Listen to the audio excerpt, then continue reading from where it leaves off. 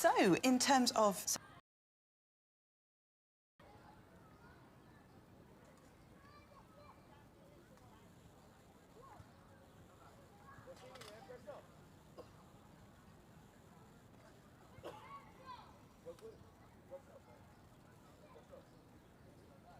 So, in terms of...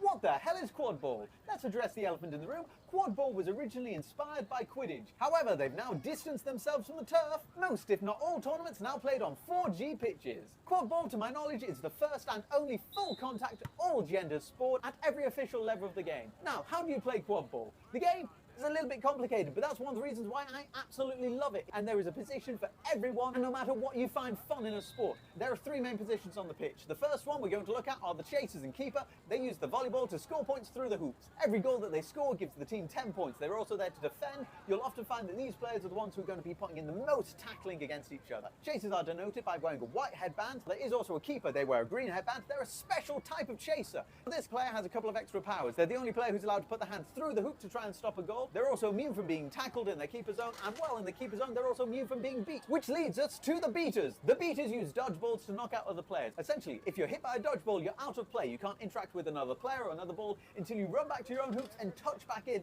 Then you can re-enter game. This helps break up contact, which means that the game isn't just about which team has the bigger, stronger players. Beaters wear a black headband, and they can only interact with other beaters unless they're hitting them with the dodgeball. And the final position, the position that most people ask about, is the seeker. The seeker wears a yellow headband, and they come on at the 20-minute mark of the game. Their job is to try and catch the flag runner. The flag runner is an independent player, normally a referee, who has a ball attached to their back. They're going to try and wrestle, run, jump, dodge, throw, whatever they can to get away from the Seekers. The Seekers are going to dive, duck, dodge and try to get that ball. Once they catch the flag runner though, the game potentially ends. Whichever team catches the flag, they get 30 extra points added to their score. If that gives them a winning score, well done, they've won the game. If not, they go into overtime, which gets a bit tricky, and there are other videos that are going to explain that because I haven't got enough time to go over that in this video. So those are the basics of quad ball. It's a very inclusive game. It allows everyone to get in. One of the best things is that it's a small community. It's a new community of players. So if you're trying to get into sports at an older age, if you've never tried sports before, it's a beautiful gateway sport. It teaches you how to tackle, how to run with the ball,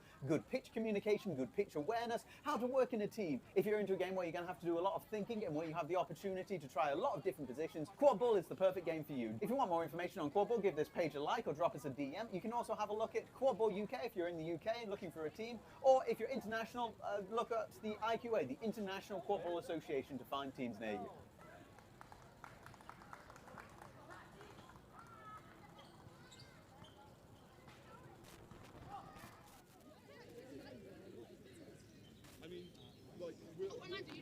Hello and welcome to Quad Ball UK's EQT, so the European Quadball Qualifying Tournament. That's the one that I'm looking for. I'm Sam Davis. We're about to go into the first game of the day, which is going to be the Mammoths playing in red versus Southsea. Southsea in their lovely blue kit. Mammoths also have a lovely kit as well. They are in the red.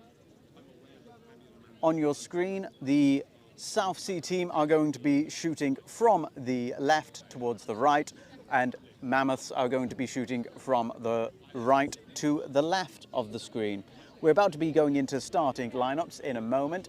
If you're new to quad ball, starting lineups work where both teams send 6 players to the side of the pitch, and they are going to run to claim their balls. I believe Mammoths have won the coin toss today. I'm not sure if they have picked what side of the ball. So if you win the coin toss, you get a choice of 3 things. You can either choose what side of the pitch you're going to be scoring towards, what side of the volleyball you're going to be running for, or what side of the bludger you're going to be running for.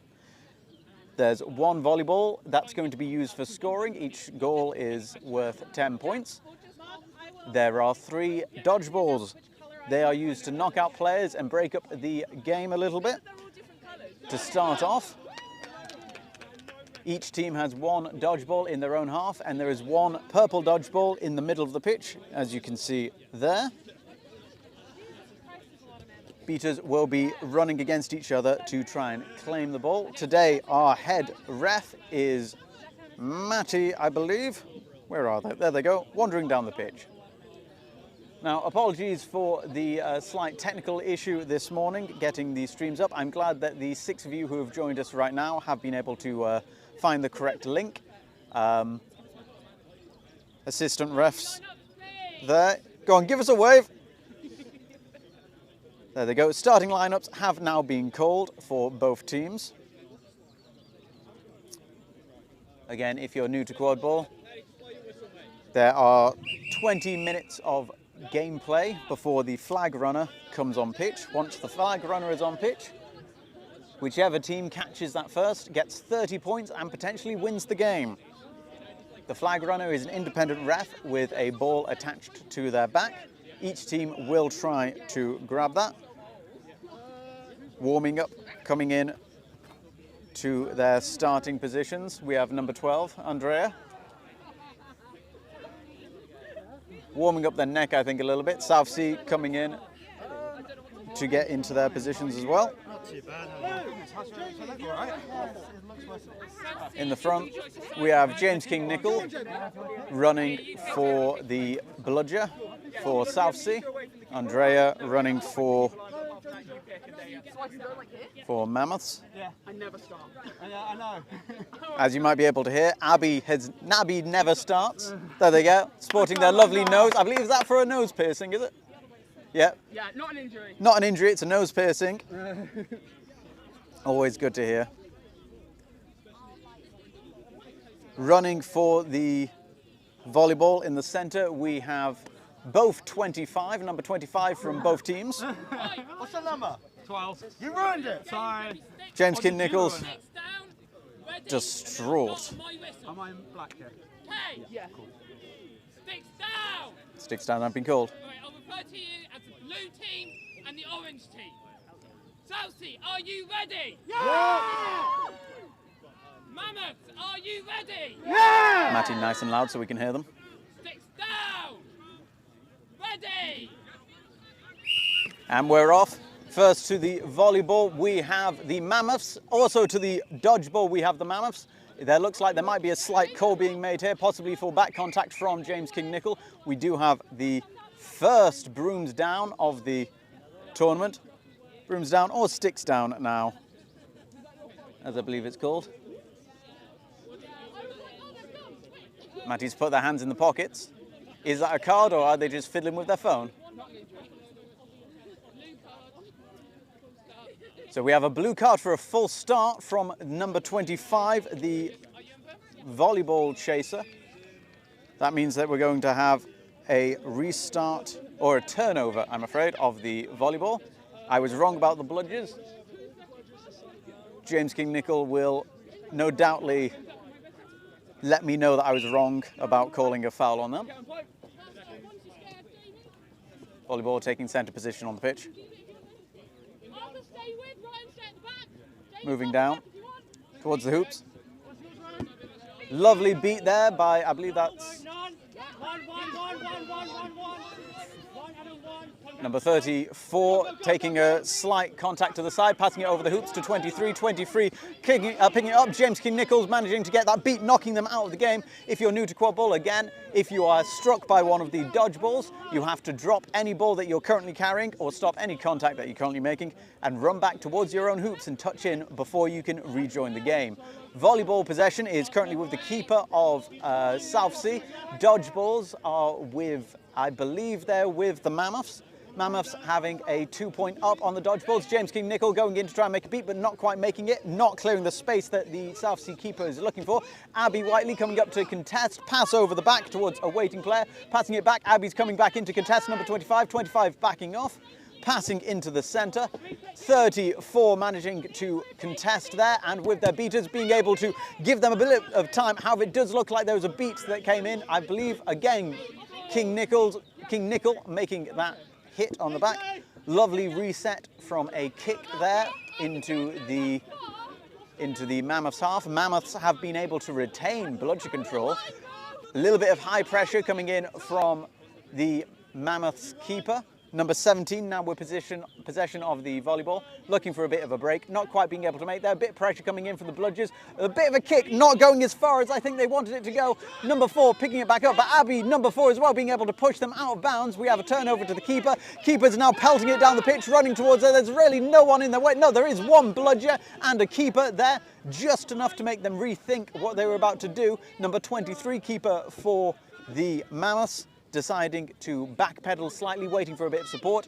Southsea have taken a very close defence around their hoops, well, I think that is a bailer. They have their keeper just on the keeper line so that they can't be beat, putting on just enough pressure to keep them away from those goals, allowing their beaters to put on an attack and get rid of that volleyball.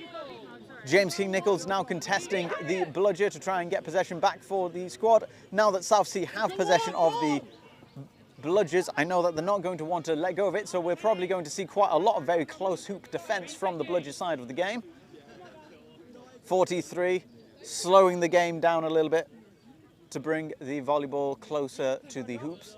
Southsea having 3 of their chasers in front of the hoops and 1 behind. Looks like possibly, no, it was just a shot at the goal. I thought it might have been a shoot to pass, but it just went straight towards the goal. It looks like that is a boundary call. So again, if the ball goes out of bounds, that is a turnover. And, well, the ball very much went out of bounds there because it wasn't a shoot to pass, it was just a shot at the goals. If you're in the chat at the moment, the score is currently 0-0. I'm afraid the game is probably at about the 5-minute mark. I forgot to start the timer. Oopsie poopsie for me. But if you're in the chat right now, let us know who you think's going to win this game and what you think the score is going to be at the end of it. We have an attempted go at the goal, however, missing it. Number 23 going back in, and the keeper has scored for the Mammoths, bringing the score to 10-0. 10-0 for the Mammoths.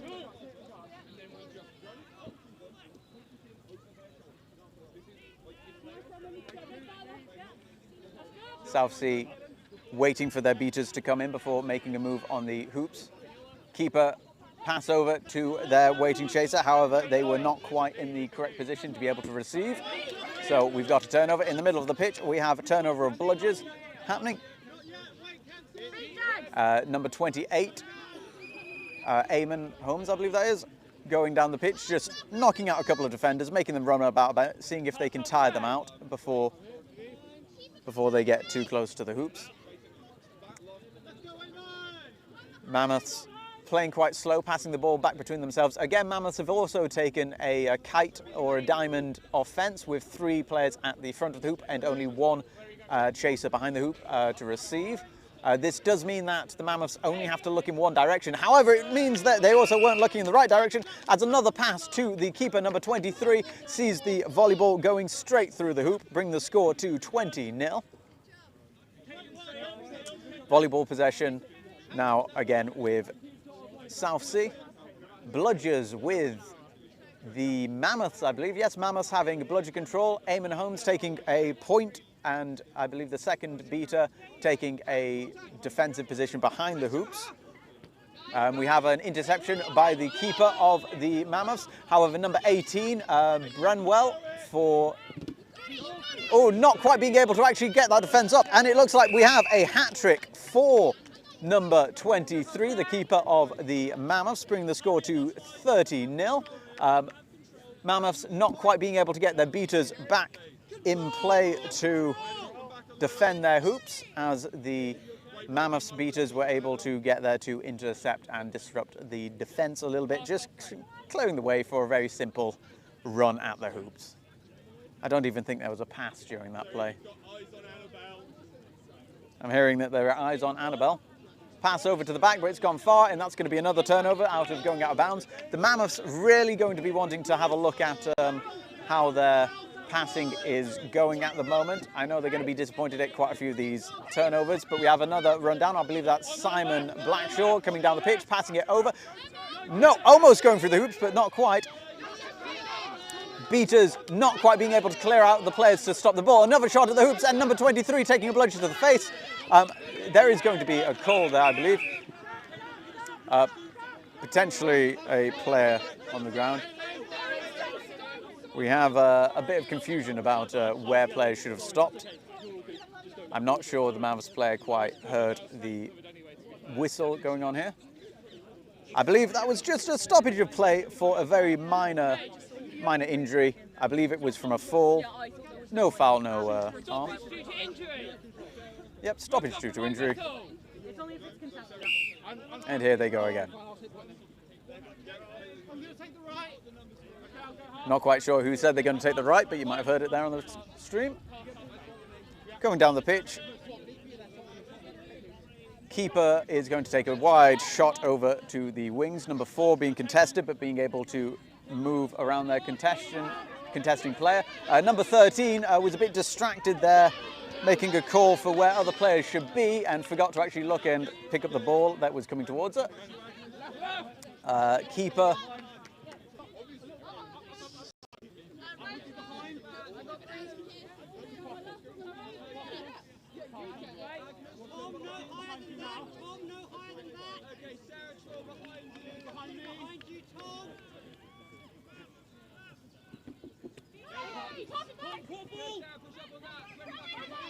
and there we go. So hopefully we're now back on line. You missed pretty much nothing. There was a yellow card for kicking it hands. It was not really consequential.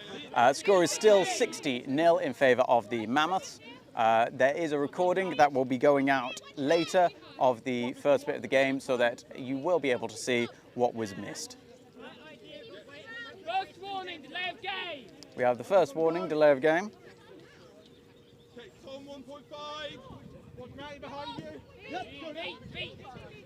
We have a beat call happening there. Right. There we go, back into it. So the volleyball is in the possession of the Werewolves, passing it to the keeper. Bludgers are now back in possession of the Mammoths. An attempted shot on the back of the Mammoths keeper there, but not being able to stop it. Getting that goal through, bringing the score to 7-0 in favour of the Mammoths. If you're in the chat right now, let me know what you think. Who's going to win this game? What's the score going to be at the end of it? We have roughly... Well, the time has stopped. We have roughly, I believe, we're on around the 14-minute mark. I'll be able to find out the time precisely later for you. That means that we have around 6 minutes of game time until the flag runner comes on pitch.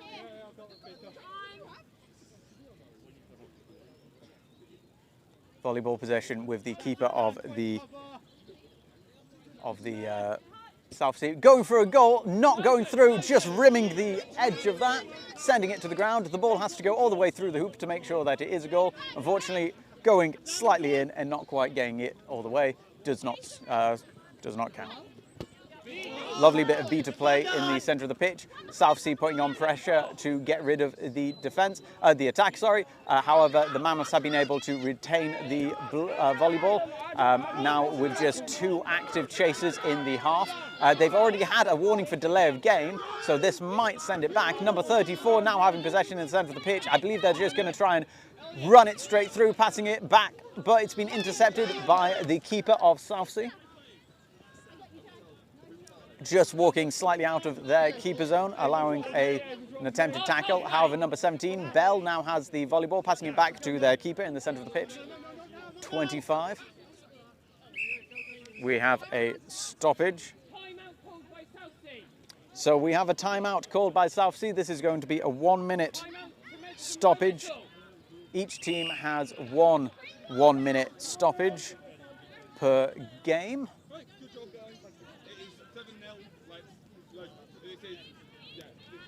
You might be able to hear, I believe that's Dave Godin. Sorry, not Dave Godin. It's Dave. Dave over there speaking to the Mammoths, giving them a bit of encouragement. They were just saying how well it was going. Again, I'm not entirely sure what the time of the game is. I'm going to check very quickly to see if we can get a time check.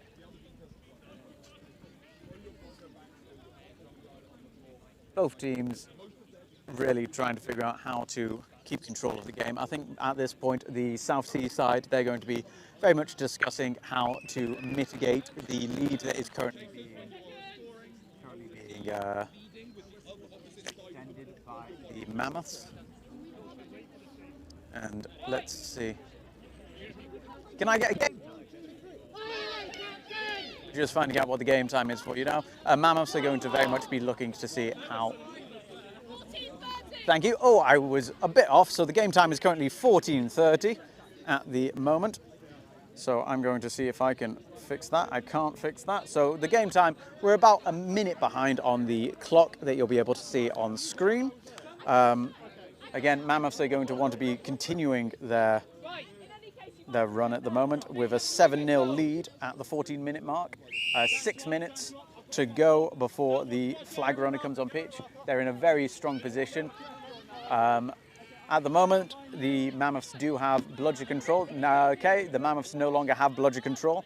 Not quite the state that you want to be in, but they do have time to get it back. Oh, a good shot at the hoops, but not quite getting it through. Again, just hitting the side. As we'll see, the difference in play at the moment, the Southsea squad are currently using a lot more shots at the hoop, as opposed to Mammoths, who are choosing to run it through, getting their hands through the hoop. A bit more of a secure system of getting the goals for them. Lovely. It didn't, I don't know, I thought that was a beat, but apparently it wasn't a beat. Number 37 being blocked out by the keeper. Pass off, and we're going to go for a quick run. They're taking one side of the hoops, and it was a beat before, just saving the goal. Again, if you're new to quad ball, if you are beat before you score, the goal does not count. So the bludger, the dodge ball at the side, hit the player before they got the ball through the hoop. So the goal does not stand. The volleyball possession is now with the keeper. We have number 4, I think, is that Matt East? Is what I'm going to call him, going on a wide walk here. Number 13 mirroring them on the other side of the pitch. Going to be pinching the side of the pitch. I'm not sure where they are. There's their keeper. The keeper is now there. So we have a keeper and a shoulder, and I believe we have 2 wing supporters. A pass off to East, number 4, a wing supporter, who is being blocked out by number 50. James King-Nichols coming up very high as a beater to try and see if they can disrupt anything, but not having an opportunity. They've run back as the keeper has got possession of the volleyball again, number 10, passing to their shoulder player. Matty has put their arm up for some reason. They are the head ref, so I'm not quite sure why they're not just stopping the game, but hey-ho. Number 4, East, has possession, being pushed off, and it looks like we've got a little bit of a tumble here. No one's got it, and there we go. So it looks like there's going to be a delayed penalty. Let's see what the delayed penalty is for. So Abby. Oh, it wasn't Abby. Here they go. Where they go? We're having a bit of an identity crisis.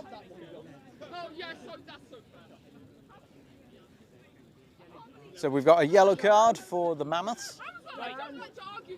I believe that was for interfering with a ball while not in play. This is going to have a turnover effect on the volleyball.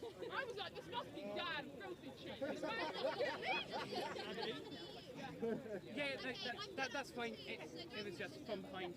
Oh no, it was contact from behind. I do apologise.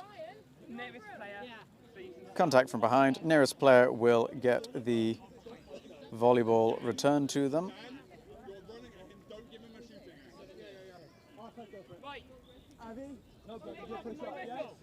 Players resuming on Matty's whistle. No good. Goal is no good.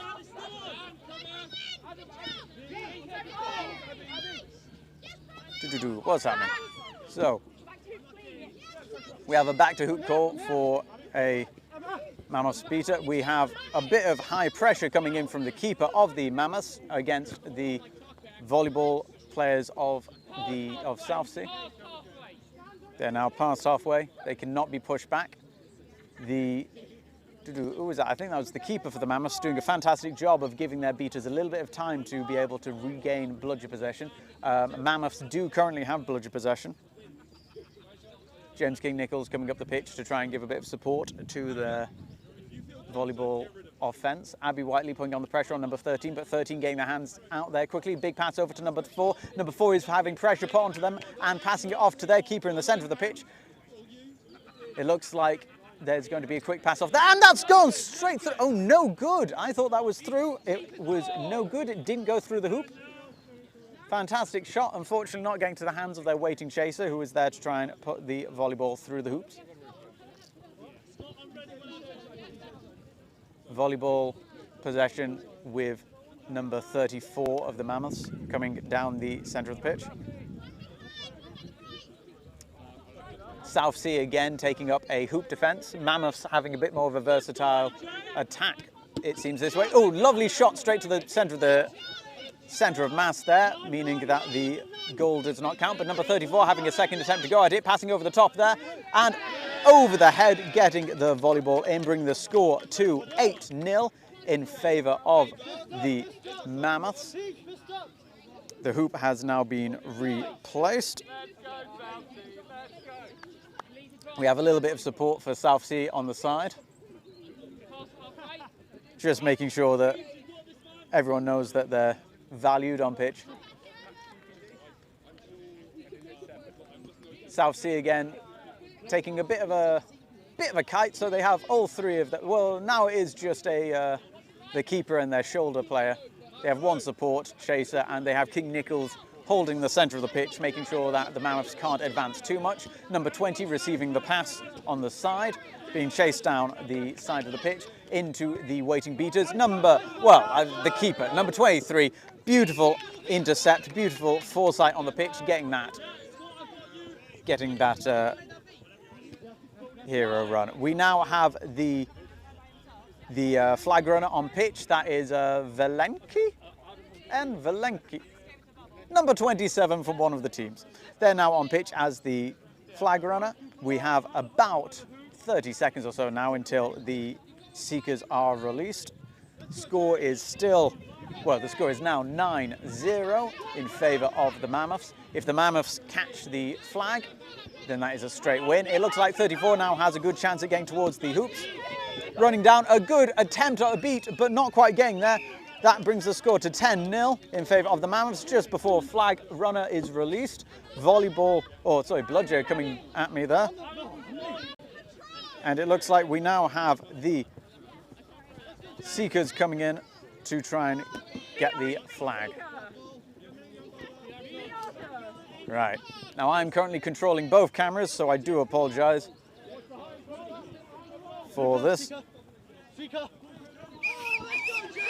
And it looks like we potentially have a catch.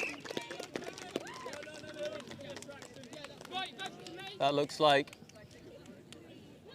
quite clean from my side. We're going to have a little bit of a discussion from the refs as they decide if the catch was clean. I can't see at the moment any reason why it wouldn't be, but stranger things have happened. If there is a foul on the pitch at any other point, we might see a card which would nullify the flag catch. Again, at this point, if the Mammoths have caught, this will be a straight win for them. That would give them 30-0, and it looks like the Mammoths have secured that win, bring the score to 30-0 for the first game of the day.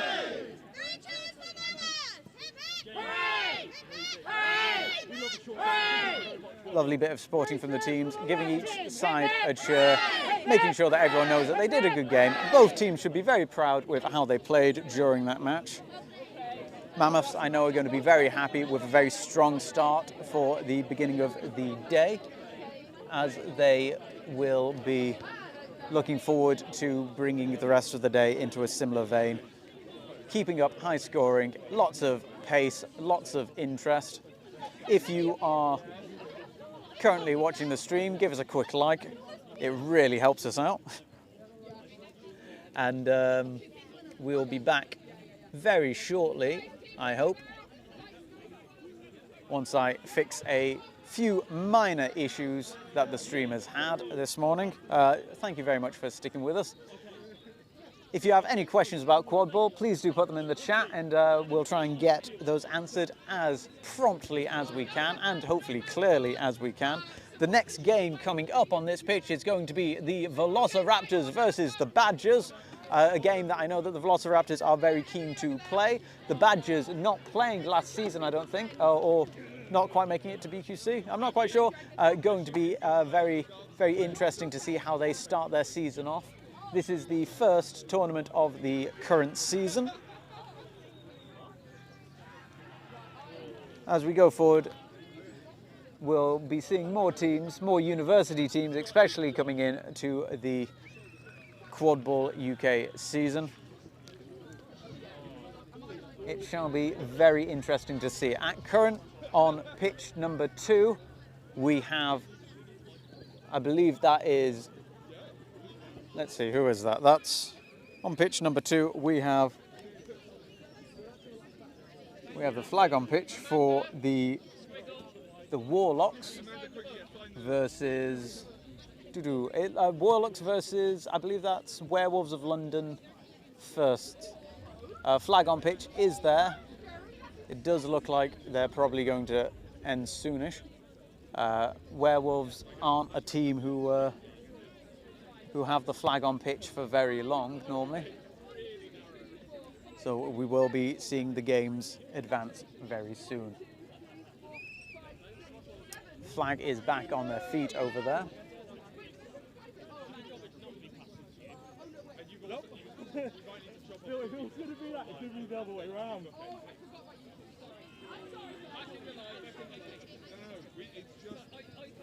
Let's see, does this work?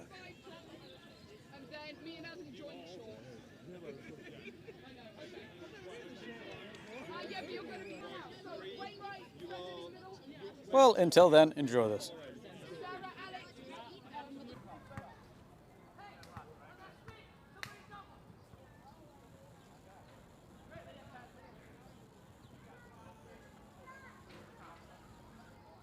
What the hell is quadball? Let's address the elephant in the room. Quadball was originally inspired by Quidditch. However, they've now distanced themselves from the turf. Most, if not all, tournaments now played on 4G pitches. Quadball, to my knowledge, is the first and only full contact, all gender sport at every official level of the game. Now, how do you play quadball? The game is a little bit complicated, but that's one of the reasons why I absolutely love it. And there is a position for everyone, and no matter what you find fun in a sport. There are three main positions on the pitch. The first one we're going to look at are the chasers and keeper. They use the volleyball to score points through the hoops. Every goal that they score gives the team 10 points. They're also there to defend. You'll often find that these players are the ones who are going to be putting in the most tackling against each other. Chasers are denoted by wearing a white headband. There is also a keeper. They wear a green headband. They're a special type of chaser. This player has a couple of extra powers. They're the only player who's allowed to put their hands through the hoop to try and stop a goal. They're also immune from being tackled in their keeper zone, and well, in the keeper zone, they're also immune from being beat. Which leads us to the beaters. The beaters use dodgeballs to knock out other players. Essentially, if you're hit by a dodgeball, you're out of play. You can't interact with another player or another ball until you run back to your own hoops and touch back in. Then you can re-enter game. This helps break up contact, which means that the game isn't just about which team has the bigger, stronger players. Beaters wear a black headband, and they can only interact with other beaters unless they're hitting them with a dodgeball. And the final position, the position that most people ask about, is the seeker. The seeker wears a yellow headband, and they come on at the 20-minute mark of the game. Their job is to try and catch the flag runner. The flag runner is an independent player, normally a referee, who has a ball attached to their back. They're going to try and wrestle, run, jump, dodge, throw, whatever they can to get away from the seekers. The seekers are going to dive, duck, dodge, and try to get that ball. Once they catch the flag runner, though, the game potentially ends. Whichever team catches the flag, they get 30 extra points added to their score. If that gives them a winning score, well done, they've won the game. If not, they go into overtime, which gets a bit tricky, and there are other videos that are going to explain that because I haven't got enough time to go over that in this video. So those are the basics of quadball. It's a very inclusive game. It allows everyone to get in. One of the best things is that it's a small community. It's a new community of players. So if you're trying to get into sports at an older age, if you've never tried sports before, it's a beautiful gateway sport. It teaches you how to tackle, how to run with the ball, good pitch communication, good pitch awareness, how to work in a team. If you're into a game where you're going to have to do a lot of thinking and where you have the opportunity to try a lot of different positions, quadball is the perfect game for you. If you want more information on quadball, give this page a like or drop us a DM. You can also have a look at Quadball UK if you're in the UK and looking for a team, or if you're international, look at the IQA, the International Quadball Association, to find teams near you.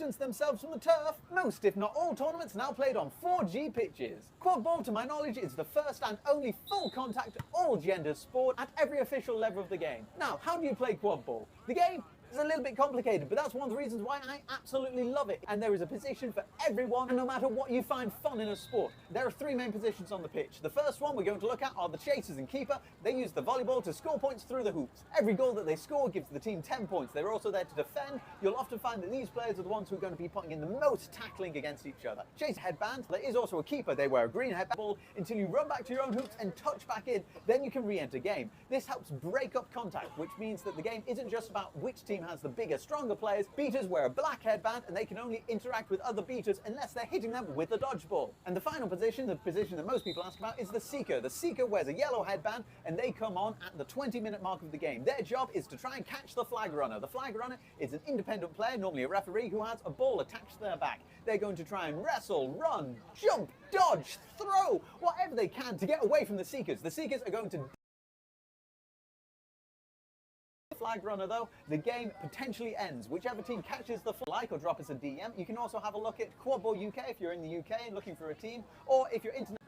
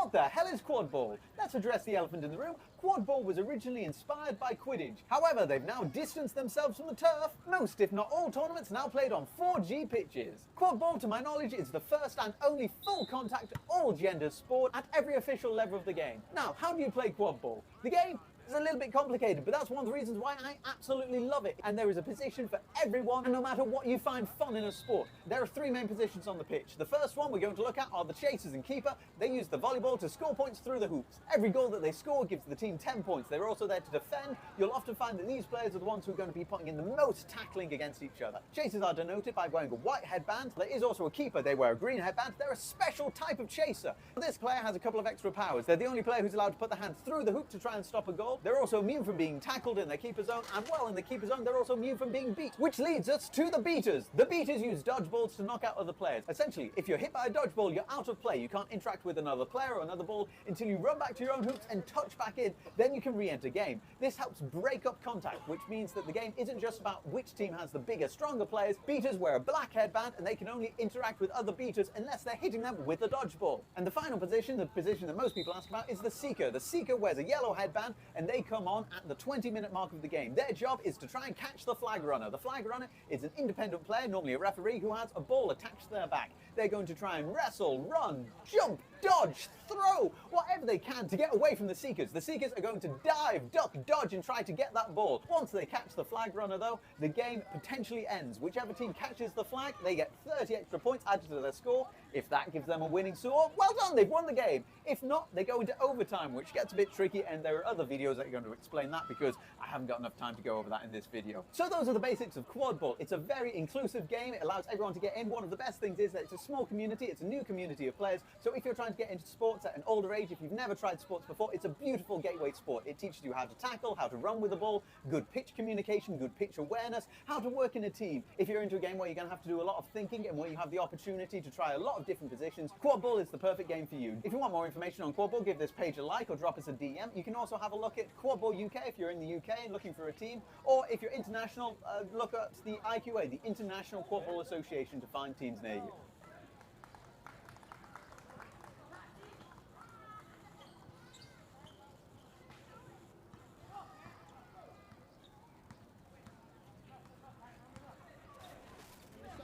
And only positive comments. Like once we get started. But I'll call which blood I'm watching, and then you can pick up.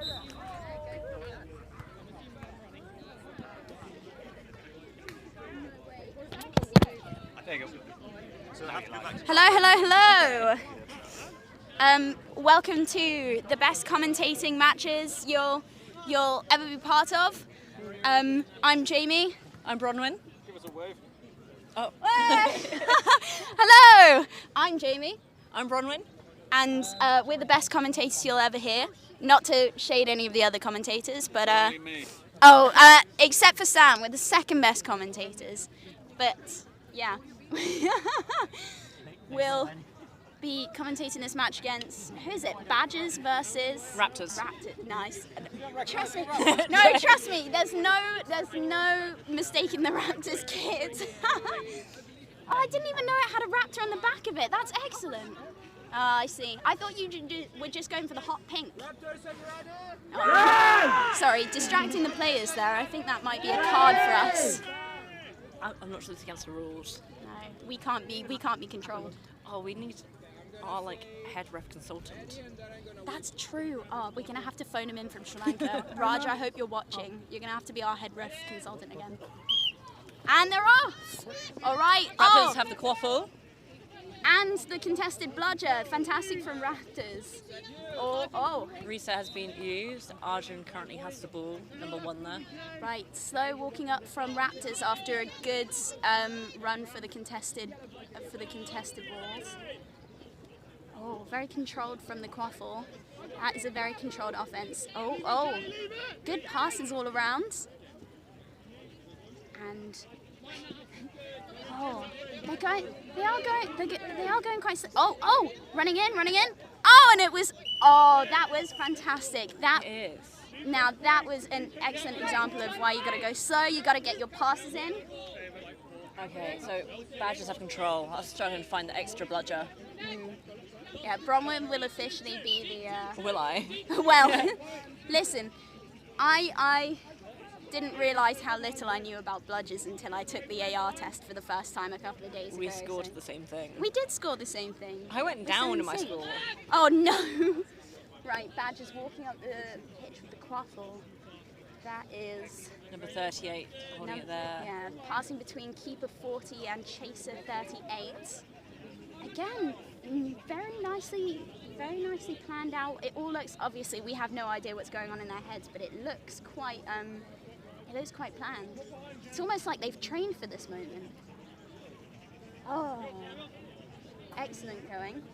But Raptors are putting up a good defense. They got keeper number 19 coming out, being aggressive towards. Oh, a Nice brilliant save by number 1. Oh, but Badgers have regained the quaffle. And then Raptors. Quick turnover. Oh, fantastic. Now, that was an excellent run-up from keeper. Is that 19 or 79? That is 79. That's an excellent run-up from Withers. Is that on the back? Wow. I think Badgers don't really know what hit him there. But they're recouping. What's fun to look at is the squad difference. So I think I was told the Raptors have 9 players. Oh, no, we're not laughing at you. But, We're laughing in solidarity, really. Oh, we are laughing in solidarity. As 2 Southsea players, we know what it feels like to be on the smallest. I was told that Raptors had the smallest squad and we were second smallest. Oh, fantastic! By like 2 people. That was an excellent fight put up by number 38 and passed back. Badgers, that was very skillful to regain the quaffle there, keep control of it. Badgers yet again have control of the bludgers and doing a napalm on. Oh, if I knew what that was, I'd be. I thought you did. So you throw the ball back to go I've go had get. it explained to me so many times, and at this point, I may just be willfully ignorant of what a napalm is. The day I pick up a bludger is the day I'll understand what a napalm is. No, not even then. Oh, we got good communication. Over with the quaffle. Passed into the chase. Maybe a little bit too fast from What the hell Raptors. is That was quadball? just a pass. Let's address the elephant. Oh, coming fast up the pitch from Badgers. Ooh, brilliant turnover from Badgers to Raptors for number 1. Raptors taking their offense slow. Badgers, I think, rethinking their defense a little bit after that unexpected attack. Oh, nice exchange of bludgers over there. The score is currently 0-2 to Raptors.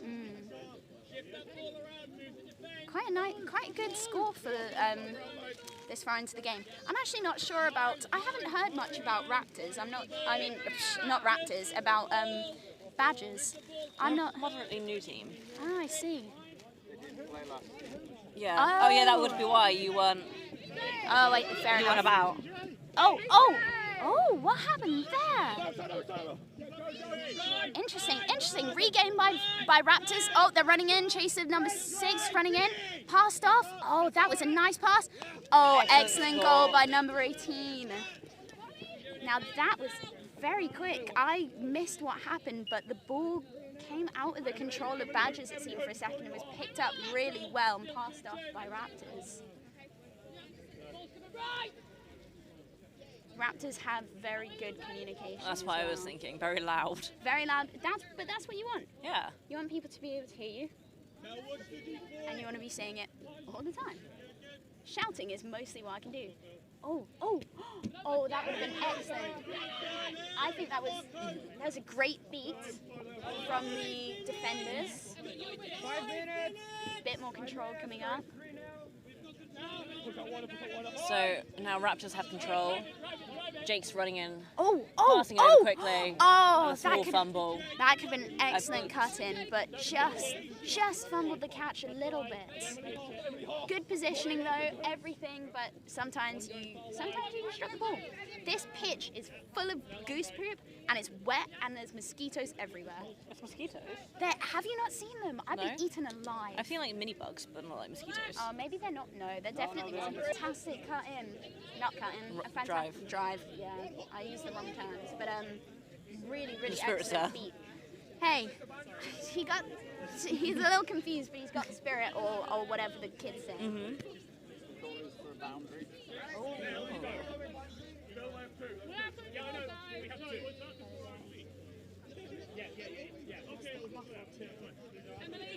Right, Quaffles with Raptors. Oh, running in. Oh, quite fast. Going up with the bludger. Oh, they are putting pressure on. Oh, fantastic defense by Badgers there. By number, I can't see, but it's passed back off to the keeper, and the quaffle is back safely with Badgers. Raptors beginning to set up the defense. It looks like they're using a 2-2. Thanks, I don't have to guess. We've got some very, very loud communication. Not a bad thing, not a bad thing. You want people to be able to hear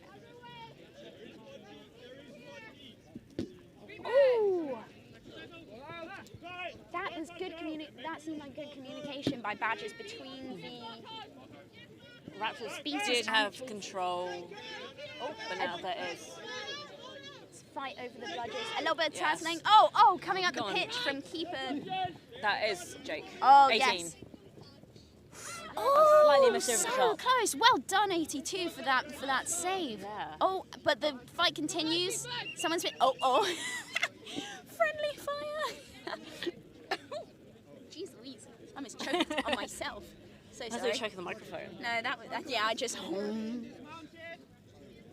Yeah, that was quite funny. Oh, wait. Oh, pass after beat dismounted. Yeah, they came off with their broom. Quaffle's back with Jake. So Jake behind the line on his own. Will this be incredible? Oh, pass over to and pass 94. back. Can 3 keep control of them? Oh. Wow, that was a brilliant fight put up by Raptors. Jake left on his own behind the keeper line. That was...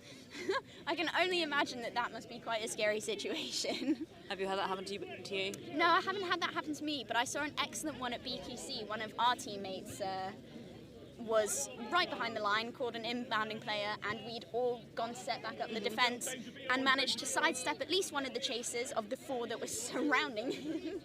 That was very impressive. I remember, I can't remember which tournament it was, but it was a Southsea one, very similar.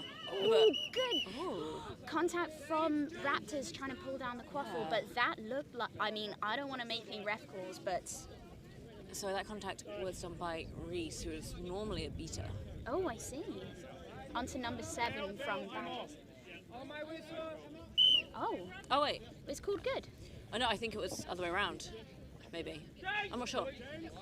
Well, oh, nice. Yeah. Right, number 94 coming back up the pitch with the quaffle.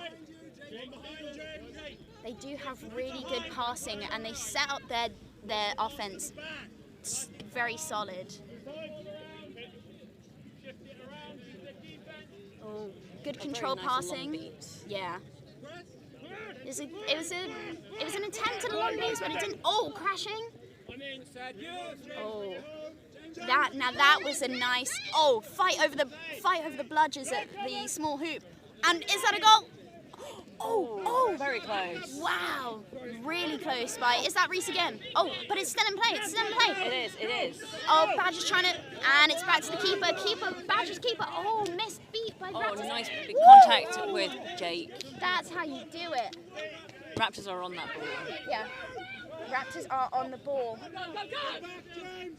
Oh, fight over the quaffle, and it's come off. I think that was really their only option there.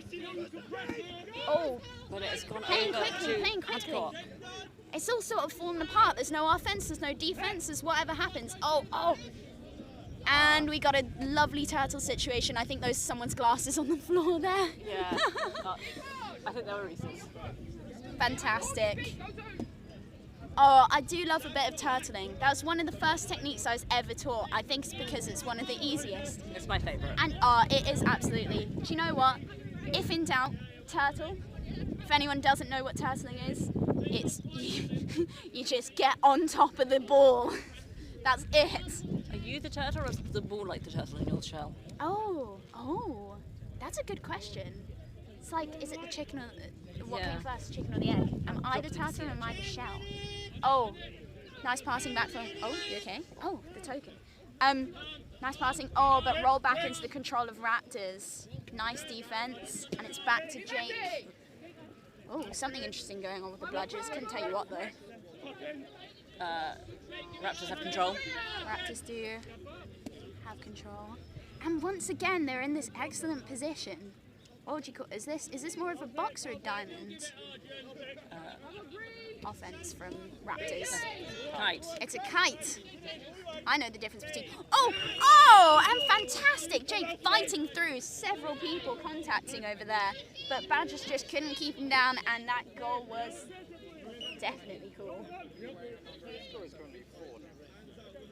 Fantastic. Do we have Quadball live on the stream for this one? Do we have Quadball live on the stream? No, UK doesn't use Quadball Live. Huh? We don't use it. No? No. Interesting. Have you not noticed this? No. Which means I have to put everything in manually.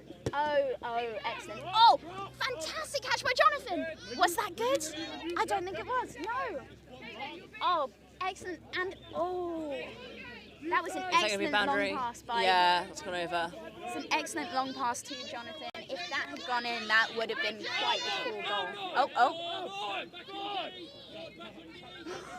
Oh.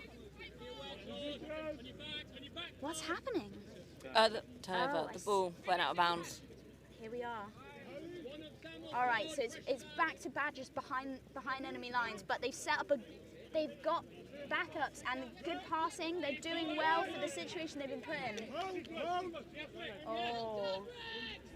Oh, I'm loving the B tights over here. The yellow and black stripes from number 27 on Badgers. That is on theme. Raptors coming up with the quaffle. Nice and controlled. Not set up that attack quite so quickly, but they are passing back. Oh, brilliant defense from 54, knocked it right out the path of the middle hoop, and good contact to take down the Raptor attacking. Oh, we've got a bit of a pile. We've got a bit of a player pile. Oh, we've got a 5-person pile up behind the Badgers keeper line, Bronwyn. 5-person pile up. Control is with Badgers.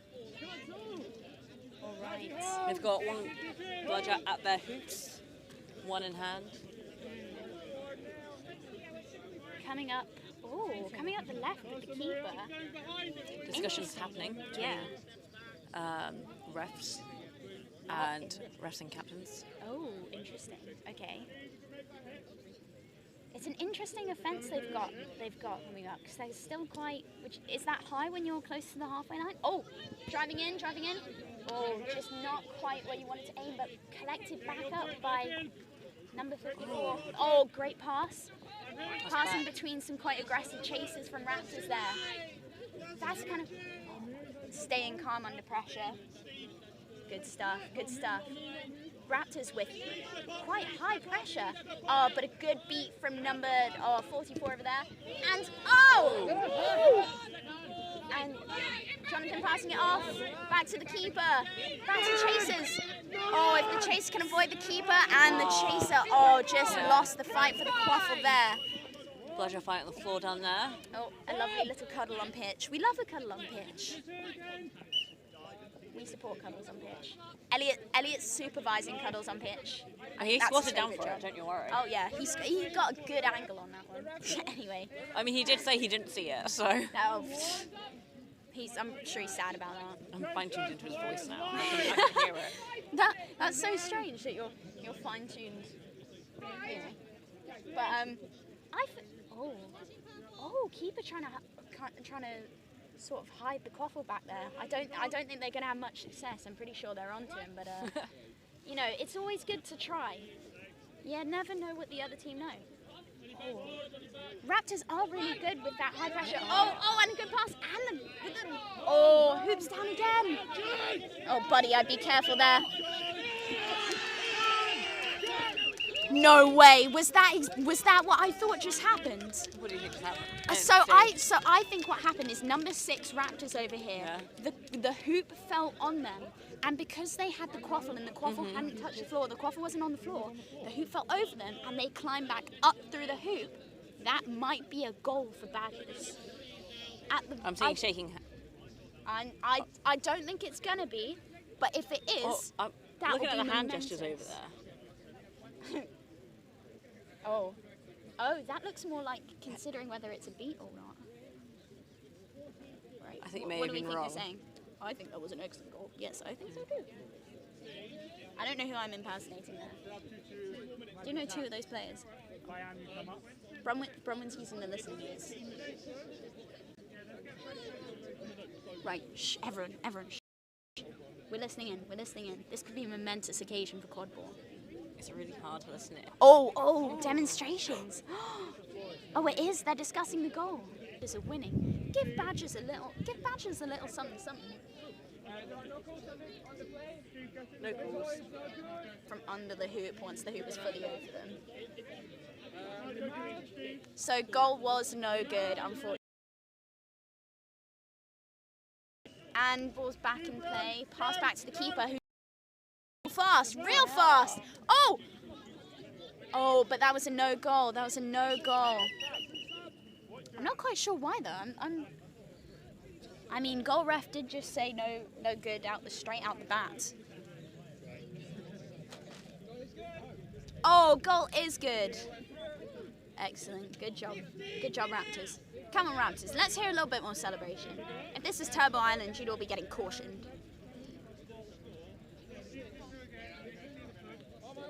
All right. And Quaffle is back with Badgers. Oh, there's some quite intense communication going on. Oh, Sam Burkett coming up the pitch, quite heavy with the bludger from Raptors.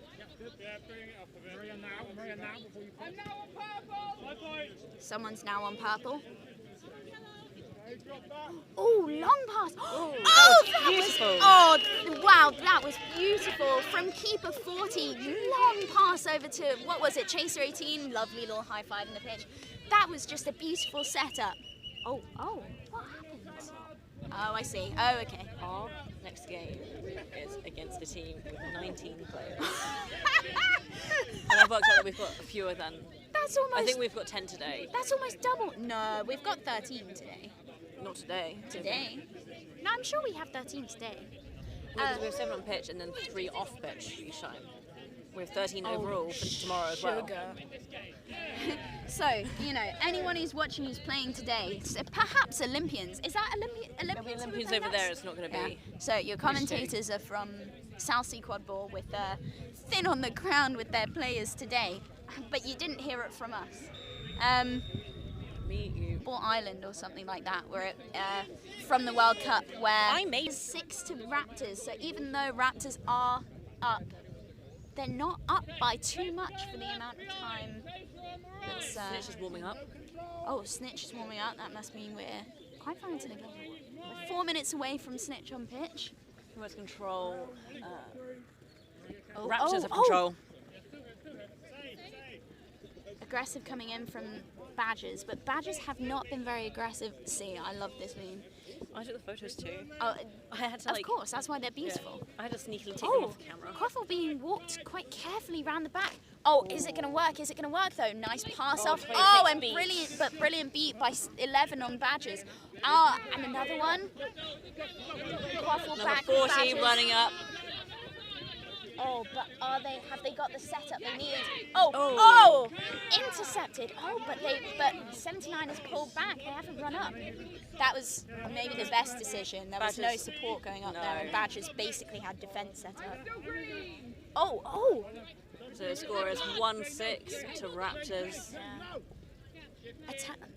Aggressive behaviour from some of the Badgers chasers. I'm so sorry. We don't need another toes touching incident. No. But yeah, quite aggressive from Badgers there, which they haven't been. Raptors have definitely been more aggressive in their defence. It's been a really fun match to watch. It has been a really fun match to watch. These are excellent teams. There's some great passing behind from Raptors chasers, but coming back up. Oh, coming around the left side of the pitch with the Quaffle. Oh, but only. Yeah. The geese are on the move. The geese are on the move. Where are they? Oh, the geese are slowly approaching. I think the geese could take... See, this is what I said earlier. I think... Oh! Guys, can we please respect the equipment? Sorry, but come on, that was a good keep you up here with deflection. Sam, Yeah, that's all right. excellently defending the equipment here. Thank you, that's all I ever wanted. Good. It is. Sam, we know you take care of your kids. Your kids being the live streaming equipment. Yeah. All right, Raptors coming up slowly, thinking carefully with their offense here. In control. Stuff going off with Quaffle goes behind, but that is not a goal. Passed back behind. Oh, no reset Badgers use with though. control. Kept up in the Badgers half. Badgers with control. Yes. Oh, they've only got 2 chasers. They've got a keeper and 1 chaser, and that is, I mean, if Jake can make the pass behind the goals there, that would be very impressive. But also, oh, but he's gone for it, and it almost worked. I mean, out of bounds. out of bounds. That was an excellent fight put up by Raptors with only half of their chasers up gives them there. some time to set up. Oh, coming down quickly from Badgers, coming down quickly. What's being set up? Defense. Oh! Is it incoming? Is it gonna work? Oh, fantastic from, who was that? Number 18 on number 13 on Badgers. That was brilliant. I really thought that was gonna, they were gonna go straight for it, but they took their time and they really knew it was gonna go in. Oh. Is that Orange who just tried to beat out immune player? Yeah. Jake taking an excellent, running back, but are they gonna do it? Oh, I think they might have been right the first time. They were just too eager. Player on the floor as well. It's always good when you have. If you've not got one player on the floor, you're doing something wrong. I don't know if they're on the ball or not. I've got some excellent mud marks. Have you seen this? You have. Yeah. You fell over almost immediately. It was good. Yeah, but this is the thing. My first contact of the last game, I grabbed someone, but I had my arm wrapped around them, and they spun me round, and I went down to the. Oh yeah, they're perfectly great getting out of the contact from them. Not like it was gonna be close. Pardon? Oh, one of us be on camera. Listen. Do you want to? Oh, okay. I'm. Oh wait, I think you wanted to be on camera. No, it's good. This will improve my. Stand next to you. Does this mean I have to know what's going on with the snitch as well? It would be helpful. But Oh dear. just point it at the Yeah. As you're watching, do you want to talk about the snitch too? Oh, I'd love to. The snitch is yellow, Yes. and it's a Like me tennis this ball. morning. Could be seen from space. That's true. Yeah. Yeah. If you were wondering about the snitch, okay. So, Sam, do I just use this lever and I just follow the snitch? Oh, exciting. Oh. This is fantastic. And we're back in play. But how much time have we got until Seeker's on pitch? Sam, you know? About 20 seconds. We'll start to hear the countdown. We've got. If I knew who this snitch was, I'd be saying, but unfortunately I don't. I can look on schedule. Oh no, don't you worry. I'm not too pressed. We'll congratulate them for a good job afterwards. Raptors nicely set up. I gotta Badger's get my doing a great job passing around. You're gonna get your what? Sorry. I gotta get my tippy toes to see what this camera's seeing. This is Yeah. embarrassing. Oh, it's short people friendly. You can try and keep them in the middle of those 2 lines for me. Yes. Oh, and they've been released. I was not paying enough attention. Seeker's released, and we've got. Oh, Ancock going up again. Close to scoring, passing off to Reese, who just missed. The Raptors are fumbling with the ball a bit down there. Oh, that was an That's been excellent start. turtled. That was an excellent start from Badgers Seekers. Really quite aggressive. With Yeah. Argent. Oh, and there goes the Snitch snitch is down. itself. Uh-oh. We got Elliot flag running. Reffing. Flag reffing. Flag runner is Someone else. the largest Ken, Yeah. as we can clearly see. We've got Badgers Seeker coming back up again.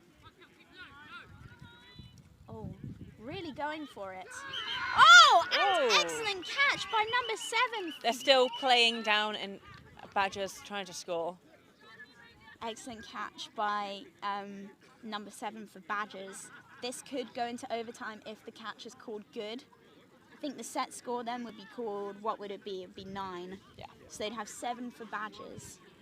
But first, we have to see what the flag refs say. It would also, yeah, because you get 3 points for the flag. Oh, of course. I forget about that. How long have you been playing now? You know, it's coming up to my year anniversary. What can I say? You gonna throw a party? That'd be great. Can I be invited? Yeah. Actually, I am throwing a party. It's Saturday, October the 11th. Charity quadball match in Southampton Common, raising money for Beyond Reflections. And They're lovely people. They are really lovely people. I love talking to them. They're a charity that provides mental health support for trans communities, and they're just so nice. And it's going to be an excellent time. So Saturday, 11th of October. Oh, and that looks like catch has been called good. Oh, excellent job by Badgers, but that means this is nowhere near over. Love it. Oh, great. As much as I do love being like on the sorry. As much as I do love being, that was quite fun being on the camera. Yeah. But I got no concentration. Oh, and we're back in the game. Badgers behind, Badgers attacking butts. Oh, Raptors got it back. It looks like Raptors are not playing around. They want those 3 goals. They want to get it over with. Oh, and what a fantastic block from Jonathan over there for Badgers. What a brilliant time. I was thinking that looked like Jonathan. It is, well, Yeah, it yeah. looks, there's a reason it looks like Jonathan. I'll tell you what. No way, no way. No good. No, wait. Oh, wait. But, so goal ref called that good, but that was called Oh, not sorry. good by I was- other refs? Yeah. If it is good, I have no idea what happened. I think That one there in the orange shoes called it no good. I see. That one, what? That one there in the orange shoes? Do you mean Elliot? Oh, I think if that is called good, what happened was basically what happened with us, which is they sneakily got control back behind the lines and just went for it. Oh. Goal is good! Excellent by Raptors. Oh, I think the score's been messed around with a little. Oh, no. It's, yeah, that's 5-7. Sorry. That's what it should be. I thought there were 9, but that's just because I said the set score. Like, Yeah. I mean, the set score is 9. So, Raptors have 2 more goals to score before they win, and Badgers have 4 more goals to score. So, it's quite even at the moment. This could go either way. Badgers definitely taking the careful approach. Control is over with Raptors at the moment. Fantastic. Raptors being a bit more conservative, do you think? Can the keeper do it? Can the keeper? Oh, fantastic! That was a good try by number 79 Chaser for Raptors, but I think having Badgers Chaser by the hoops just put them off just a little bit. Enough to miss that goal, and you know what? If it's a missed goal, that's all you need. Oh, high attack with bludgers there. Oh no. Just give him the top of the microphone that time. Yeah, it's perfect. I hope you guys heard what it was like to be grazed by the, yeah. Really got the first-hand experience. Number 5 coming up. In. Oh, but Pamit. Oh, and are they gonna, just one pass missed. Control is still with Raptors. I'm gonna be honest, Raptors seem to be panicking a little bit. They seem to be changing up their style, which just, you know, if you've gotten this far with it, I mean, I can't say much, but, you know. Oh, panic there a little bit from Badgers 38, I think. Badgers 38 is up there with only one other chaser. With Raptors still having control. Oh, they've got to turn around. Jake is coming up the field with that quaffle. Oh, coming back. They've got to be careful about it. They've been too... Oh, and once again, goal ref calls it good, but head ref has called it not good. What is the call here? Final call, no good? I don't think... I see. Annabelle just getting completely passed over there. So someone, hey, who's checking this goal ref over here? Who's checking these goals? I think she may have heard that one. Oh, excellent job, Annabelle. Badgers coming up again with the quaffle. They're being very controlled. They've got this. They've set up their offence. Raptors keeping it tight again. They are not being as aggressive as they were before. Oh, just missed. And that's out of bounds. And coming off with a bludger over into the next county. Orange is getting that one. Yeah. Yeah, definitely. But I think the quaffle is off as well. Oh, we've got a pregnant Jake Adcock. We've got a pregnant Jake Adcock. No! Oh no! He's lost the baby. Jamie. I'm sorry. It's right. Back to Arnold. Raptors have still got it. I think Raptors have got to just pull together their offence. They're doing so well at the beginning, and they've only got 2 more goals to score. Are you rooting for Raptors here then? I'm not sure. I'm voting for whoever's got the most swag, and I'm going to say that. Oh, and just a little bit fumbled by 26, but that was an excellent ball. Oh, and it's back in bounds, It didn't go out of bounds. It didn't go out of bounds. It got beautifully pulled back in.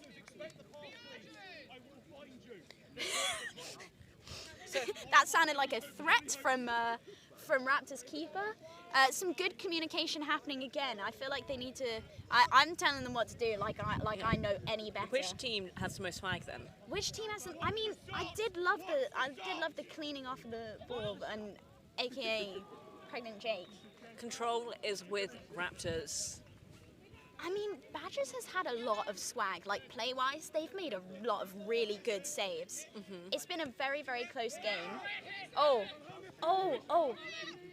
Good control by 38. Didn't panic. Just got away from the attacking. Ooh. And good save by number 26 from Raptors. Coming back up the side with the keeper from Raptors. No defense was set up, but also there's no one there to back them up. Straight into the arms of 38. That was unfortunate. He was beat. What else could he do? Oh, that's fair. I didn't see the beat. Oh, his number one's coming off too. Preemptive beats. Oh, pass straight to Archon. He's got it back. He's got it back. There we go. I love it when there's a high chaser that just sort of goes for it. Do love it when you just turn around, there's someone there. I mean, you know, not when you've got the quaffle and you're walking it back up and it's your keeper line and suddenly there's another chaser there. Where are the bludgers? That always feels. Oh, and driving in with the keeper. Oh, fantastic swag turn by 54 there. Oh, and that was a it's always a nice goal when you think they're going for the one and they think they've defended it, but they've run down the other side and get it through the next hoop on the other side. Raptors there with control, which I think has been the case for most of that match. Yeah. It started off with, it was mostly with Badgers. Yeah, they're doing very well. You're right, and I only know that because you kept saying it. Because I remember. You do remember. It takes me a while to find them again, but... Oh, great beat. I didn't see who did that, but great beat by Raptors bludger. Oh, and coming fast up the pitch, driving in by Jake, Oh, and they just didn't see it, and that is the game, I believe. Yes. Oh, excellent. Really well done, Raptors. That was beautiful. What an exhilarating game. It was very fun to watch. Oh, that was fantastic to watch. One cheer for Raptors, hip hip. Hooray. One cheer for Badgers, hip hip. Hip hip. Hooray. Sorry, I completely... And one cheer for the refs, hip hip.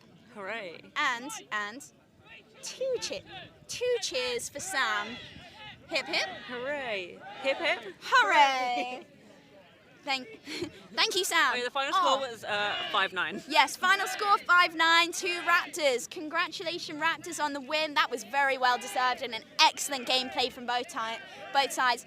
Badgers should definitely not be upset about that. That was incredibly well played. Some really, really good defences. Sam, have you ever had the thing where people pass you back the mic and they go, "Thank you, Sam," like in Horrible Histories? Yeah, if you want. Thank you, Sam. Do you get the reference? I do, but I'm too old for Horrible Histories. No one's too old. No. When I got Horrible Histories, it was still in book form. It was like a news segment they were doing. The news segment. Yeah. No. I got that. It's the news. It wasn't Horrible Histories first. Oh no, I'm sure. But in Horrible Histories, I mean the like news reporter that sits there. Oh, do you want me to? Oh. No, I'm just listening to you. The news reporter that sits there is called Sam. So what's his name? Bob Hale. Yeah. Once Bob Hale's done with the report, he goes, "Thank you, Sam," and then most of the time collapses as well. Yeah. Thank you for listening to my ranting. Oh. Well, yeah, that was fantastic experience of what Horrible Histories was. It's British classic. Yeah. You got two archaeologists here. We're going to spread the news. True. Fantastic. Oh my God, yes. But, yeah. Right, well, we're going to be coming back very shortly, not with Horrible Histories. You'll hopefully be able to see what games are up next. So I believe the next games on this pitch are going to be Werewolf firsts versus the Mammoths. So that's going to be starting very shortly. They have been starting games quite quick at the moment. But until then, we'll see you soon.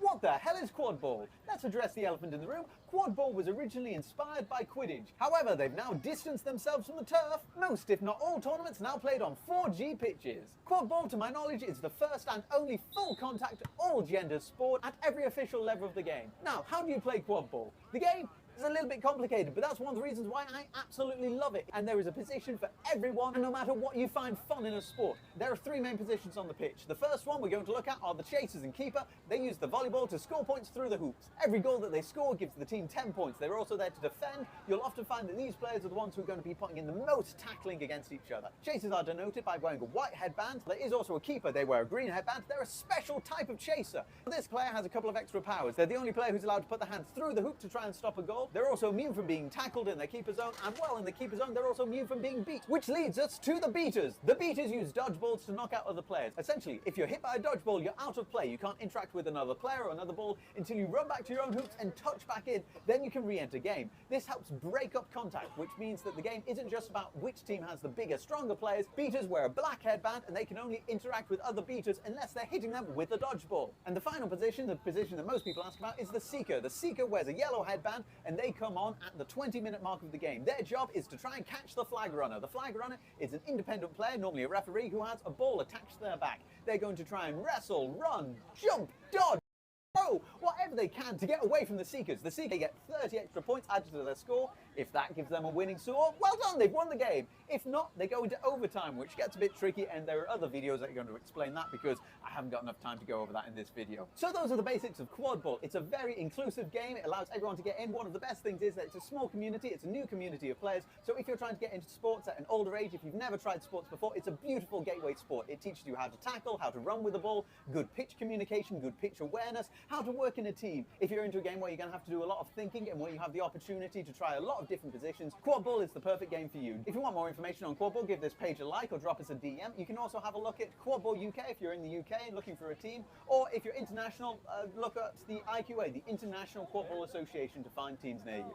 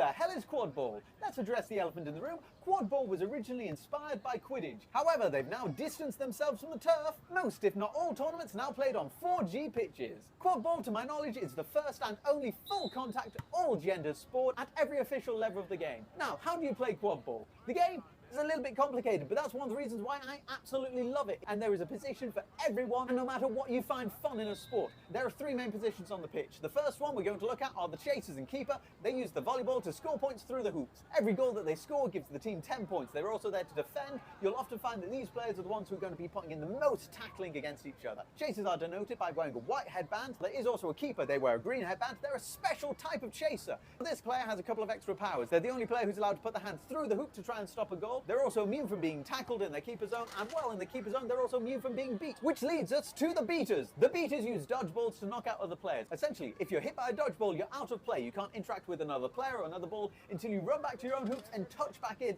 Then you can re-enter game. This helps break up contact, which means that the game isn't just about which team has the bigger, stronger players. Beaters wear a black headband, and they can only interact with other beaters unless they're hitting them with a dodgeball. And the final position, the position that most people ask about, is the seeker. The seeker wears a yellow headband, and they come on at the 20-minute mark of the game. Their job is to try and catch the flag runner. The flag runner is an independent player, normally a referee, who has a ball attached to their back. They're going to try and wrestle, run, jump, dodge, throw, whatever they can to get away from the seekers. The seekers are going to dive, duck, dodge, and try to get that ball. Once they catch the flag runner, though, the game potentially ends. Whichever team catches the flag, they get 30 extra points added to their score. If that gives them a winning score, well done, they've won the game. If not, they go into overtime, which gets a bit tricky, and there are other videos that are going to explain that because I haven't got enough time to go over that in this video. So those are the basics of quadball. It's a very inclusive game. It allows everyone to get in. One of the best things is that it's a small community. It's a new community of players. So if you're trying to get into sports at an older age, if you've never tried sports before, it's a beautiful gateway sport. It teaches you how to tackle, how to run with the ball,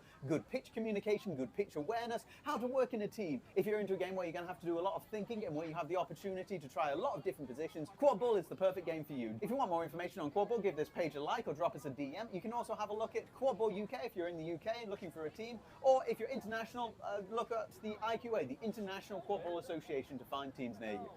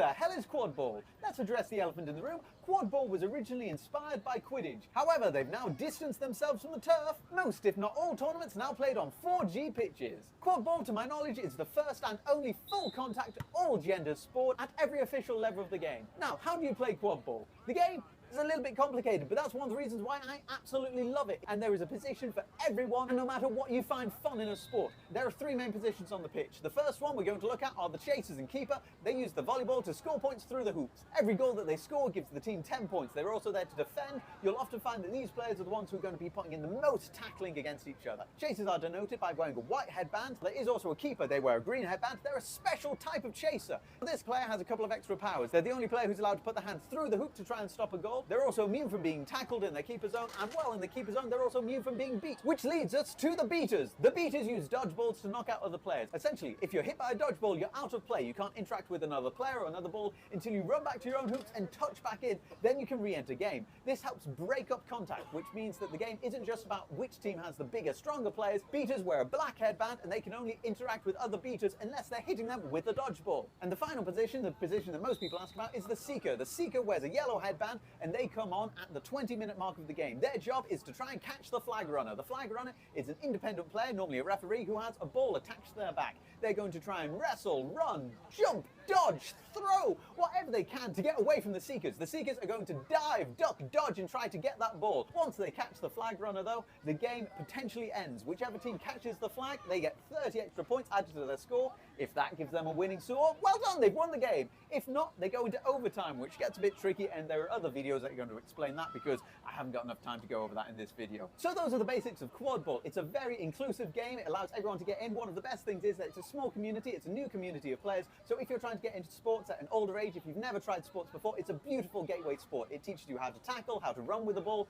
good pitch communication, good pitch awareness, how to work in a team. If you're into a game where you're going to have to do a lot of thinking and where you have the opportunity to try a lot of different positions, quadball is the perfect game for you. If you want more information on quadball, give this page a like or drop us a DM. You can also have a look at Quadball UK if you're in the UK and looking for a team, or if you're international, look at the IQA, the International Quadball Association, to find teams near you.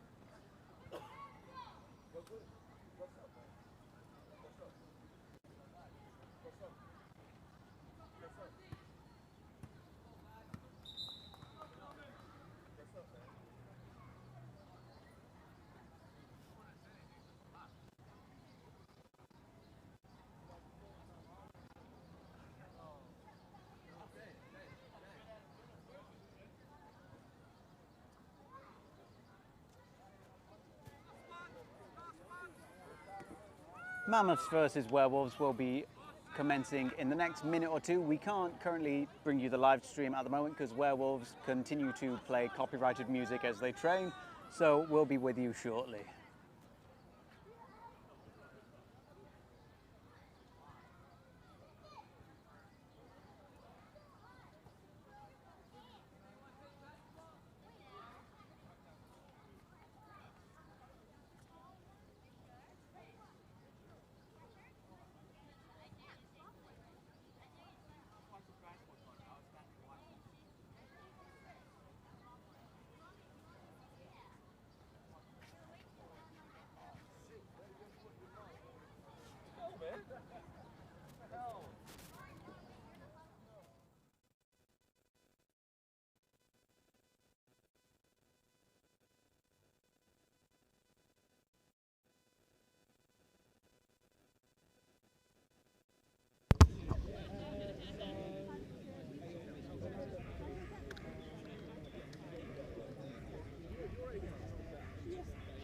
We might need like a meter of space for starting line.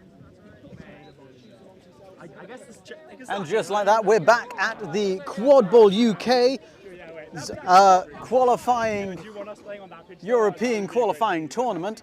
We're about to go into the Mammoths of Oxford versus the Werewolves of London. I think it's the Werewolves' first team of London. We'll be going live very shortly with this game. Refs are just currently getting themselves all ready and premed up. In the centre of the pitch, if you're new to quadball, you're going to see that we have two balls. One is a volleyball, one is a blue dodgeball. The volleyball is used for scoring, the dodgeball is used for hitting people out of the game.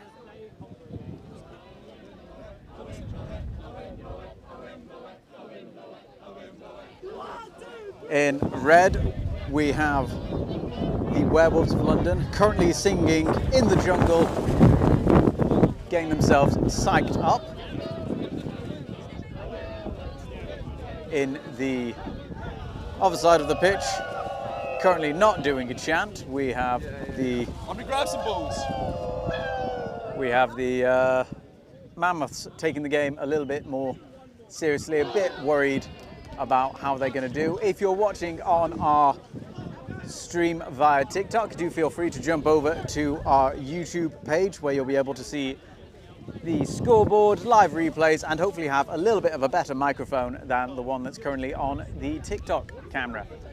But we're going to be playing very shortly the Werewolves of London versus the Mammoths of Oxford for their positioning in the European Quadball tournament happening later this year.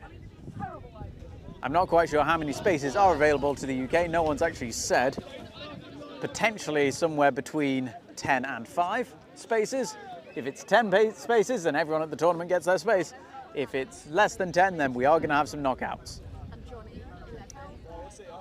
The Werewolves of London have now taken their position at the side of the pitch. We're now waiting for the Mammoths, who are slowly meandering down the pitch towards their positioning. So, for some reason, it seems that the Mammoths might have won the coin toss and they decided to pick what side of the pitch they were going to be on, with leaving the Werewolves space to pick what side of the volleyball and dodgeball that they were going to be running on. Possibly a smart move by the Mammoth players to do it that way, because if they don't rate themselves being able to get the balls from the start, then at least having the sun not in their eyes as they score is a little bit of a benefit to them. However, having said that, they've picked the side of the pitch where they will have the sun in their eyes. So not entirely sure why that's all happened. We still seem to be waiting for a Mammoths chaser to come and run for the volleyball.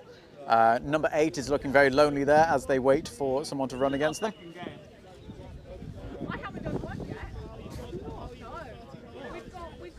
So if you're new to quadball, the way that the game starts is both teams line up at the side of the pitch and they'll be running for the centre balls. Each team has one bludger that's already in their zone. You'll see at their hoop line there, which leaves one bludger in the middle for them to get. And just beyond that, we have the volleyball, which the chasers are going to attempt to get. Our head ref today is Sam Burkett. Okay, I refer to Werewolves as the red team. Sam's going to refer to Werewolves as red and Mammoths as black. The Mammoths are scoring towards the right of the screen. The Werewolves are scoring to the left of the screen. Werewolves, are you ready? Ready! Werewolves say that they're ready. Are you ready? Yeah! Mammoths seem less keen, but also ready. Group sound has been called. And off they go. First to the volleyball is the Mammoths. First to the bludger is the Werewolves. Werewolves very quickly claiming both bludgers, clearing up the pitch for themselves there. Mammoths trying to find some opening in the defence of the Werewolves, but not quite being able to find a gap. Moving in, a lovely beat on the... No, it looks like that wasn't called a beat on the defending beater, as they've managed to jump over it. An attempt at the goal, but not quite going there. We're going to have the first reset there, and we've got a beat on the back of number 9. 25's gone to the ground trying to get it. However, we've got it picked up by the keeper of the Werewolves. Number 95 going in for a shot, not quite making it, but getting it to the hands of, I believe it's that Tash Friends? No, it's number 8. We'll find out the name later, I'm sure. Number 8 passing it back over the hoops towards the keeper for the Werewolves. Werewolves trying to get in nice and close. No goal's been called. No goal has been called. We've had a brooms down.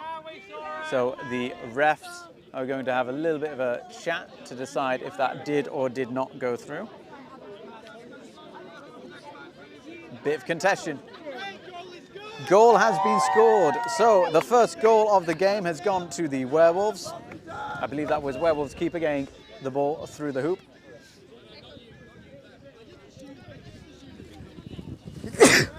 Again, if you're joining us on TikTok, feel free to join us on YouTube, where you've got a bit of a better stream going on there for you with the live replays and also scoreboard and a little bit of a better mic. But if you do have any questions about quadball, please do let us know and we'll attempt to get it answered for you. We have a throw out there and it looks like that's just gone into boundary, which is a turnover going back to the Werewolves. We now have Alice Twist, number 9, going up the pitch with the volleyball, passing it over to their wing chaser, who's just going to pop it in. Very simple goal, beautifully executed between the the Werewolf players there. Who's that? Number 8, getting the goal for the Werewolves. Beautiful play set up there by Alice Twist. Volleyball with the Mammoths coming down the pitch quite steadily, not really wanting to rush into the Werewolf defence. I think the Mammoths are likely to see this as wanting to play a bit of a slow game against the Werewolves. If they're able to keep the bludger or the volleyball possession for as long as they can, that means that the Werewolves currently aren't scoring. We now have Luke Twist with the volleyball for the Werewolves. Coming down, it looks like they're going to look for a long pass. They're passing it off to Alice Twist again, but not quite getting their hands to it. 22, the keeper for the Mammoths, now having possession of the volleyball. Bludger possession is currently with the Werewolves. I believe they've been able to keep it for the majority, if not all of the game thus far.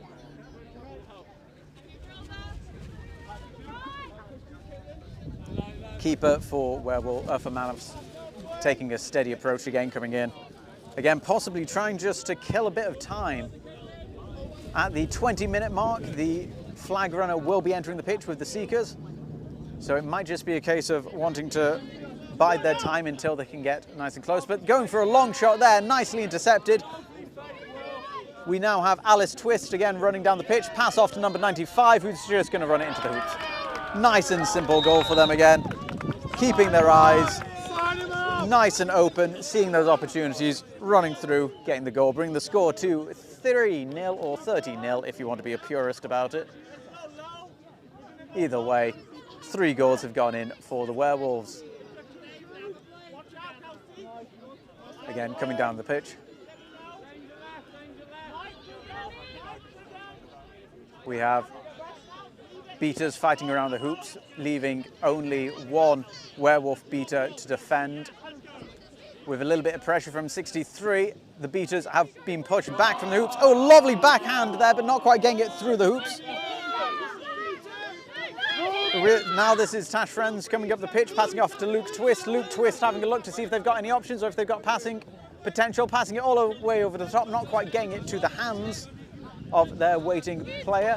I believe that's Tash trying to go through that. Lovely passing around the hoops, bringing another goal in for the Werewolves of London.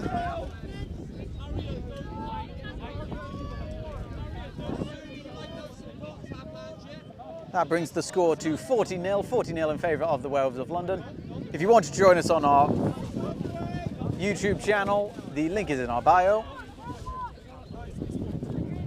Lovely long beat straight to that chest there. Natasha Ferenz picking up the ball, but it's been kicked over to number 33. 33 deflecting it, but losing possession of the volleyball as they do it. Coming in, keeper has got immunity, so there's going to be no beat from the chaser, and it looks like we've got a big long pass coming over here, but it's going to go right off of bounds. Oh, lovely safe, but not being able to control the ball and keep it in possession. Turnover of the volleyball is going to go back to the Werewolves of London.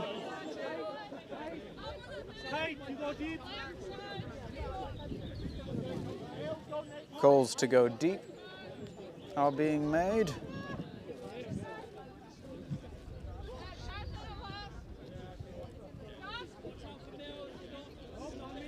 Score is still 40-0 in favour of the Werewolves of London. Going for a shot over the hoops, getting it to the hands of their wing chaser, who's going to fake. Oh, they actually faked me. Lovely pass onto the side, who's going to run it in for the goals, and there they go. Bring the score to 50-0 in favour of the Werewolves of London. Score currently 50-0, favour of Werewolves. Time is around 5 minutes 30 in the game. We have 15 minutes until the flag comes on pitch with the Seekers to try and catch them. Coming into centre, lovely jump over the beat. We have a big pass over. No, oh no, there was someone there. Another pass across the pitch, and it looks like no one was there to receive it this time, which has given the Werewolves number 36 a bit of time to get into there and grab possession, running towards the hoops, passing it off to Tash Ferenz, who pops it into the top. Bring the score to 60-0 in favour of the Werewolves of London.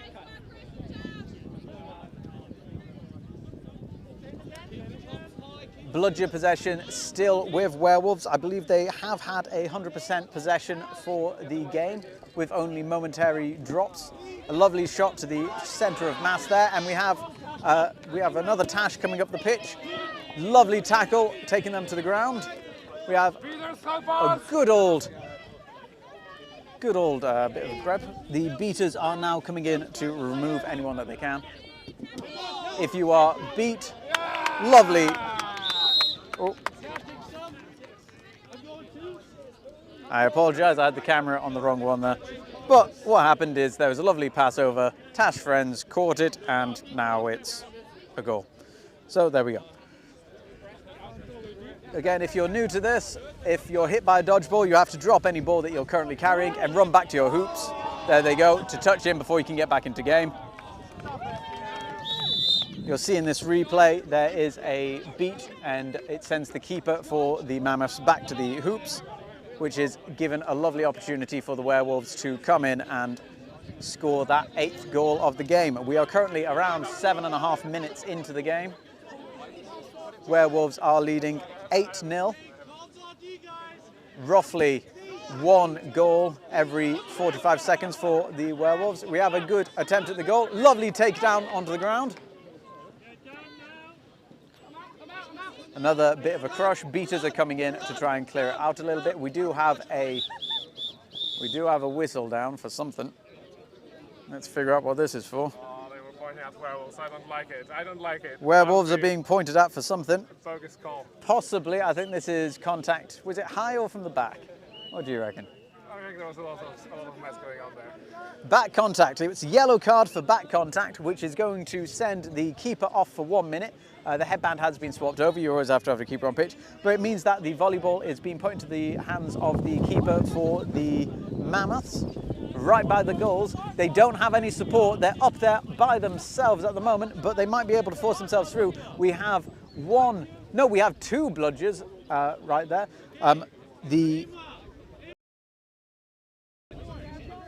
The keeper for the Mammoths has decided to go to the back line. If you are the recipient of a turnover, you can choose to go to the back line to reset yourself. Possibly a smart move to get away from those beaters, but it didn't really do much because we had a lovely block by number 10 who's coming down the pitch, who's got a good couple of passing options but being tackled out.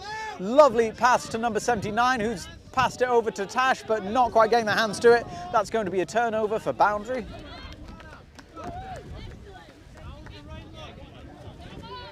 Lovely bit of time delaying by the Mammoths there to get their defence set up. And again.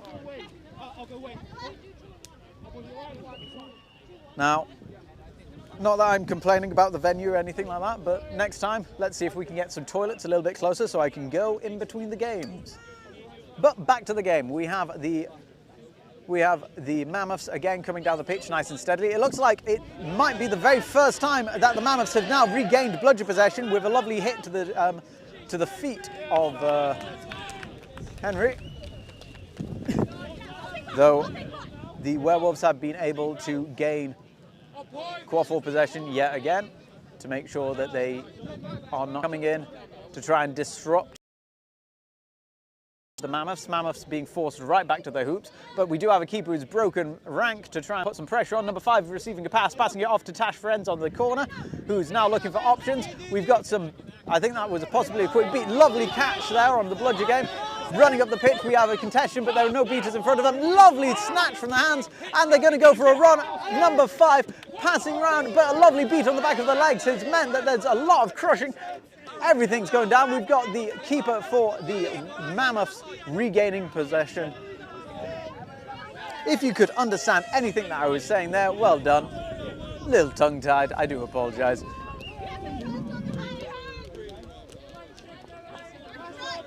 Again, this is your first time watching quad ball. Do let me know any questions that you might have, and we'll try and answer them for you. Mammoths losing all possession of bludgers at the moment, meaning that Werewolves are the only ones with any bludgers in hand, which is going to be very helpful for their defence. Lovely pass there, but there's a beat going to them, and it looks like we're going to have another quick run coming down the pitch from the Werewolves. Harry doing what they do best, getting beats everywhere down the pitch.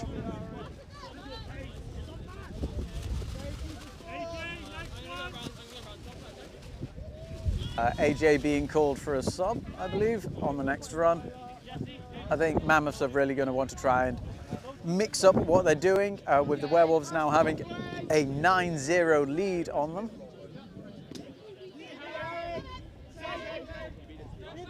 Lovely work by AJ to clear out Harry from the defence on the beaters, regaining the bludger control for the Mammoths. Mammoths possibly having a delay of game warning against them there. Lovely beat, and we've got Luke Twist now in possession of the volleyball, taking a steady approach. One of the first slower approaches that we've had for the Werewolves, with them favouring their very quick offences on the Mammoths.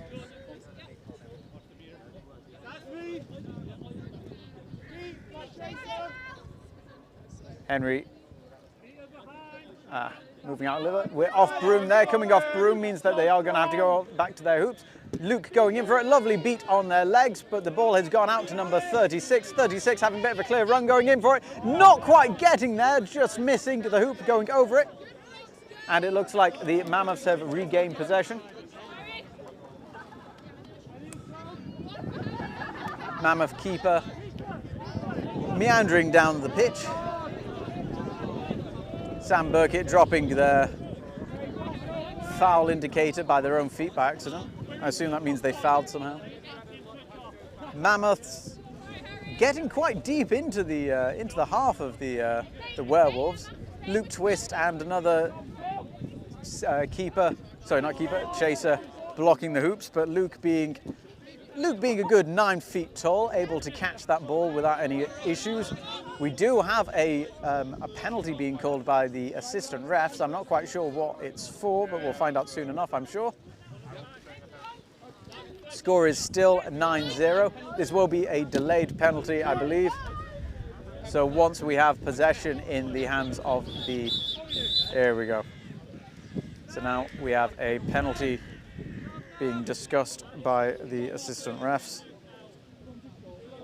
I think this is being called against the...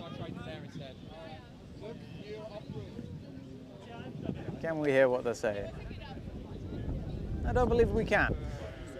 But if you're just joining us, this is Quad Ball. Feel free to join us on YouTube, where you get a bit of a a different angle, you get some scoreboards and you get replays. See what the game's all about. At the moment, we're having a little bit of a discussion from the refs to see if there is a delayed penalty foul, I believe against the Mammoths. But we'll find out very soon. There's been no call made, no call made. So, no foul or call. So the game will just continue how it was.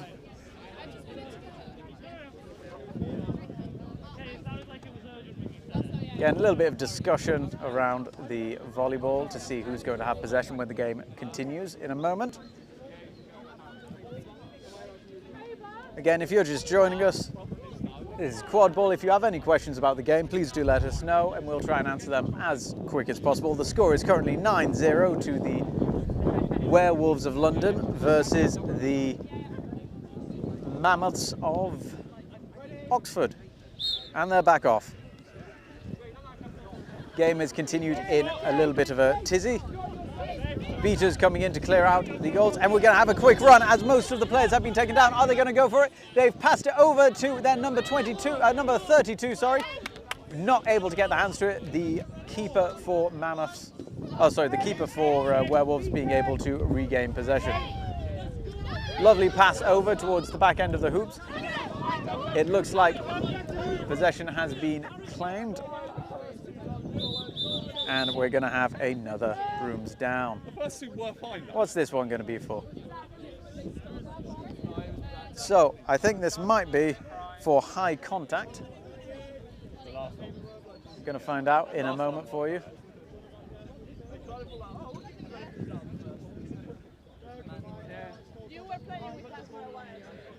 So, we have a card coming out.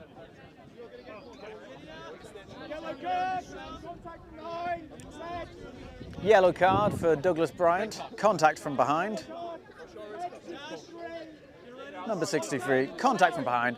So in quadball, just if you don't know, you're allowed to full contact, tackle from the front or the side, but if you tackle from the back, you have to have your feet currently planted as you do it. So charging into contact in the back is a no-no, and a yellow card has been given to Douglas Bryant. That's going to be 1 minute in the sim box or until the Mammoths score on the Werewolves. The score is currently 9-0 in favour of the Werewolves of London versus the Mammoths of Oxford. And game is... Oh, whistle went, but it was quickly followed by... Oh, no, no. Now that was a little bit of confusion there. Sam Burkett blew the whistle to start the game and then said, oh no, no, no. So everyone else stopped, but the beaters in the back continue playing because, well, you wait for the whistle. The whistle is what says if the game's on or not. So a little bit naughty from Sam Burkett there. Hopefully they've called it no harm, no foul with the players playing on. I'm not quite sure what the second stoppage was for, but I'm sure we'll find out at some point.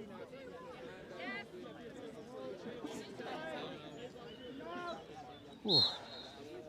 Right, game is back on. They've remounted and we have a quick run coming from the Mammoths. Pass over, but a lovely interception there by 95. Beautiful play to push it out there though from the Mammoths, but we now have regained possession by number 10, the keeper for the Werewolves. Oh, being beat by themselves. Ball has come to me, but I missed it. So, ball has been given back in. So, that should have been an inbounded ball, but Sam Burkett, to continue the flow of the game, has decided just to pass the ball back to the player who believed that they were beat when they were not. It was friendly fire. A little bit of confusion there, but we're back on track now. So, Mammoths coming in, a bit of beater banter in the middle of it, throwing to and fro, long pass over to number 95. 95 looking for options, passing it back to the centre of the pitch, which has gone to Tash Ferenz, who is now looking for their options. They only have one option. Now they have a shoulder player, number 5 coming in. The beaters are currently in possession of the balls for the Mammoths. who are holding on to them, not really wanting to risk losing possession back to the Werewolves. Lovely tap there, sending it over the head, picking up the ball, but not quite getting the hands to it. A little bit slippy, passing out, and it looks like it's going to be picked up by 95. 95 running down the pitch towards an open hoop. No one's going to stop them, scoring straight in. Bring the score to 10-0 in favour of the Werewolves of London. The time is currently just coming up to 15 minutes. That's 5 minutes until we have the flag on pitch. Once the flag comes on pitch, we'll have the seekers released and see who catches that ball. Coming down the pitch, number 23, nice and steady. Trying to avoid any contact, but not really having any passing options. Lovely hands getting up there to stop that pass. Luke Twist just noticing that players were looking for. There is a timeout call being made from the Werewolves of London. In a timeout, we're about to have a 1-minute timeout called by the Werewolves of London. Each team has one timeout before the flag runner comes on pitch to use. At this point, I think this is probably just for the Werewolves of London to kind of bask in how well they're currently doing. They're not going to want to let up. It's one of those dangerous situations where if you get confident enough that you're going to walk it, the moment that the flag runner comes on pitch and the dynamics of the game change, that can be a very quick way to lose a lot of goals in a very short amount of time. The Mammoths, I'm sure, are going to be trying to figure out what's the best course of action. Again, most likely, well, I think if they're going to play it smart, they're going to want to try and keep hold of bludger control, which they currently have lost, I believe. So they want to regain bludger control and slow down the game so that there are as few goals scored as possible before the flag comes on pitch. Once the flag is on pitch, it's going to be a little bit of a race, I think, between the chasers to just score goals, as the beaters are going to be forced into the bubble around the flag runner. Werewolves of London potentially doing a split bubble where they have one beater defending the flag and one beater defending the goals. If they do so, I unfortunately don't see much of a chance for Oxford to pull it back, but you never know. Their discussions they've had in their time off might be what pulls it back for them now and gives them an opportunity to get some goals on the Werewolves of London. The score is currently 10-0 for the Werewolves of London against the Mammoths of Oxford. Where's the volleyball gone? There it is. Volleyball is with Tash Ferenz. Coming down the pitch, throw over to Luke Twist. Throw, big pass over to number 5, the keeper. Number 5 having a look to see what their options currently are. Running down the pitch, seeing if they can make it through. 5 having a lot of options, lots of beating going on there, but number 6 not quite getting the hands to it, but being able to keep control, passing it back to number 5. 5 having a look to see their options. Luke Twist charging in, lovely tackle, not quite getting it. Ferenz though, putting their hand through that hoop, getting that 11th goal for the Werewolves. Doug Bryant coming in to attempt to get the volleyballs off of, sorry, the bludgers off of the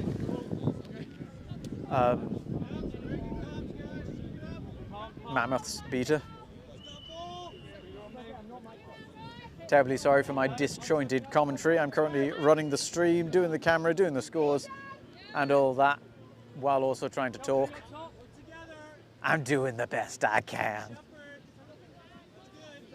31 being held in the middle of the pitch there, but I believe that's probably part of the plan for the Mammoths, wanting to waste as much time as they can. But it does look like we're going to have a turnover of the volleyball going into the hands of, that's going to be Luke Twist inbounding. Let's have a look at Douglas Bryant here. They're going to do something with that bludger very soon. There's just been a general pitch warning for back contact coming from Sam, the head ref today. I've lost everyone on pitch. The volleyball now going to Luke Twist. Luke Twist running it in, almost getting a goal there, but not quite getting it. Again, Task Friends being there to try and get their hands on it, but not quite making it this time. Control is currently with Werewolves of London. Werewolves of London currently have bludger control. Looks like there's possibly going to be a high press from the beaters coming in here. Douglas Bryant sneaking their way onto the side to see if they can get a shot at number 31. 31 going for a goal, but not quite making it through the hoop. Looks like we're going to have a charge from Douglas, but not quite making it. An attempted snatch.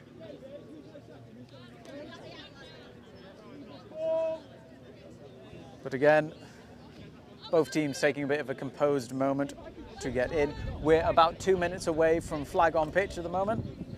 Once that happens, Seekers will be attempting to catch that flag.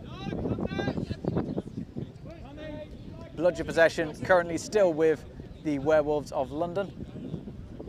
Passing it to their wing. I believe our flag runner today is going to be Fraser Posford.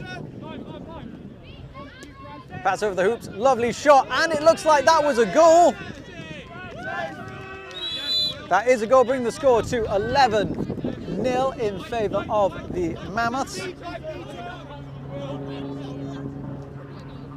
Where's everyone gone? Mammoths keeping Bludger, the quaffle in the centre of the pitch. Fraser Posford ready and raring to go as the flag runner. A long shot or a long pass there, not quite getting the hands of the player that are waiting. It looks like I'm about a minute behind on the timer, so the Seekers are about to come on in the next 10 seconds. Here they come.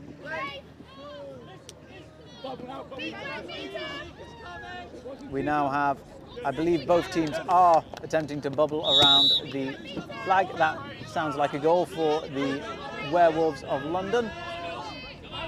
Now I am controlling 2 cameras while also trying to commentate, so I do apologise. Let's see what happens here. So again, my commentary is about to become very spotty. Where's the flag gone? There they are. That looks like that might be high contact around the neck. Ooh, wrong one.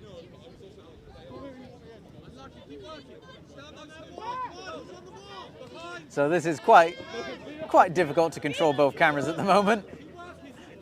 I'm doing my best. It looks like we do have a bubble, or a half bubble from the Werewolves of London, where we have one beater defending the flag, one beater defending their hoops. A bit more confident in their beaters being able to control the pitch. Not quite sure if that was a broom. No, it wasn't a brooms down. Score is still currently, oh, I had it at 30. Oh yeah, it is 13. I was right. Don't know why the score table had it wrong, but I'm correct. The score is currently 13-0 in favour of the Werewolves of London. Ooh, good close catch there, but not quite getting the hands to the flag. Where's the flag gone?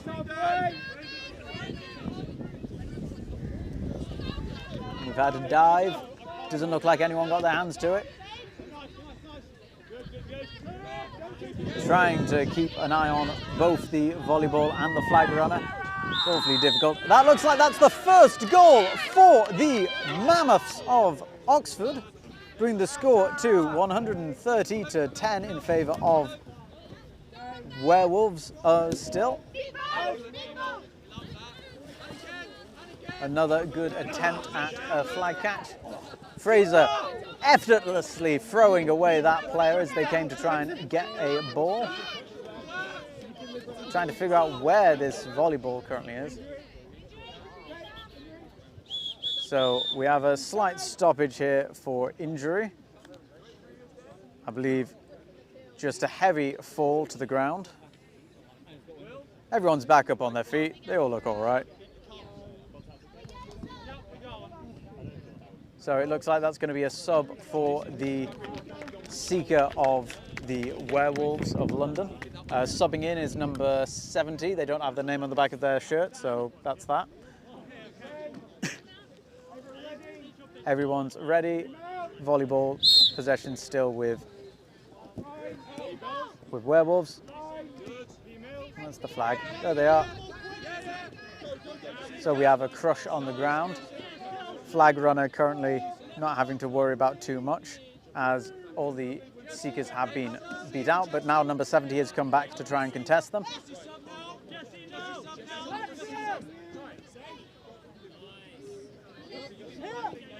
Tash, back to hoops. Tash Friends. Oh, sorry, no, that's Tash Meek being sent back to hoops. Where is the flag? Where's the flag? Where's the flag?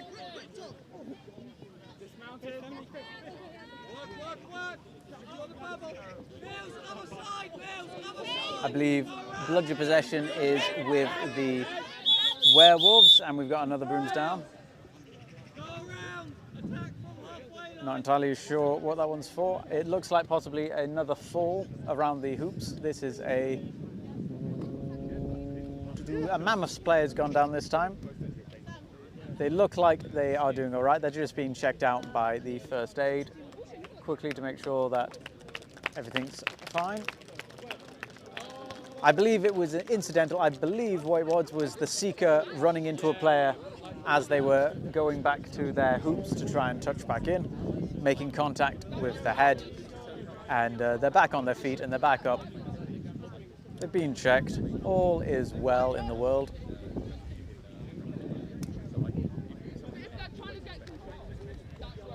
Currently getting a lovely shot of the rear end of Fraser Posford.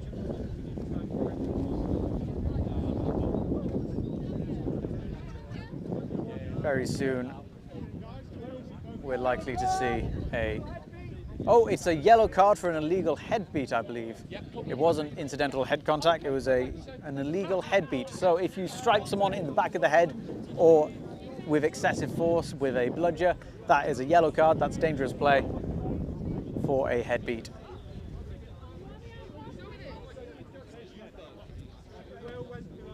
So at the moment, still not much happening. So we have a quaffle turnover. Quaffle is being turned over to the Mammoths. Bludger possession is, I believe, also with the Mammoths.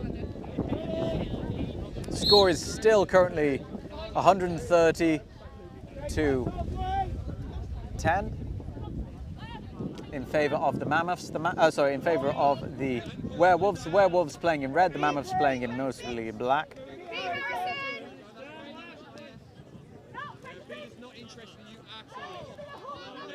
Sorry again, concentrating as I'm controlling both cameras.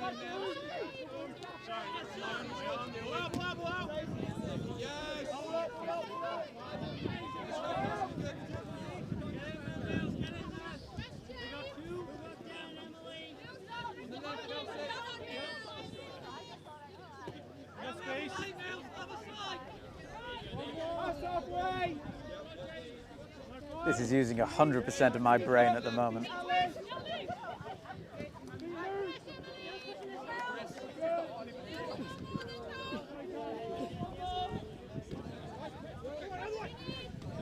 I really need to find an assistant.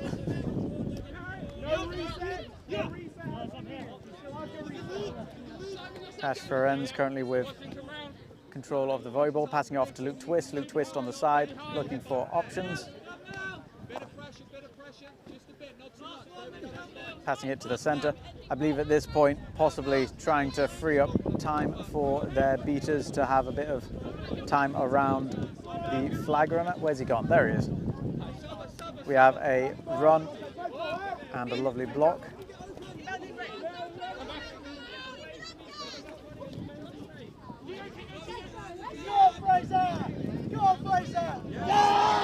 Lovely, lovely catch there. Let's see how this plays out. Slow motion. Running in for a little bit of a duke. Snatch on the bottom. That looks like it's very clean from my angle. We're going to see what the refs say about it very shortly. Beautiful. We caught it in two different angles there, which I'm very fond of. One moment. There we go. Seeker on the floor, nice and happy, cradling that ball. If that's a catch, that would be a win for the Werewolves, bringing the score to 160 to 10. Catch is good. That brings the score to 160 to 10 in favour of the Werewolves of London against the Mammoths of Oxford. That has been the game for today. We're going to be coming back very shortly with, I believe, London Quadball Club versus the Werewolf of London's second squad. So that's going to be coming up very shortly. That's scheduled for 11:30. The time is currently 11:23, so we might have that on time. Only time will tell if that happens. But until then, please join us again. If you're on TikTok, we're going to be going live again for TikTok. But you can also join us on YouTube. You can find our YouTube link in our bio, where you'll have the replays and the better angles and all that good gubbins. Hopefully a better microphone as well. But until then, sit tight. We'll be back very shortly with London Quadball Club versus Werewolf of London seconds.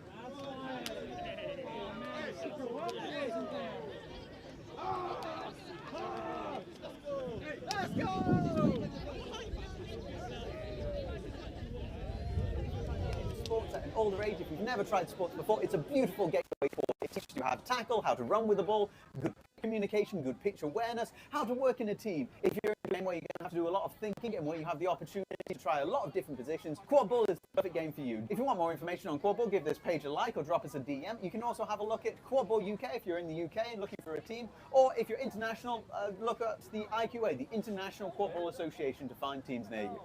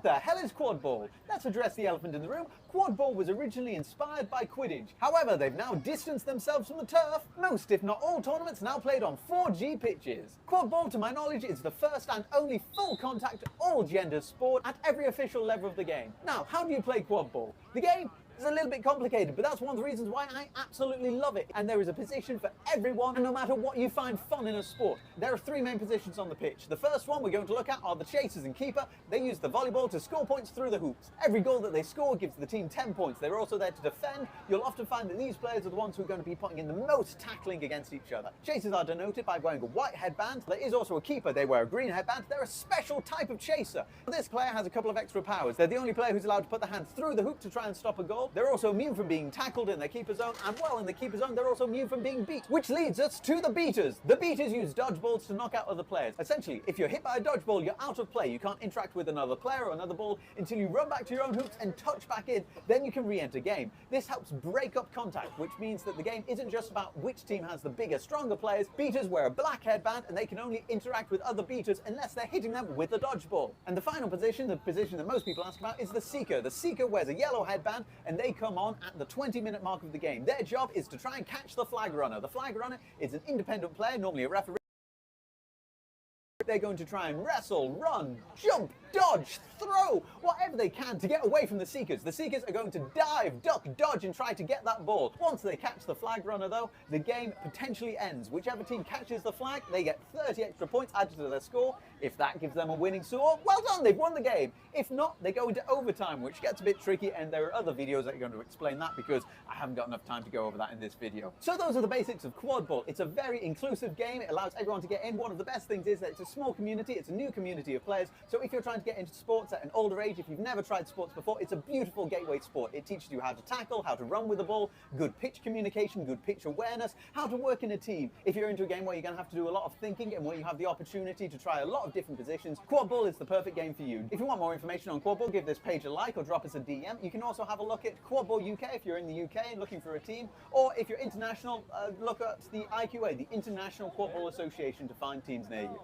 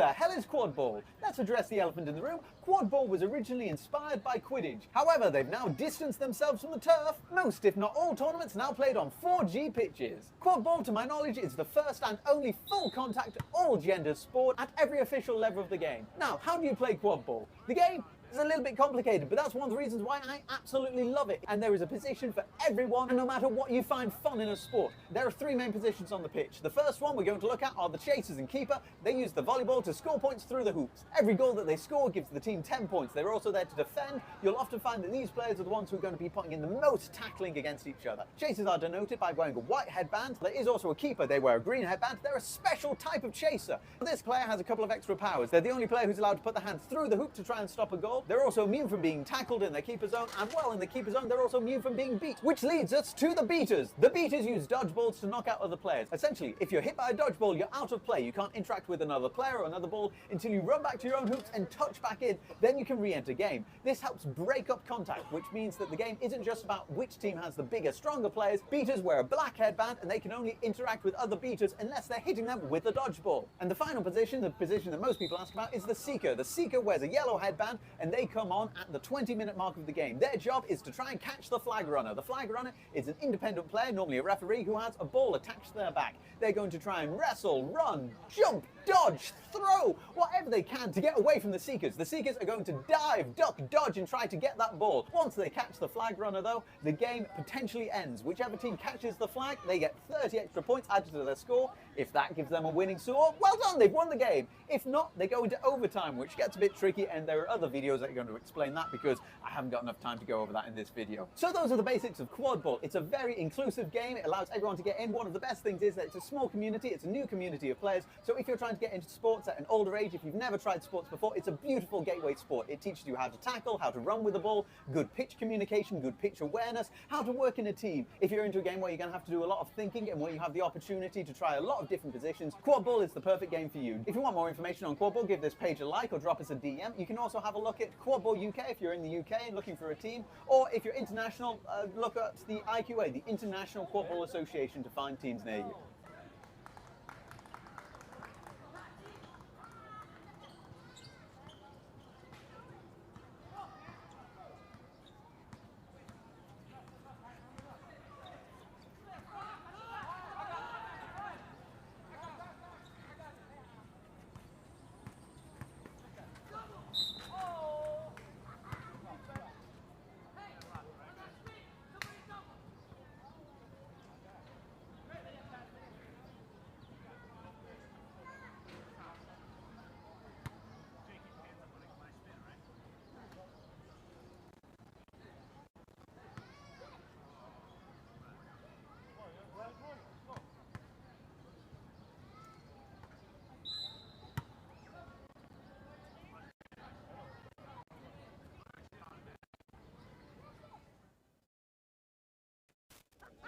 Okay, last one, LQ. Okay, yeah, we're off. Off you go. Yeah, 2 minutes, teams, 1 minute, get your sixes on. I'm doing it on the ping. So this is on the midline. Oh, wait. Here? Alan, is it like on the ping or on the halfway line? Is the halfway line? But that line, the halfway line is the line. I think I picked Yeah, I'm sorry. Great. Chill. We've got 3 balls. Let's have the it's the white lines and the blue lines. The blue lines are all Give me 10 teams, 1 minute. Start sixes. It's just very, I like this random thing. Oh, shit, wait. This is the ball, not this one. Fuck, it's 2 balls. which one's the imposter? They both look and feel that.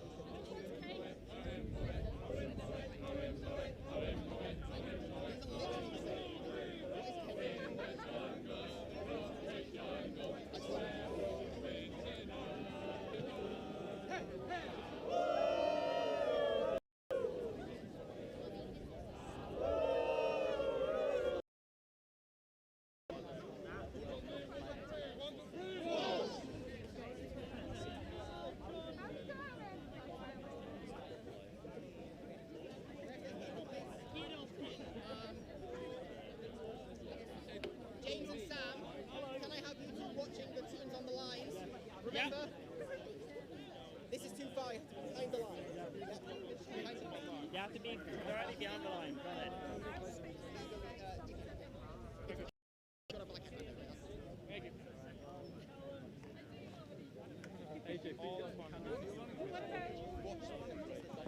Steve, you gonna run for it? Bullshit, I didn't sign up for this. I signed up to seek. Hello and welcome back to the Quadball UK's European Quadball qualifying tournament. This is the qualifying tournament to go into the European Games or the European Cup. It's one of the two. It's something in Europe happening later this year. This is Quadball. It's the only full contact, all gender sport. If you have any questions about how the sport's played, please do leave them in the comments and we'll do our best to answer them. I'm also hopefully going live on TikTok at some point. There we go. Today we have the London Quadball Club, the Werewolves of London. This is the Werewolves of London seconds team in white today, with LQC in blue. Again, this is Quadball. If you have any questions about Quadball, please do let us know in the comments and we'll do our best to answer you. If you're joining us live on TikTok, have a think about coming over to our YouTube. You'll be able to find links in our bio where you'll get a bit of a better microphone, scoreboards, replays, different angles and all that good gubbins. Now, we have both of our teams lining up to start the game. At the beginning of every Quadball game, you have teams line up at the side of the pitch. You have the red ball in the middle, which is a bludger. You have the volleyball, and players will run to try and get them. Each team has one bludger in the middle of their pitch. Amit is our ref for today.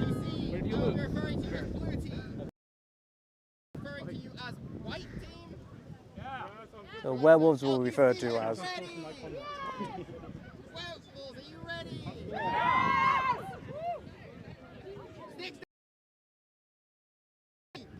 And they're off. First to the volleyball is Chaser. First to the dodgeball is also the LQC beater. LQC having possession of all of the balls at the middle at the moment, with Werewolves having possession of volleyball. That looks like no goal. No goal has been given. I thought that was going to be Elliot Fisher getting the first goal of the game. 'Twas not, I'm afraid.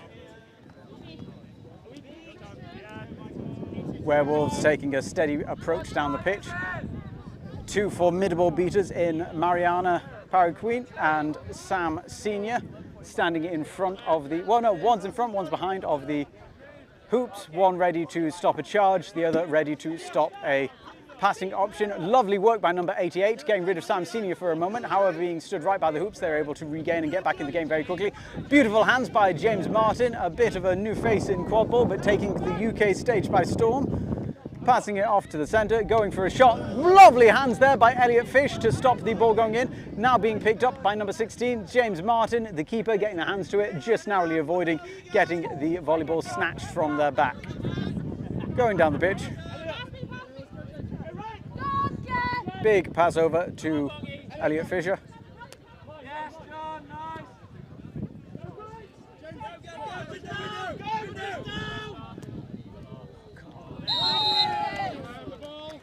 First goal going to the terribly sorry to LQC. Volleyball being returned to the keeper of the Werewolves. Score is currently 10-0 to LQC. Sam Senior trading the dodgeballs. No ground being made for the Werewolves. With now, I believe that's Faye having the volleyball possession, running past the defence towards the hoops. Nothing's going to stop that. Pass off, beautiful goal. Bring the score to 2-0 in favour of the Werewolves. Hey, you got time there. Working those fake passes, Dave. Use your legs. Terribly sorry for the lack of cohesive commentary. I've just had to run 2 kilometres to the toilet. It would be really nice if they had a couple of portaloos a bit closer to the pitch, but they don't.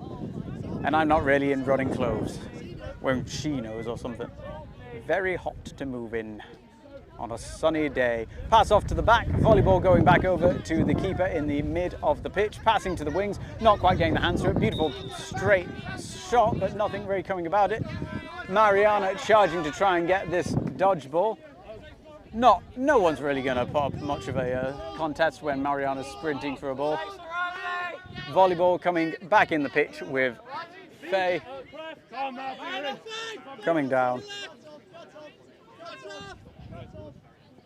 into a bit of a walking attack. Again, very composed, very slow coming into it, just finding a bit of space, passing off to Elliot Fish, who I went for a goal but didn't go through. It looks like it might get to the lines, but yep, it is going to be a turnover. The score is currently 2-0. The time is around, well, it's coming up to the 4-minute mark. Bludger possession is currently with the Werewolves. Is it? Yep, Bludger possession currently with the Werewolves. Lucy Q coming on to change that. Lots of wind, I'm afraid. Lovely fake to make them panic and drop the ball. Bludger going up in the air. It looks like we're just going to have a straight in run to the hoops. And there they go, putting it in like nothing's going to stop them. The score is currently 3-0.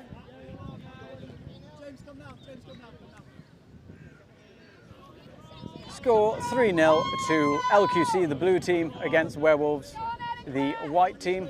If you're watching on TikTok, why not join us on YouTube, where you can find everything a bit easier. Links in our bio and all that.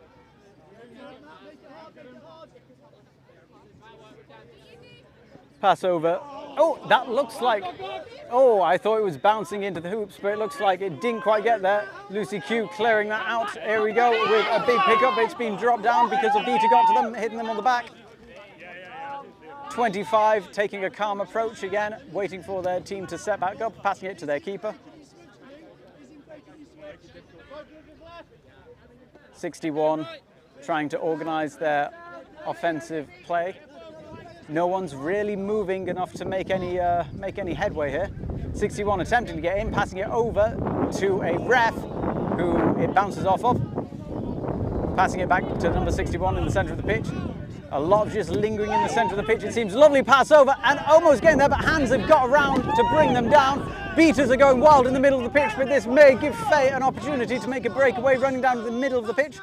Passing it off to Elliot Fish, narrowly avoiding a beat towards the top of the head and getting that goal in. Bring the score to, I believe that's now 40-0 in favour of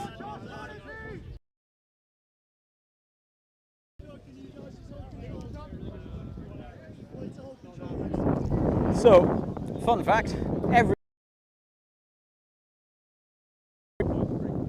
one team scoring none and the other team scoring a lot. Will this game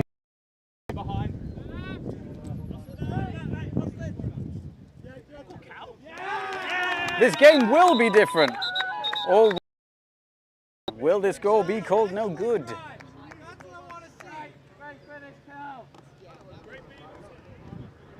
So, the whistle being blown after the goal was made. What will the refs make of all of this then? Where are we? So, speaking captains have come to the middle of the pitch to try and argue their case. Only time will tell what they will argue about.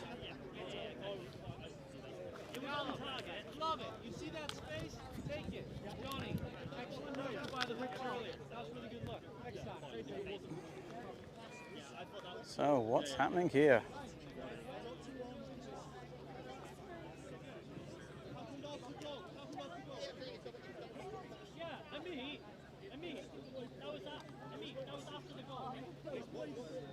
So, there is some kind of foul being discussed, and whether it was before or after a goal. If a foul has been committed after a goal, you still get the card, but you don't have to sit the penalty.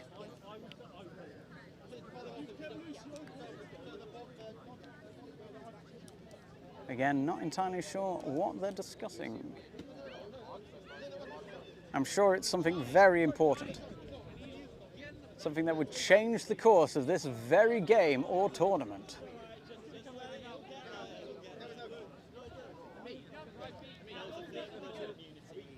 More discussions. We have James Martin coming over to say a couple of words. Is this for a fake immunity call or an incorrect immunity call? That'd be interesting, maybe. Ball has been given to the... Goal is good. The volleyball has been given to the keeper of LQC. LQC only having two chasers in front of them, between them and the goal. There is a beater on the sidelines who potentially could get a shot on the back of the LQC keeper, but it looks like they're going to charge straight towards the hoops. Will they get there? No one's gonna... They've dropped the ball! Good Lord! They dropped the ball, getting a shot into the chest from a bludger, stopping them. How did that happen? Well, I would say it's a very slippy ball, but today is very dry, so I'm not going to give them that excuse. The beater running straight towards Lucy Q, not always the smartest of options. Yep, and they've lost their bludger as Lucy takes no prisoners there. Pressure's being called, pass off to number 25. 25 going for a shot for some reason. It wasn't on target, but they tried it. Volleyball's going over. Lucy's charging down the pitch towards the only beater defence. Beaters are now entirely out of the game for the defence. However, they have managed to get their hands on one ball. Not Luke Twist, sorry, it's like a miniature Luke Twist. Not quite getting their hands to it, and the volleyball is being given back to the keeper of the Werewolves.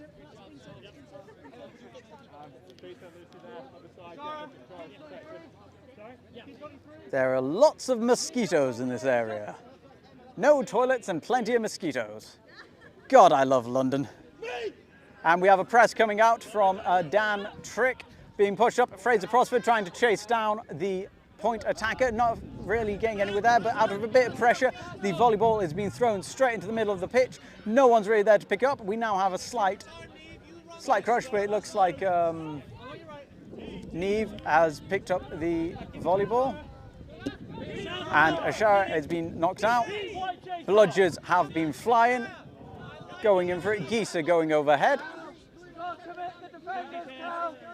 Defences regained the volleyball, bringing possession to the LQC, the London Quadball Club side. Fraser Posford in the keeper headband for London, coming down the pitch nice and smoothly. LQC taking a box shape around on the attack, but it doesn't matter because Fraser's always just going to run it straight through into the hoop. Bring the score to 50-10 in favour of LQC.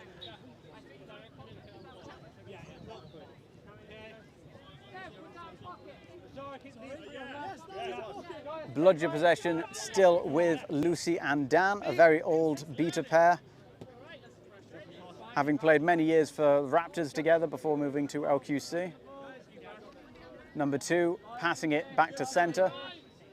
Passing it back to number 2 after having a little bit of pressure put onto them. Onto the side, beat on the back of the legs from Lucy coming from mid-centre on the pitch.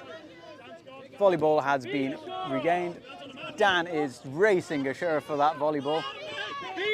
But it looks like everyone's forgot to watch the quaffle coming in.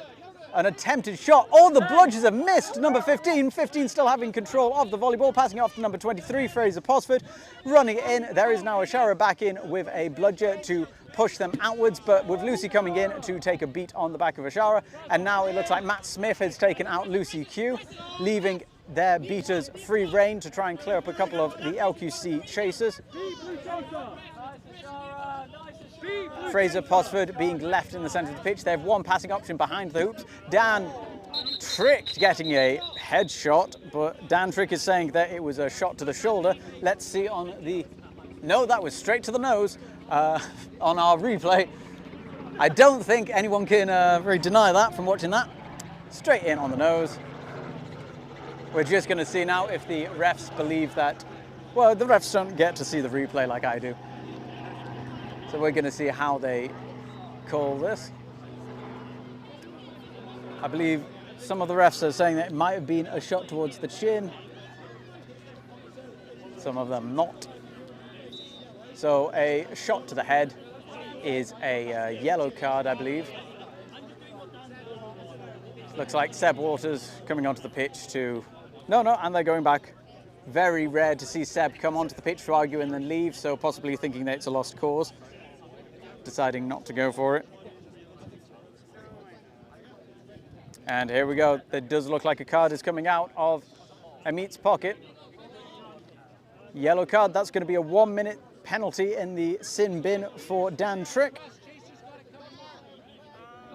Bludgers have been returned to Werewolves of London.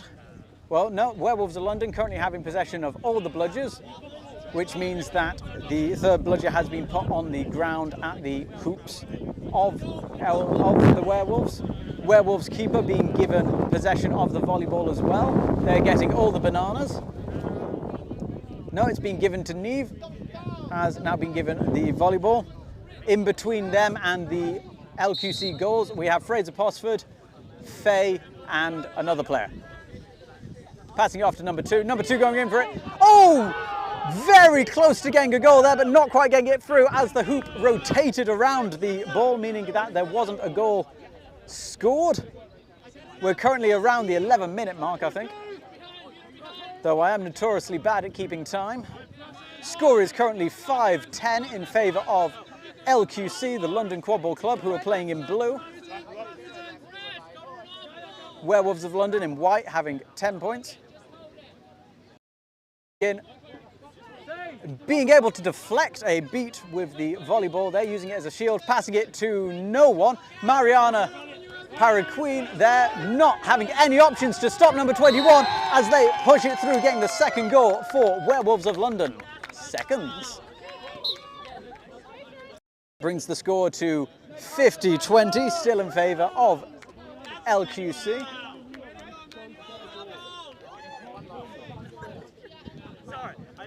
Mariana, I believe, hoping to get a passed bludger back to her, but unfortunately, with their beater partner in the sim bin, there was no one to throw a bludger back to them. Ooh, very close to being on the turnover line there, just staying in. I believe LQC possibly playing for a little bit of time at the moment. Dan Trick is now back on pitch, having served their 1 minute in the... Oh no, sorry, having the goal scored means that Dan Trick is now back on pitch. Lovely pop into the hoop. Again, solidifying their lead with a 60-20 lead for the LQC.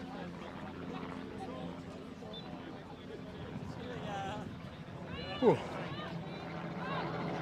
Again, if this is your first time watching Quadball, do feel free to leave us comments in the chat to let us know any questions you might have. And I'll do my best to try and stumble through them. In about 7 minutes, we're going to have the flag coming on pitch, and the Seekers are going to come on to try and catch them to potentially end the game. Elliot Fisher getting the hands to the volleyball, stopping the attack. Elliot Fish trying to showboat there. We're all very impressed with his spinny trick. Faye Davis, centre of the pitch. LQC setting up into a box again, allowing a lot of passing options. Werewolves having a bit of a tight defence. One man marker on James Martin. Oh! That was a bit out of pocket from James Martin there. A bit of a shove there. I'm not quite sure why the refs aren't calling that more firmly. That was... well, I would describe that as disgusting play, really, from James Martin, but this is something for the refs to discuss. From my perspective there, that was just a full-on shove to the back of the defending chaser. Not really a sporting move at all, leaving them on the ground like that. But as I say, James Martin, a bit of a newer player, been playing for about a year now, I believe. Very large, but again, contact from a shoving motion like that, especially from the back, I would really, if I was one of the refs, be pushing towards a higher penalty for that. That seems a bit of dangerous play, really. intentional. Not intentionally trying to injure a player, but intentionally performing a dangerous play. 17 now being subbed off the pitch, regardless of if there is or isn't an injury. If the stoppage has been called because of injury, the player does have to be subbed off. The refs now discussing what happened. James trying to argue their case.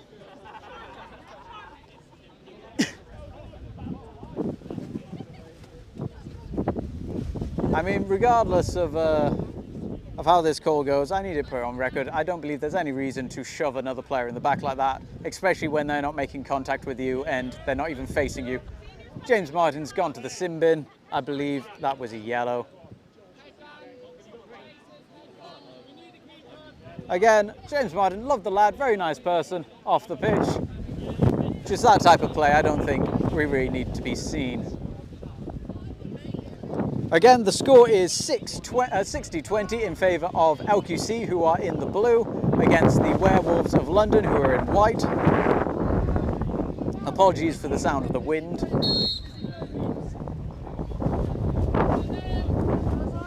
Werewolves going for a very quick run, not quite getting it to the hands, but being able to remain in control of the volleyball. Sam Senior there on bludgers, taking out the remaining passing options.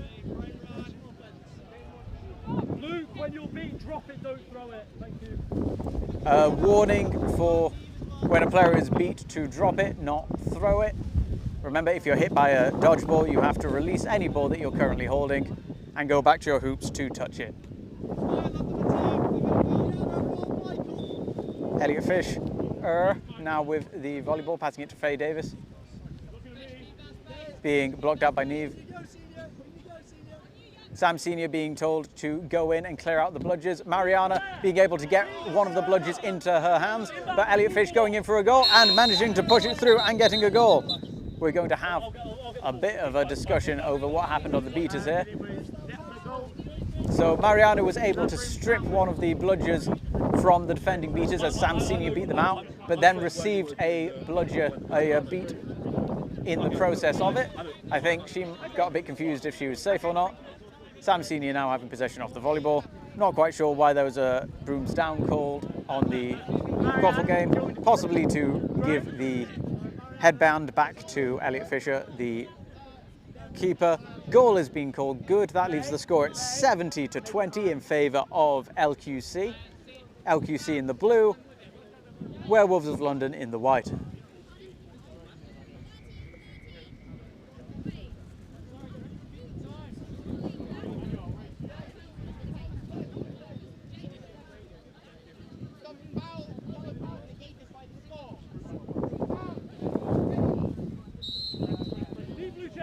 Again, not quite sure what the broomstown was called for, but they're back up. Volleyball possession is with the Werewolves. Lovely hands by Davis. Passing the ball to Elliot, who's going to move down the pitch nice and steadily. At this point in the game, we've got about 5 minutes before the flag comes on pitch, I believe. With a 5 or a 50-point lead, the LQC team are going to be pretty confident that they can hold onto their bludgers as long as they don't commit any more fouls once flag comes on pitch, allowing them to just maintain their lead, possibly even just continue going up. Lovely block there by the keeper, but it wasn't enough to stop a goal going in for the newly released James Martin, bringing the score to 80-20 in favour of LQC. Ball coming and hitting the film equipment.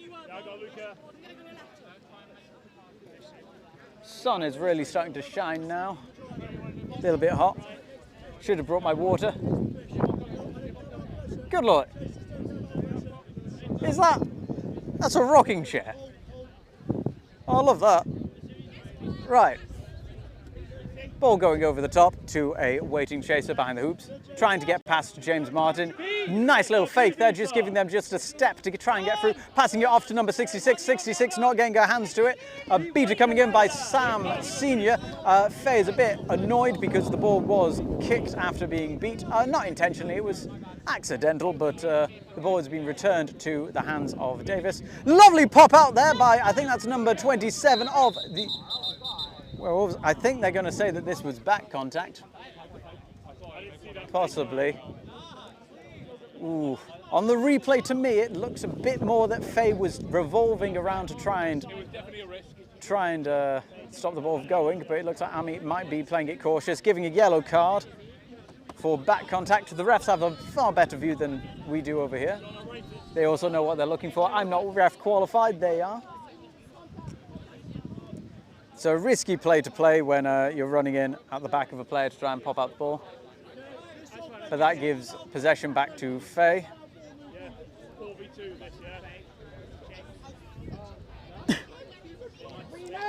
Remount is being called, and they're back off.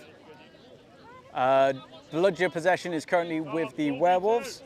Lucy coming in the centre of the pitch, though, to attempt to regain possession.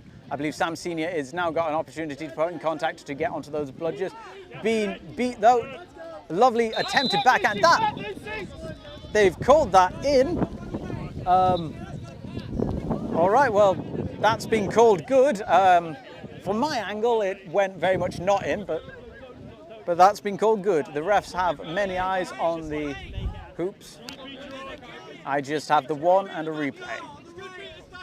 Volleyball possession with the Werewolves of London, coming down the centre of the pitch. Score is currently 90-20 in favour of LQC, the London Quadball Club, in blue. In white, we have Werewolves of London with 20 points, trying to find a little bit of space.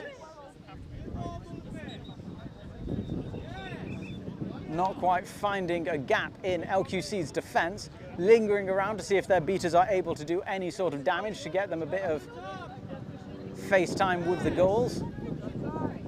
Oh, lovely shot and a lovely block, passing it off just before receiving a beat. Another pass off to number 20, 20 being pushed out by Faye. James Martin getting the hands to it, knocking it towards Elliot Fisher. Elliot Fisher now having control of the volleyball, running down the centre of the pitch towards the hoops. No one's really, no, and they've passed it off. Being picked up by, I think that's Croft. Number 61, keeper, running towards the hoops, passing it off. Elliot Fisher going in, possibly going to try and put in some contact, managing to wrap and taking them to the ground. Volleyball is out, being passed back to Elliot Fisher. Elliot Fisher being the keeper, now in their keeper zone. Passing it to Faye, number 6. Now, according to my timer, the flag runner should be on pitch. However, I might be wrong on the time, so we might still have a minute or two until the flag runner makes an appearance. James Martin passing over to Faye Davis, trying to find a bit of space on pitch. Lucy Q getting beaten out behind the hoops. However, it looks like, oh, it does look like we've been able to. So James Martin getting a backhanded goal after missing it, bringing the score to 10-20 in favour of LQC. Fantastic goal. That's going to make the highlights real. Oh, Michael Croft over here with the volleyball, passing it over the hoops, over to number 61, and a beautiful alley-oop. I believe Jason and Johnny, were they people saying from the sidelines? Oh, so it was Michael Croft. Oops. Faye with possession of the volleyball. LQC taking a box formation around the hoops, giving them a lot of passing options. Werewolves of London having a, I believe that's a half point around the hoops, so they've got 2 chasers who are a bit marking out and 2 chasers guarding the hoops. Lovely beat from, I believe that was Dan Trick to clear up the hoops a little bit. I believe that's Lancelot has come on as the flag runner.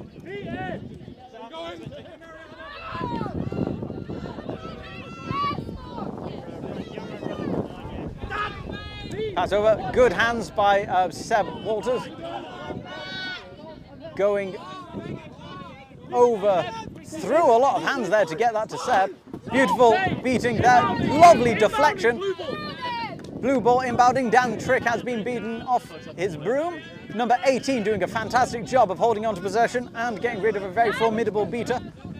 Long pass over to a waiting Houghton. Passing it back over to Seb. They're now just playing a little game of piggy in the middle, I think. 8 seconds before flag is on. Here they come. Where's the volleyball gone? There they go. Okay, I do apologise for what you're about to see. I'm controlling both cameras and trying to do commentary and just monitoring the stream. So let's see how this works out. 29 for LQC now having alone time and very quickly grabbing that flag. That would be 13 seconds, I believe. It looks like it might be a very clean catch. We're going to find out soon how the refs are going to call it. Doesn't look like in that short amount of time any fouls were made, and if that's the case, it's going to be a clean catch. If it isn't the case, that is a clean catch. That brings the score to 130 to 30 in favour of LQC.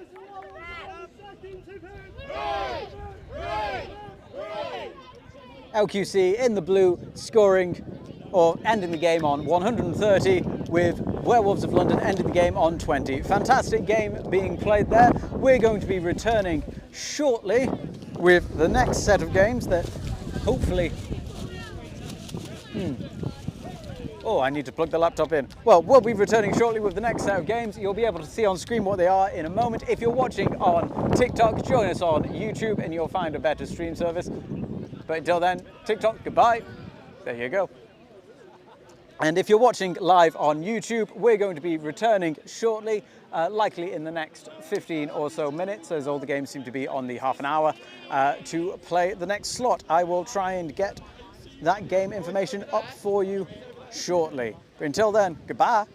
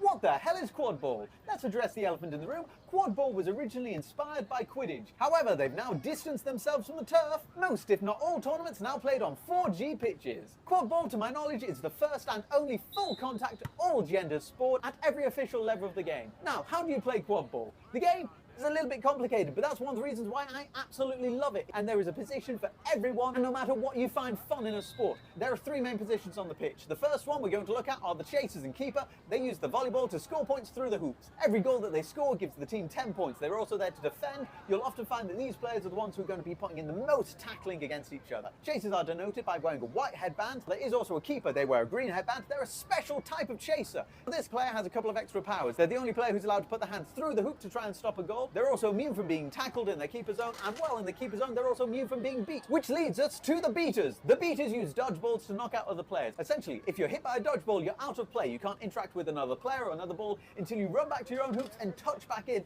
Then you can re-enter game. This helps break up contact, which means that the game isn't just about which team has the bigger, stronger players. Beaters wear a black headband, and they can only interact with other beaters unless they're hitting them with a dodgeball. And the final position, the position that most people ask about, is the seeker. The seeker wears a yellow headband, and they come on at the 20-minute mark of the game. Their job is to try and catch the flag runner. The flag runner is an independent player, normally a referee, who has a ball attached to their back. They're going to try and wrestle, run, jump, dodge, throw, whatever they can to get away from the seekers. The seekers are going to dive, duck, dodge, and try to get that ball. Once they catch the flag runner, though, the game potentially ends. Whichever team catches the flag, they get 30 extra points added to their score. If that gives them a winning score, well done, they've won the game. If not, they go into overtime, which gets a bit tricky, and there are other videos that are going to explain that because I haven't got enough time to go over that in this video. So those are the basics of quadball. It's a very inclusive game. It allows everyone to get in. One of the best things is that it's a small community. It's a new community of players. So if you're trying trying to get into sports at an older age, if you've never tried sports before, it's a beautiful gateway sport. It teaches you how to tackle, how to run with the ball,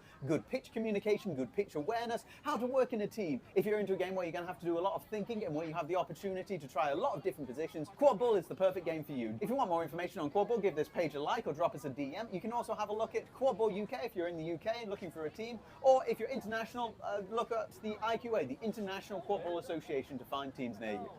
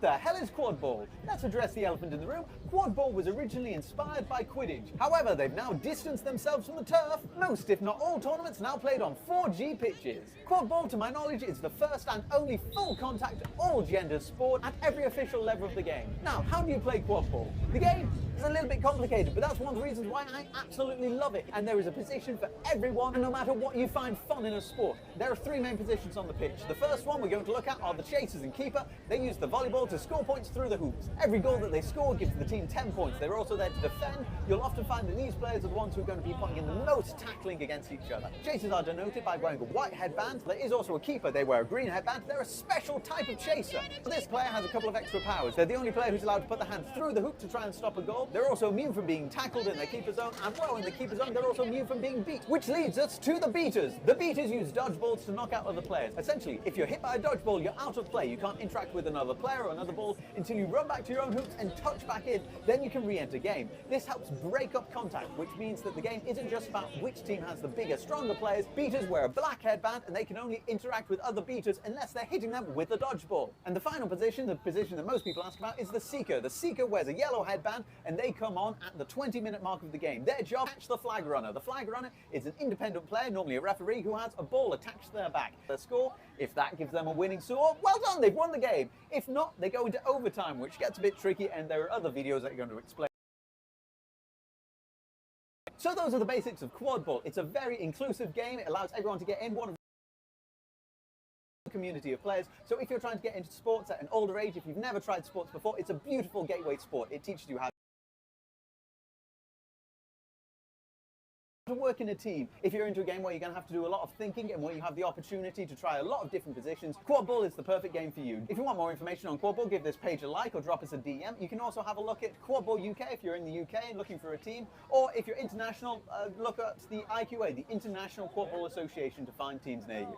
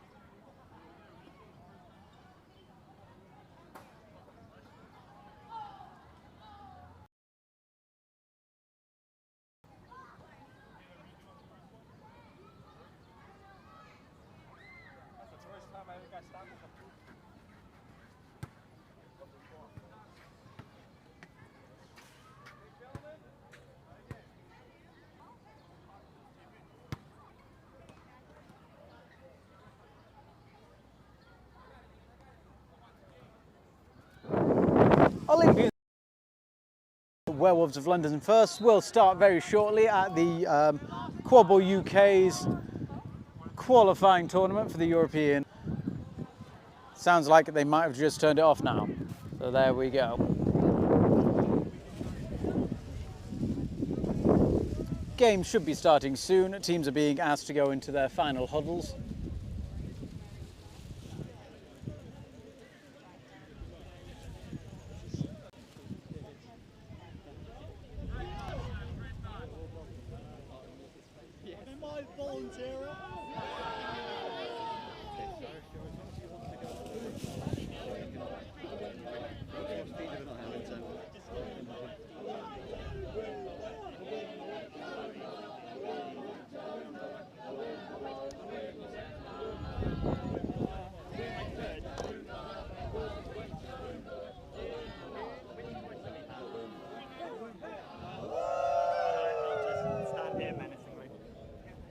James Grattan standing in the middle of the pitch menacingly.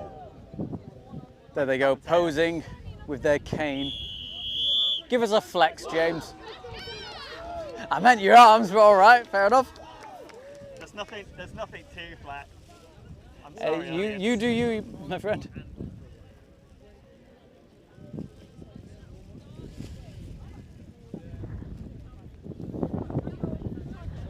Which one? The one over there? Yeah. Yeah. You're leaving it for people to Yeah. use. It fell over. That's all right. Back up. If it falls over again, I'll just leave it on the floor so it doesn't get damaged. That's fair. Anyone wants to use it, they can use it. It's just a cheap tripod. That's why you'd put it over there. Yeah. No one was using it, and it Oh, fell well, over in the wind. don't very much. If it keeps falling over, I'll put it down. Yeah, just leave it where it falls or something like that. It's it's like a 20-pound tripod. Don't worry about it. Yeah. It's not an expensive thing. No, thank you though. Have a nice one.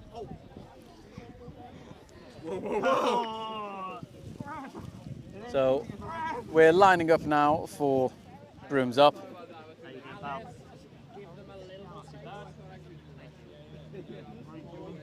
So teams are ready. Never realised how blonde Seb Walters actually is. Look at that. Werewolves, I'll be referring to you as the red team. Olympians, I'll be referring to you as the blue team. Hope you got that. Werewolves, are you ready? Yeah! Olympians, are you ready? Yeah! Both teams are ready. Start on my whistle. Sticks down. Sticks down. Ready? Off they go. First to the balls. We have both balls being claimed by the Werewolves of London. Werewolves of London having possession of both the bludgers and also the quaffle.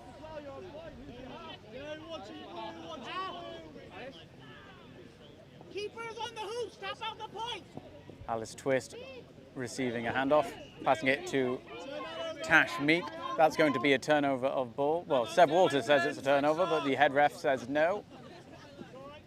Pass over to the wing chaser waiting there. Josh Armitage managing to push them out, getting hands to it. Are they going to take them to the ground? Not quite, but not letting them get through the hoops. Beautiful hands there by number 18. Josh Armitage with possession of the volleyball. We have a brooms down. I think Seb Walters is coming in to talk about something. I can just hear the voice of Hugh Phipps on the wind. He's not gone, he is back for this tournament, Hugh Phipps. And his voice does carry, giving encouragement to his team. Again, a big opponent, a big fan of contact is Hugh. So once he comes on, I'm sure we're going to see some fun hits going in. So, you didn't release the dog ball when you hit the volleyball. So we're getting a yellow card come out here for the beaters. Werewolves 23, illegal interference. So illegal interference. So number 23 has got a yellow card for illegally interfering with a dodgeball. So that means, from the sound of it, I believe they were beat and they still threw the ball back or possibly just interfered it in some way. If you are struck by a dodgeball and you don't catch it, if you're a beater, then you are beat and you have to go back to your own hoops to touch him before you can continue play. You're not allowed to play interfere with any of the balls or any other player. They've got a yellow card. That's a 1-minute penalty in the sim box or until the Olympians score. Score is still 0-0. Cyrus passing to Lancelot. around the back of the hoops, passing it back to Cyrus, number 18, looking for some options. Cyrus attempting to go forward, thinking that there was a whistle, but there wasn't. That is the first goal of the game going to the Olympians. James Grattan being beaten out. The score is currently 10-0 in favour of the Olympians. However, that has brought the beater, who is Simbined, back on for the Werewolves.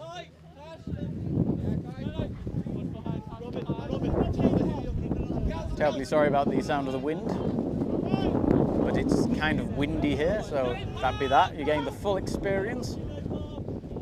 Lancelot trying to block, leading into a goal there.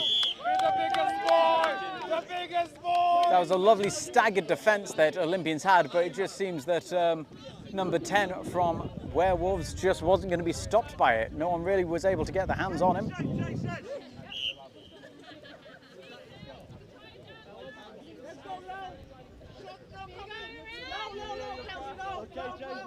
Looks like number 13 is able to get around the back of the beaters with no one really noticing them get there.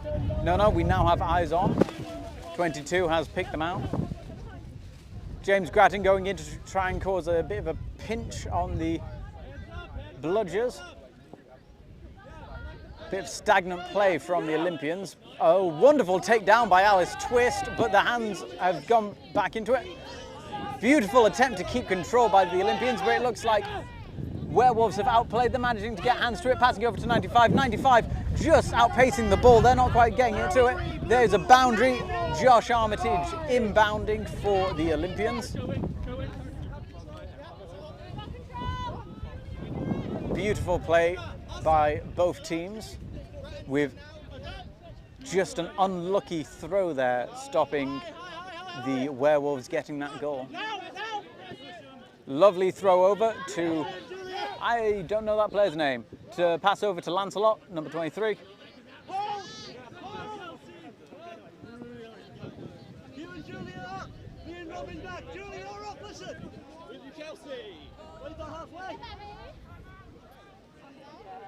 Back in. The time is currently just about 3 minutes 30, with both teams having scored. Good takedown on the beater game, beautiful work. However, their supporting beater partner has come in to stop that from going in. That looks like there might be a goal. Let's have a look at what happened here. So this might be for goaltending. So this is a yellow card going for a beater. Illegal bludger interference. This is going to Liam. Liam is accepting it, saying that, yeah, he did do it. But because the goal was scored after the interference, or... Yep, so interference. However, that was a yellow card. Goal is good, leaving the score at 20-10 in favour of the Werewolves of London. Liam not having to serve penalty time because the goal negates the penalty time served.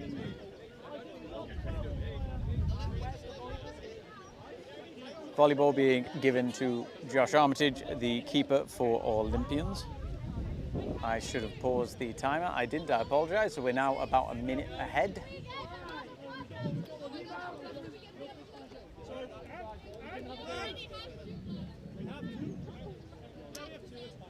Something's happening. We're just having a look to see if we've got the right amount of bludgers, it seems. I think they do. Lancelot going for a quick run to the side. Lovely alley-up, not quite getting the hands to it. Ooh, would that technically have been a back contact? We're going to find out now what the refs think of that. Yep, yellow for back contact while charging into back contact. So that's a yellow card for Alice Twist. Legal contact, contact from behind. I believe that's going to be a returned volleyball to Lancelot.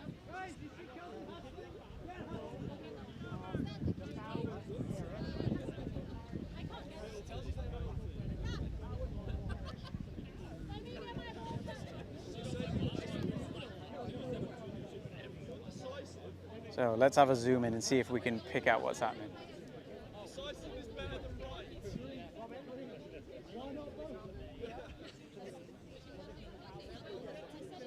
So they're allowing Lancelot to choose if they're going to stand where they got fouled or not. The keeper, number 10, has decided that they're allowed to move in front of the goal rather than stay where their broom was when the broom's down was called, but we're not going to question that too much, I suppose. Keeper, still wandering about, decided that they've gone back to where they were when the goal was called. Yeah, number 10, the keeper, really liking to move where they're supposed to be, but hey-ho. Big, long pass over, and it's gone to 95. Is that Golding? Josh Armitage putting a bit of pressure up to allow their team to regain a little bit of cohesion around the hoops in the defence.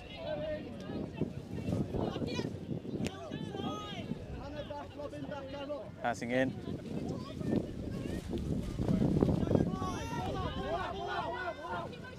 Calls the ball out as one of the beaters was taken down. Looks like Liam is the next beater to be put onto the ground. 95 coming in to see if they can take advantage of the beaters being distracted, but not quite. Passing it to number 10. Number 10 trying to get past Lancelot. Going for a shot, not quite getting it through. He didn't pay attention. It was a no good call. Hugh Phipps being called back to hoops for back contact. Lovely shot.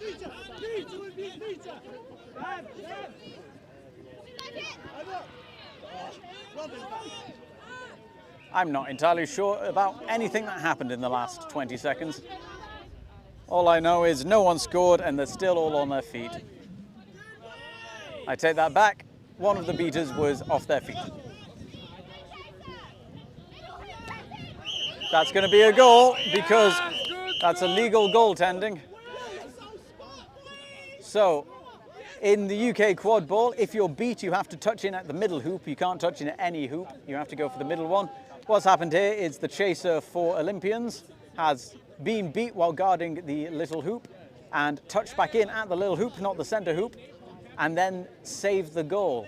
Now, if they touched in properly, they wouldn't have been there to save the goal, so I believe this is going to be goaltending or illegal interaction with the goal.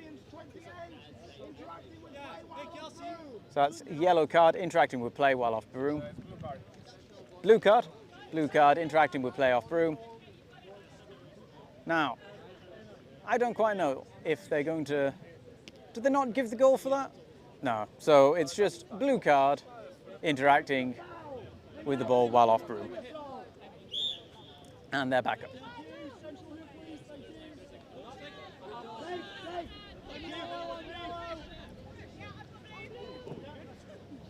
Bit of a roly-poly around the hoops.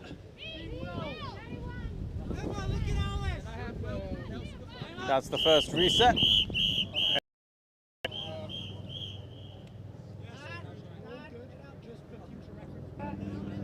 There's no reset.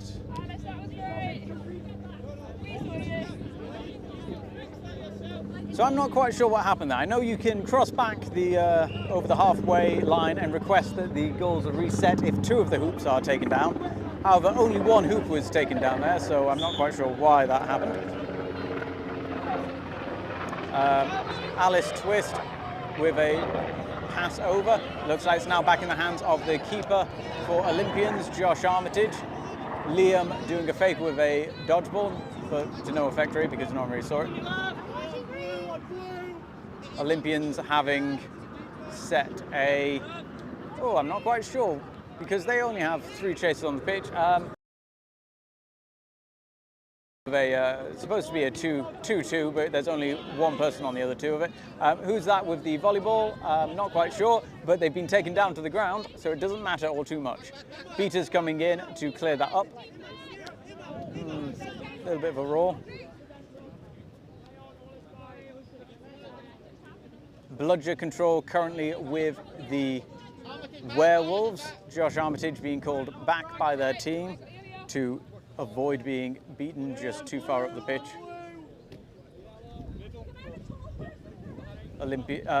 Olympians going for a bit of...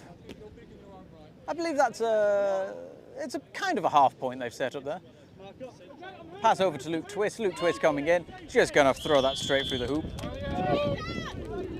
That brings the score to 30-10 in favour of the Werewolves. a meet calling that they've got bludger control. Volleyballs being passed back to Josh Armitage in their keeper zone.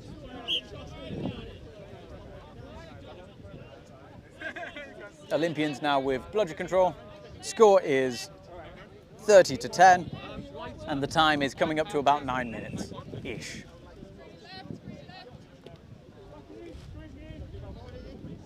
That's Simpson with volleyball possession, centre pitch, passing it off. Number 14 now in possession between both their beaters, using them as a bit of a shield. Trying to pass through the keeper of the Werewolves, not the best technique, but it's definitely a choice. Pass over, not quite getting there. Isabel hit. Both beaters being, oh no, it looks like Douglas Bryant is playing on. All right. Oh, lovely catch by Freeman. So number 17, wearing Freeman's shirt, I believe. Intercepting, getting the volleyball back into possession, but it looks like Luke Twist has got possession and running for it. Are they going to be able to be stopped? Anyone to stop them? No one's there to stop them.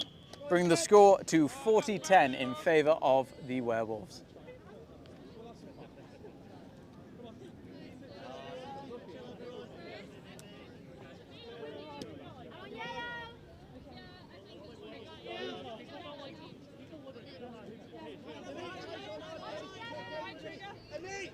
Eyes on our chasers, work with them.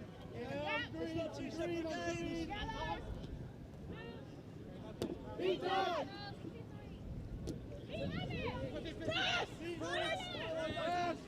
A press has been called and the volleyball has got into the hands of the keeper of the Werewolves, running it straight in. No one's really going to be able to stop that run. Bring the score to 50-10 in favour of the Werewolves of London.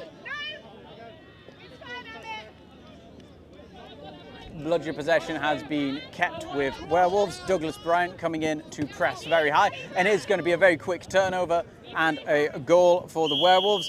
Brilliant pitch awareness by Douglas Bryant, and also the keeper, number 5 for Werewolves. That's really the type of awareness that you're only going to get when you've been playing the game as a team for a long time.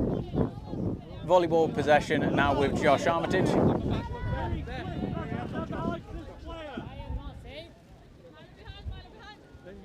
Taking a slow approach up the pitch.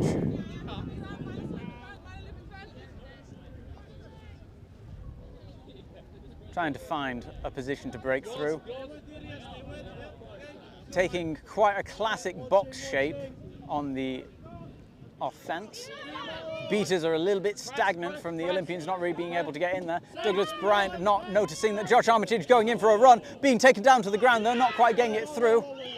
It looks like we're going to have a stoppage here, possibly for high contact. Not the worst position for the Olympians to have to all be in at this stoppage. There is a bludger on the ground by the hoops. Only time will tell where that bludger ends up at the end of the stoppage. That'll really determine how this next goes. Werewolves number 7 has received a yellow card and is going to have a minute in the penalty box for high contact, or well, illegal contact. I couldn't quite hear if that was from contact from behind or contact around the neck. I think, from what I saw, I think it was high contact, so contact around the neck of the player that they were defending from.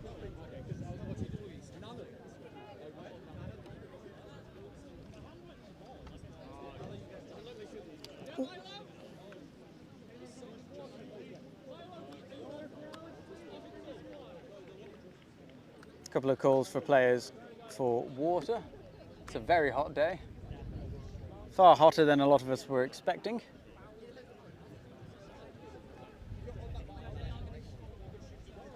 The refs are having a good old chat. It's always good to have a chinwag in the middle of the game. Just make sure that you're on the same page, everyone's still friendly. Well, it looks like our flag runner for today is going to be Bill Orridge. Bill in their fancy yellow shorts, getting ready. They should be coming on the pitch in about 8 minutes or so for the flag runner and the seekers. Now, will this be a goal for the Olympians? They've got a good chance of getting it in. Only time will tell if this works for them or not. Oh, they are being told to go back a little bit. Let's see. Will this or won't this be a goal? And it looks like it was a goal. Who would have seen it coming? But that was straight to the face. So, yeah, that was a shot straight to the face, which I believe is going to be a card. And we're also having a substitution for an injured player. But that does bring the score up to 60-20.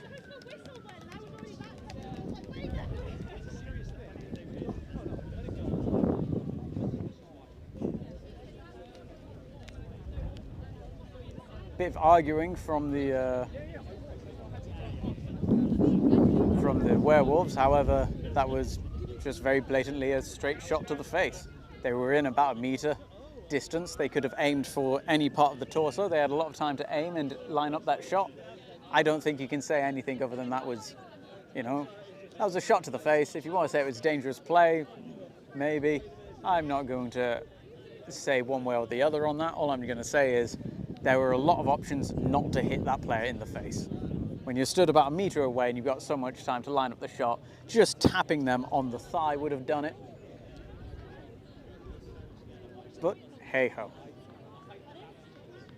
Refs are having another bit of a discussion. I accidentally left the timer on. We might have about a minute on the clock that the game doesn't have, I'm afraid.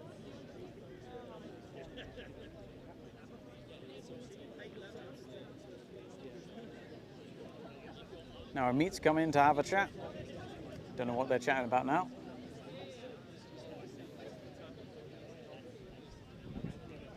So, looks like we do have a decision.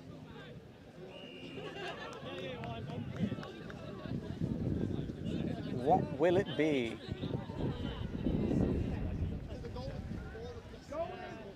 Goal is good. Werewolves number 7 is released by the goal.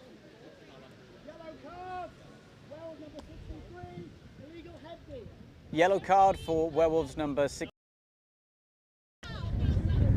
for an illegal head beat. The beat was after the goal. So there is going to be a turnover of the quaffle. Turnover of the quaffle to the closest eligible. Exact same situation about to happen for the Olympians. This is possibly the best situation that could have happened for them. So we're going to see.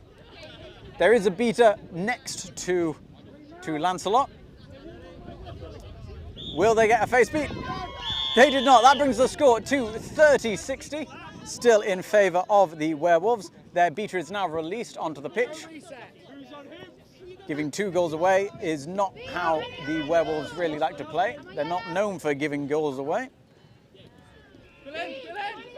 That was a unique situation. Just keeping it in bounds. Luke Twist with their wingspan being able to keep it there. No goal, but straight into the hands of their waiting keeper. Fantastic shot or pass by Luke. Passing straight back to Luke, who is now contested by Josh Armitage. All the way over there to Tash Ferenz, it looks like. Beat there by Milo. 17 having possession of the volleyball. Douglas Bryant being able to claim possession of the bludgers for the Werewolves of London. Milo beating them out, but not before Doug was able to throw the ball back to their own half. Where are we? It looks like that's a boundary call, so there we go, we got another brooms down. I think this brooms down is just to retrieve the volleyball that's gone all the way off pitch. In fact, it's gone so far off pitch, I can't turn the camera far enough, otherwise it'll pull all the sound equipment off the desk.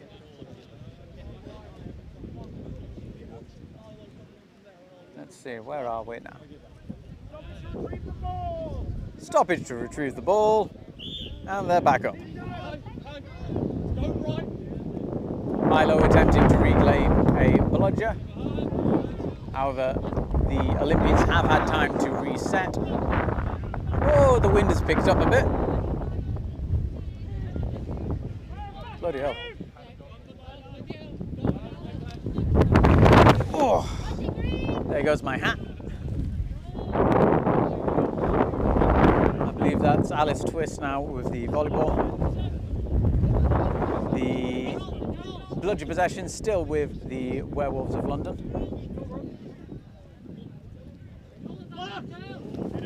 Beat onto the legs. Goal there by Alice Twist.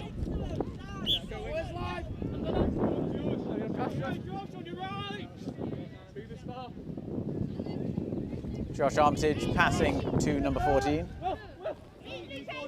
Lancelot getting the hands to it, but number 5 being able to snatch it out of the air, running down the pitch. Are they going to make it towards the goals? They're going for it. They're passing off to number 5. Blocked out by 2 players, but they've just run to the centre hoop, getting that 8th goal for the Olympians. Oh, sorry, for the Werewolves of London. The score is currently 8-3. We have about 5 minutes until the flag is on pitch. Wonderful takedown on Josh Armitage by number 36.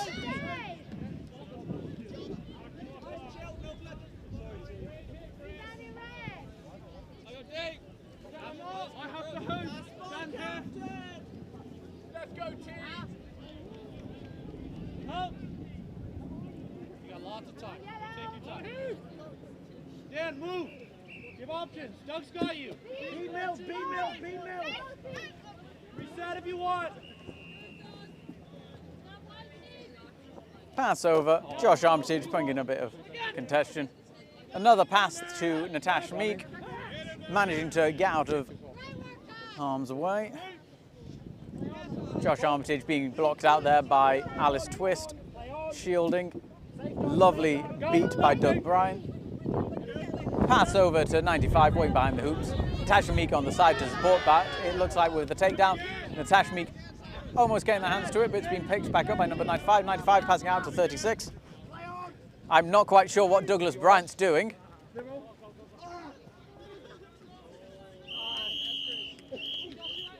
I do have a question about if you're allowed to push a player off the pitch who hasn't got the ball. That's interesting. So yeah, they kicked the shin. No, they went for the ball. They just kicked the shin because they've done that, right? And that hurts. No, you're fine. You're allowed to miss that. It's okay. So again, we've got a stoppage here. Goal is good. That brings the score to 9. We have a 1-minute timeout.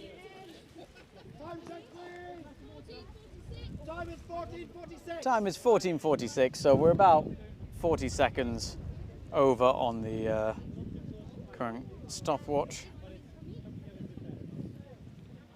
Oh, it's both really hot and sunny, but also very windy.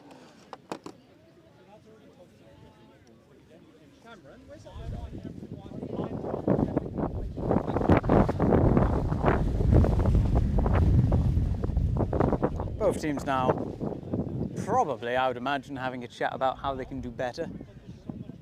Werewolves seem to be getting a little bit more tilted than Olympians. I think Olympians were expecting a scoreline a bit more like this. I think Werewolves potentially wanting to have a bit of a further lead by this point in the game, possibly being a little bit more disheartened that they've not got a further lead, despite the fact that they've got a 60-point lead. Olympians being quieter than their red counterparts in their discussion. Again, with well, I'm not quite sure if they've got a smaller squad.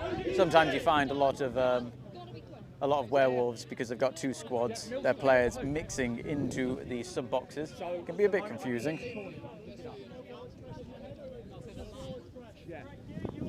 I'm going to try and estimate about 40 seconds now to see if I can get the stopwatch back in time with the game. The score is still 90-30 in favour of the Werewolves.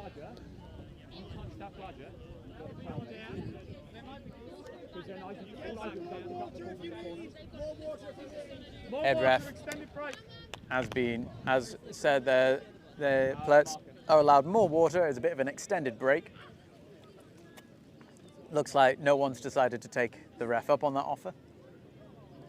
He's got to be a good pro to like the team across the hoop. I'll tell you what, I'll take the ref up on that offer and have a bit of water. Now, annoyingly, the toilets are about 2 kilometers away. So in between games, we have to run to the toilets. It's not comfortable at all. I think the bludgers have been pumped up and evaluated in the downtime. So we've got new bludgers coming onto the pitch.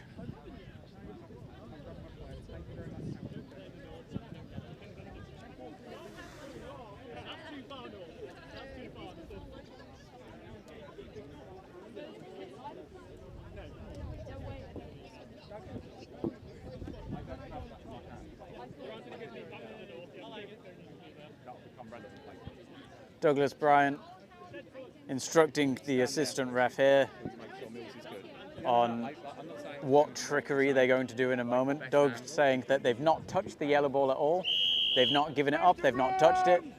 I believe they're going to try and use that as a way to stop the Olympians from calling any type of immunity while claiming a dodgeball. Olympians have used their timeout. Tommy, watch that green one. Remount and resume on my whistle. And here we go. Oh, to clarify, the yellow dodgeball is dead. Okay. Thank you, Cameron. Cameron clarifying that the yellow dodgeball is currently dead. Doug does not hold that. Doug is not holding the dodgeball. There we go. Yellow dodgeball's now being picked up by Doug.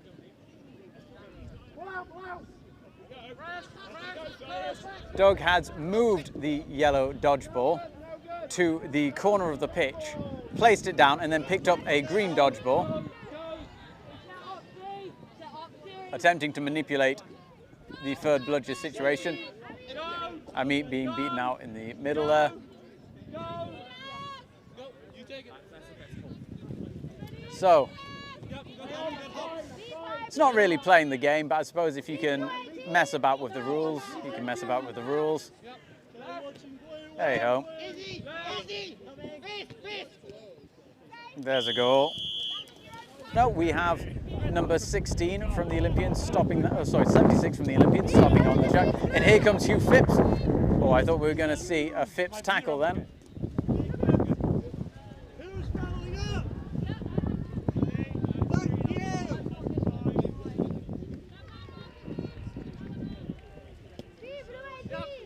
Tash Ferenz having possession, passing it off, but not quite seeing it.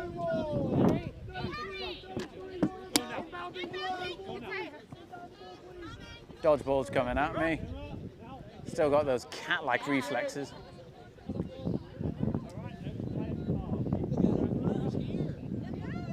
Right.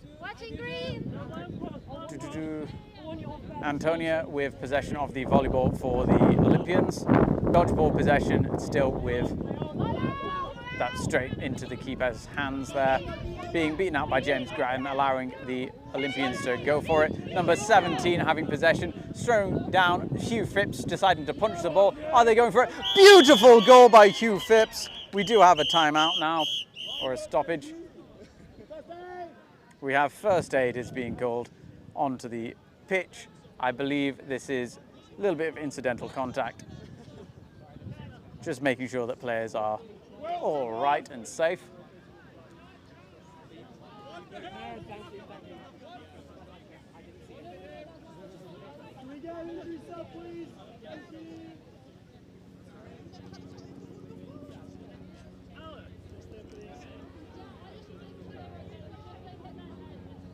So it seems that the player in the contact just struck the ground with their head.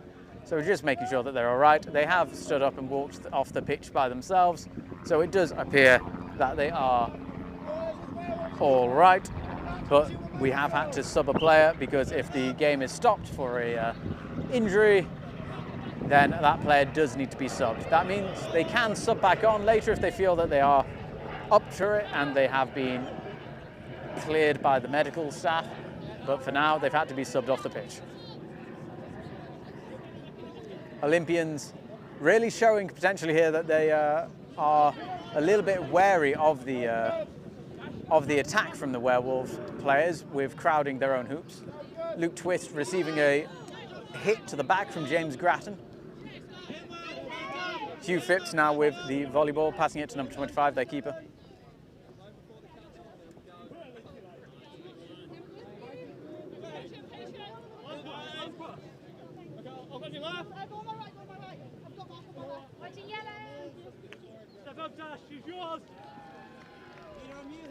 Pass back to the centre, number 28.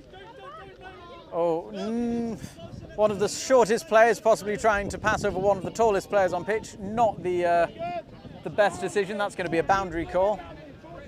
James Grattan in the centre, looking for an opportunity, potentially running a bit too fast to get up the pitch before the volleyball has even entered play. That could have been a bit of a dangerous play for them, but they've decided to pull back and save their bludger for another day. Chasers coming in. Tash Renz putting on high pressure, number 14.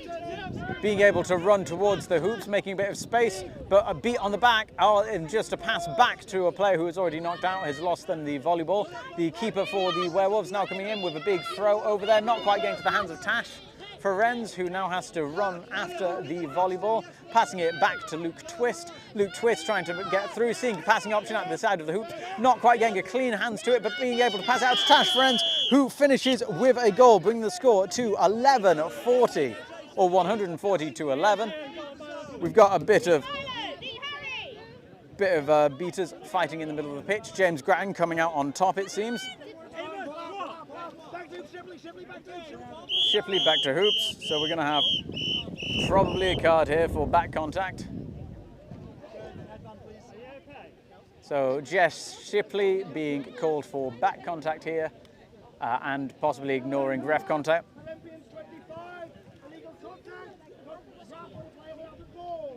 It was a wrap on a player without a ball. Number 10 is surrounded by Olympians chasers here, so they do have Tash Ferenz on the side potentially as a passing option for them. Or they might also try their luck against the defending Olympians. Time is 19:23. My clock is a bit too early. There they go, and they're just going to try and get through to that hoop. There they go, bringing the score to 120 to 40 in favour of the Werewolves. Now, I'm going to try and control two cameras as we do have the flag on pitch.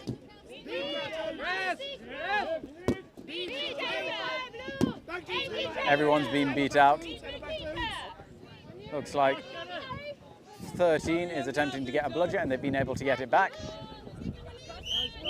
We're going to have brooms down again for some reason.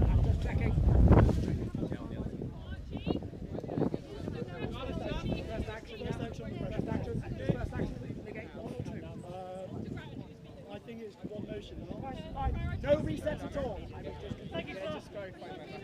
So there was a bit of confusion over the reset there as it was kicked to no one waiting for it, I think.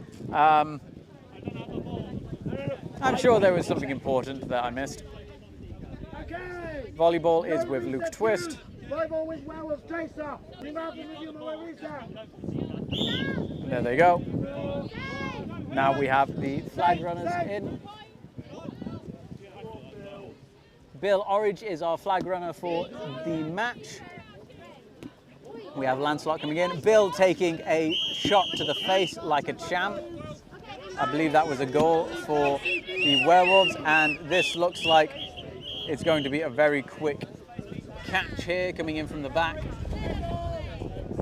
That looks very clean as a catch. Now, the only thing that will stop this is if there is any form of foul that's happened during this play. We're going to find out in a moment. Clear the lane, but then that's got to be your target, right? Not trying to worry about that. Especially now, I can't get a shot of anyone with the zoom-in camera because both angles, going towards the refs I can't get, and going towards the flag runners, the seekers, I can't get either because just of the angles of people where people are stood. Oh, hang on, I can put this one here for a moment before Harry comes back. Very quick, sneaky catch from the Werewolves. I'm going to find out if this is called good. I can't see a reason why it wouldn't be called good. Score as it stands at the moment is 130 to 40 in favour of the Werewolves of London.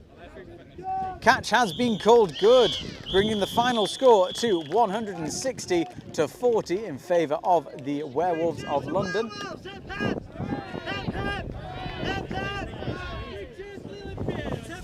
Ending that round. The next game that we're going to be seeing on this pitch, EQT versus Raptors, I believe. If not, they come at me later.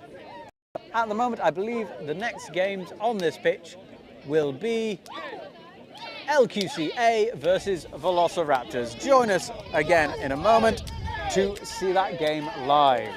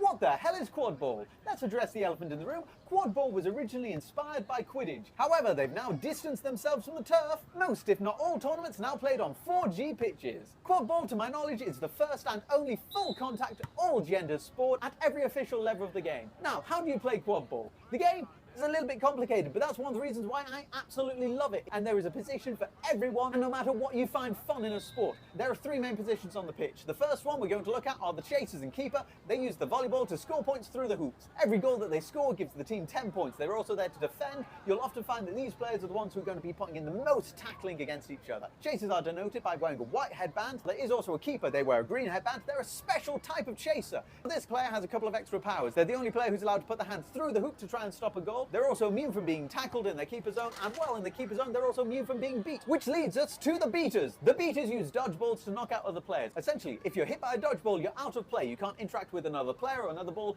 until you run back to your own hoops and touch back in. Then you can re-enter game. This helps break up contact, which means that the game isn't just about which team has the bigger, stronger players. Beaters wear a black headband, and they can only interact with other beaters unless they're hitting them with a dodgeball. And the final position, the position that most people ask about, is the seeker. The seeker wears a yellow headband, and they come on at the 20-minute mark of the game. Their job is to try and catch the flag runner. The flag runner is an independent player, normally a referee, who has a ball attached to their back. They're going to try and wrestle, run, jump, dodge, throw, whatever they can to get away from the seekers. The seekers are going to dive, duck, dodge, and try to get that ball. Once they catch the flag runner, though, the game potentially ends. Whichever team catches the flag, they get 30 extra points added to their score. If that gives them a winning score, well done, they've won the game. If not, they go into overtime, which gets a bit tricky, and there are other videos that are going to explain that because I haven't got enough time to go over that in this video. So those are the basics of quad ball. It's a very inclusive game. It allows everyone to get in. One of the best things is that it's a small community. It's a new community of players. So if you're trying to get into sports at an older age, if you've never tried sports before, it's a beautiful gateway sport. It teaches you how to tackle, how to run with the ball,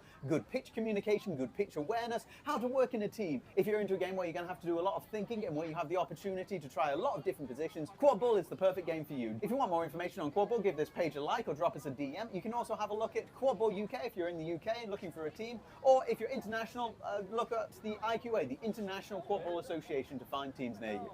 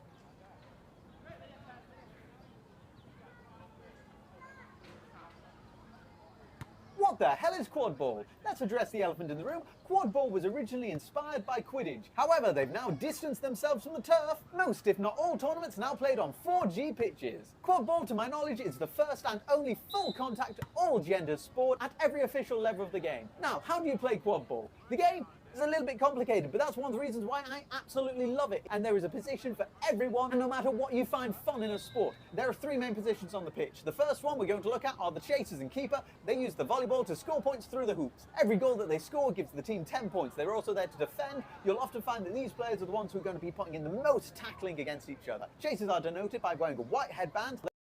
They wear a green headband. They're a special type of chaser. This player has a couple of extra powers. They're the only player who's allowed to put their hands through the hoop to try and stop a goal. They're also immune from being tackled in their keeper zone, and well, in the keeper zone, they're also immune from being beat. Which leads us to the beaters. The beaters use dodgeballs to knock out other players. Essentially, if you're hit by a dodgeball, you're out of play. You can't interact with another player or another ball until you run back to your own hoops and touch back in. Then you can re-enter game. This helps break up, which means that the game isn't just about which team has the bigger, stronger players. Beaters wear a black headband, and they can only interact with other beaters unless they're hitting them with a dodgeball. And the final position, the position that most people ask about, is the seeker. The seeker wears a yellow headband, and they come on at the 20-minute mark of the game. Their job is to catch the flag runner. The flag runner is an independent player, normally a referee, who has a ball attached to their back. They're going to try and wrestle, run, jump, dodge, throw, whatever they can to get away from the seekers. The seekers are going to dive, duck, dodge, and try to get that ball. Once they catch the flag runner, though, the game potentially ends. Whichever team catches the flag, they get 30 extra points added to their score.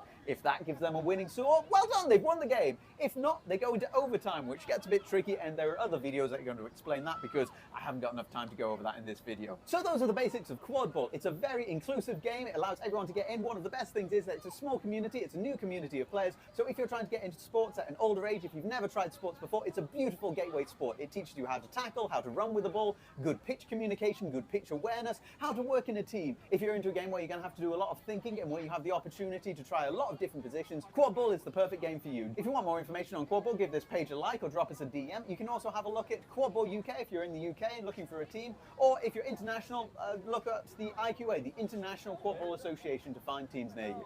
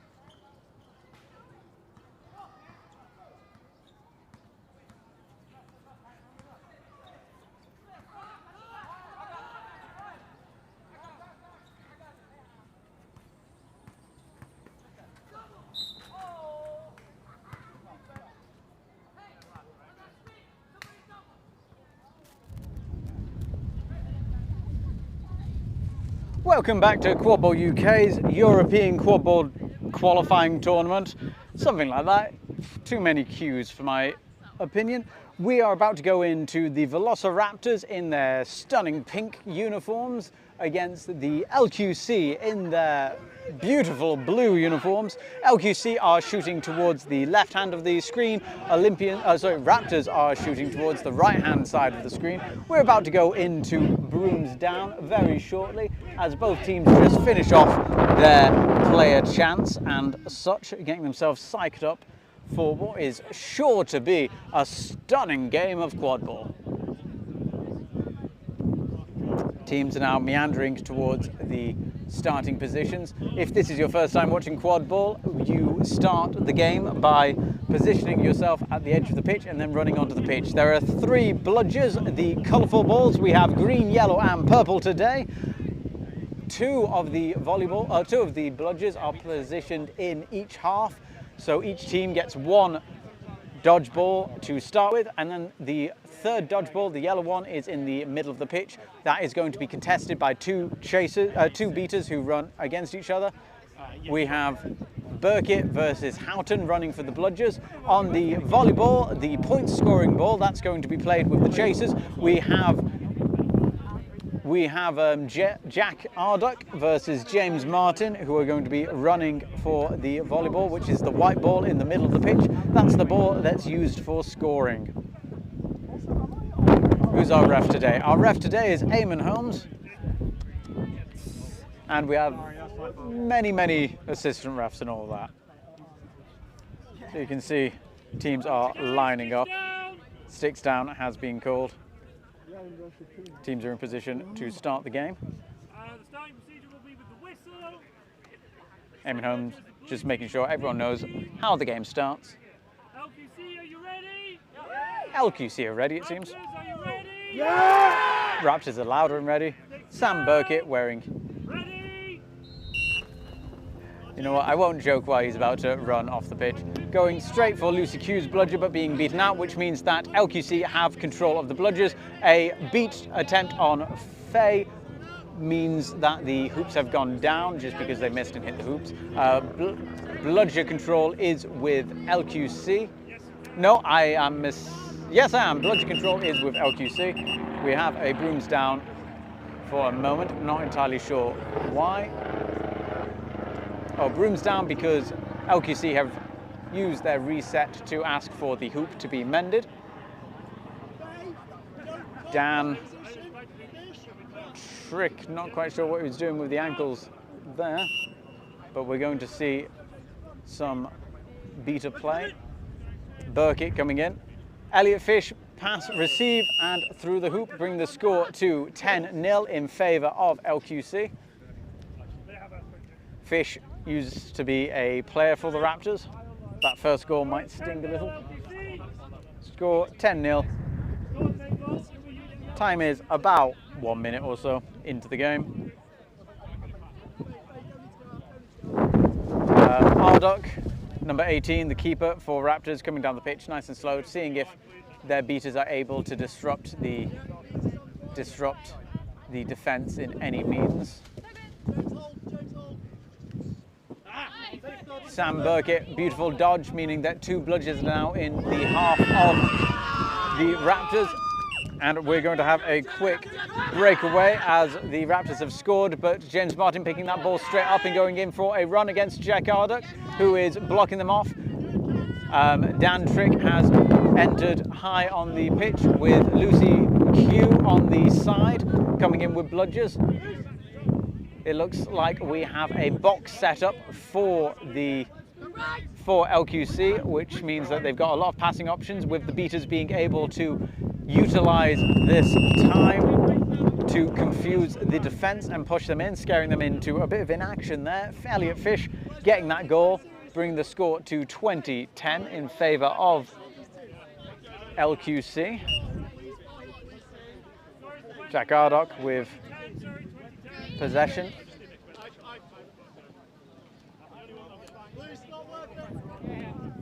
Lucy Q being told that it's not worth it to waste a bludger on Sam Burkett so far up the pitch. Good decision really.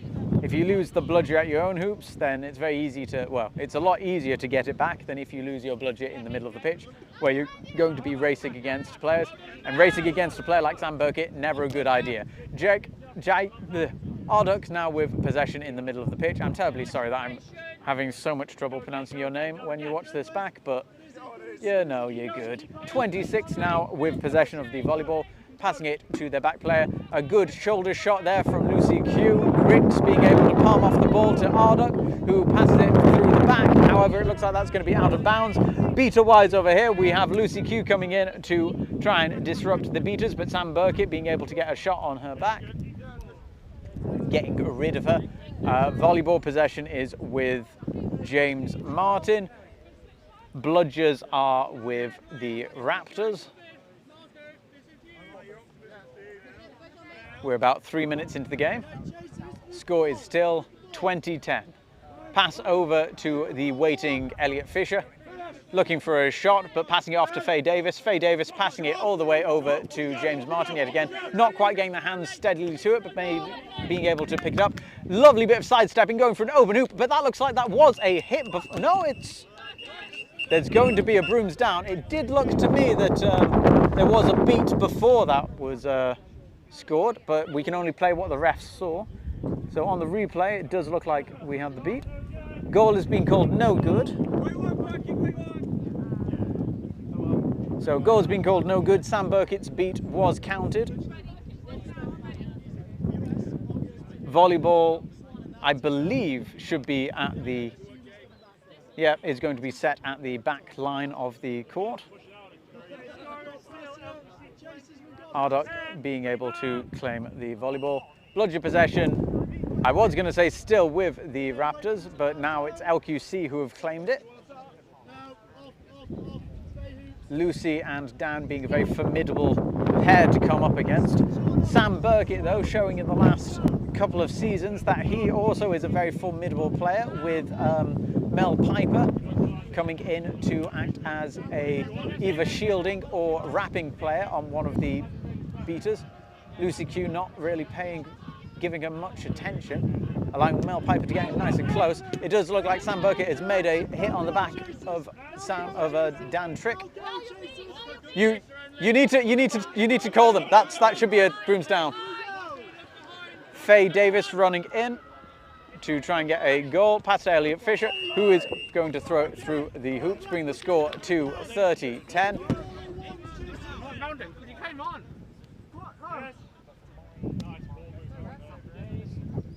Goal scored. Okay, I'm running subs on the next one. Please show a good defense. 30-10, LQC. Okay. Chasers, you're winning your Score 30-10. Bludger control still with LQC.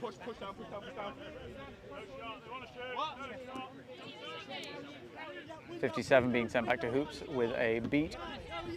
Lovely fake by Lucy and a pass to Eamon. The ref is leaving the ball into the hands of James Martin. James Martin running down, 3 chasers in front of them, not making the shot, just going under the hoop. Still in the game.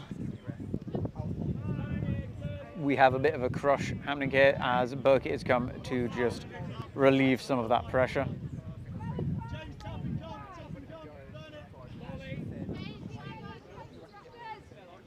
Looks like the Raptors are going to be changing quite a bit of their lineup. We have Bill Orridge and Claude coming on as their beaters.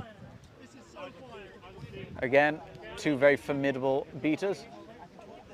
On LQC, we have, who do we have? We still have Dan and Lucy still in possession of the bludgers.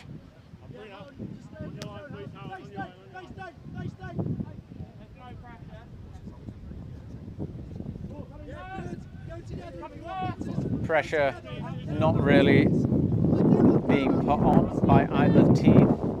Raptors taking their time, really just looking for an opportunity to score. But LQC are refusing to take the bait and their chasers remaining in position. Bill Orridge running in between 2 beaters and being clamped in there, allowing Lucy and Dan to regain possession and take all the bludgers, allowing Fish to simply run through to get that 4th goal.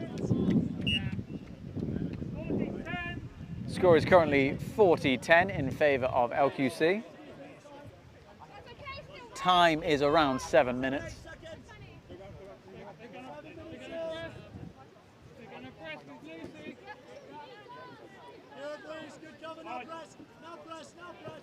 A press is being called from LQC, sending their beaters up high to try and get the ball out as quick as they can. Claude being beat on the back by Lucy after attempting to steal a bludger from Dan Trick. A lovely attempt at stopping the goal, but beautiful hands send that soaring through for a 5th goal for LQC. Wind is picking up a little bit here, using a new tripod. Thankfully, it's very heavy on the bottom. Where's the volleyball gone? Bludger possession, I believe, is now with Raptors. Yep, Raptors have bludger possession. Bill Orridge being struck out there in a trade of dodgeballs, which has given possession back to LQC. LQC passing straight to the hands of Faye Davis.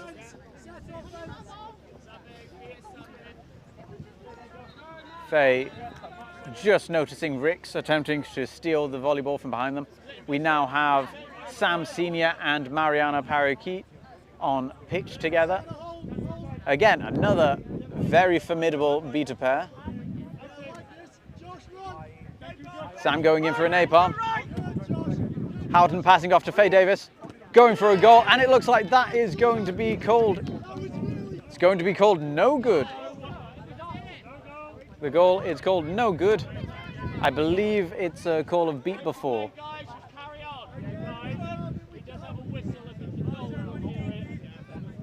Olympians 29 is built like a brick, well, you know what type of house. Yes, I believe that is, I believe that's Josh Armitage, and they are terrifying on the pitch to be against. Raptors coming up, nice and slow. Mariana charging out to try and put a bit of pressure on the Raptors, who pass all the way back. Oh, just keeping the ball into bounds.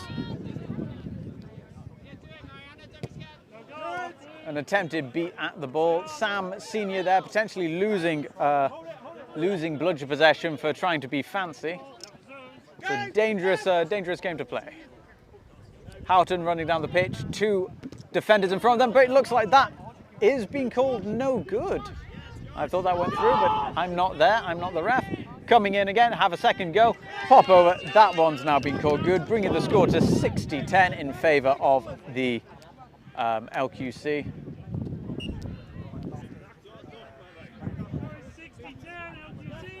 Score 60-10 LQC. Bill Orridge coming straight in to get a hard hit on Mariana. No goal, beat before. Bill Orridge now caught in the centre with Mariana, fishing for that beat on her to stop Bill from getting any further down the pitch.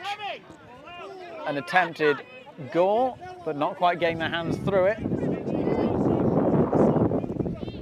It seems the game at the moment is going very much the case of Raptors preferring a shot at the goals, where LQC are attempting to get a bit closer and put their hand further towards the hoops, but also just in that last moment. We have someone pretending that the ball isn't with them, but Faye Davis isn't falling for it. Ariana coming in to get that over half. That means that that's going to be a turnover. That has gone past both. Is going to reset the ball to, I believe, Fraser Posford in the centre of the pitch. In front of Fraser, there are two chasers who are in play, but Fraser's decided not to charge. Oh no, there they go. They're going for a charge. Bill Orridge has disrupted the beaters around the defence. However, it looks like with a good bit of beater play, the Raptors have been able to be slowed down. Rick's going for on the hoops. We have a third hands on that. I think it's Reese who's able to get there. Just almost contact that stopped them from getting any further. We have a brooms down. James Grattan has just come with food for me, and I love the lad for it.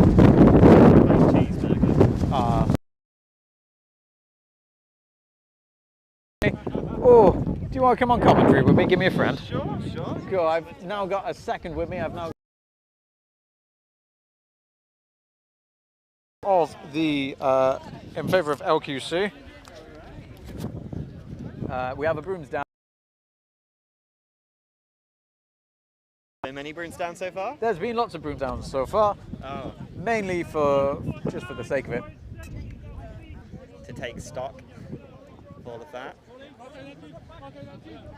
True. I mean, this is a game for me personally. The biggest joys of life. Both teams are fielding amazing beater pairs. Oh, yes. And it's interesting. There goes Camilla. Nice. Mary. Bill has, I imagine, a good enough range that LQC do not in close, but not even like going for goals. That block the shots, and because they weren't blocking the goals, that was a goal for LQC. I think that's a hat trick for Faye now. So it's still all to play for. The last minute clawback. And then there'll be some stuff that happens during snitch, and all of a sudden they're up and they've caught. True, they can be a very... They've been trying for quite a lot of the game to pull out the LQC defence. However, LQC are... it doesn't seem to be working. No, they're very disciplined. The chasers will just stand there and wait for you to make those mistakes. And they've been capitalising on it very well. I think that's the name of the game. That. Yeah. Combo there, LQC push out, get their hands on you, forcing you to act. Unlucky. This is it, right? It's LQC play a very kind of like tight defense, wait for the team. A lovely counter like that from it's. I'm not gonna. Well, Raptors are going to be facing at the moment, though, that they've been trying the same thing constantly it's giving openings to LQC to do the same thing to score. I can just see that LQC, the minute go into a man mark, it's very nice. And by the looks of it, it just seems like they just don't seem to be scaring LQC in terms of like that they can just sit there.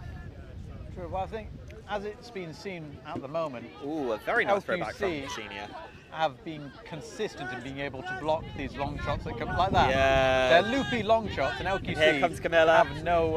A lovely handoff there. after the whistle, so you get the ball back, Arjun, you're safe. So what happened there? 1 second. Find out. Who did the volleyball come off last? Luckily, Eamon's coming towards the mic. There.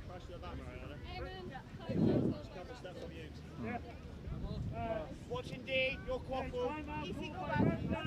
So this is a timeout being called by Raptors. Do you think Raptors will be discussing to change the game here? Well, first of all, I think they're going to want to score more. I think realistically for the Raptors at this point, they're very good on the beta game. Yeah. The beaters for LQC have also been equally as good, very much concentrating on flag on pitch. There's a potential that Raptors could run in a couple of goals, but I would say that they're with less than 5 minutes to go, that Raptors might be thinking a bit defensively of trying to slow down the game a little bit to stop the scoreline against the hoops, and hoping that I think that the beaters on Raptors do have that experience, but a lot of stuff needs to go right, and you need to keep doing it. Sure, and there's it just no takes easy one, way for them. It takes one simple mistake, one like misbeat or anything like that, and all of a sudden, it's a catch.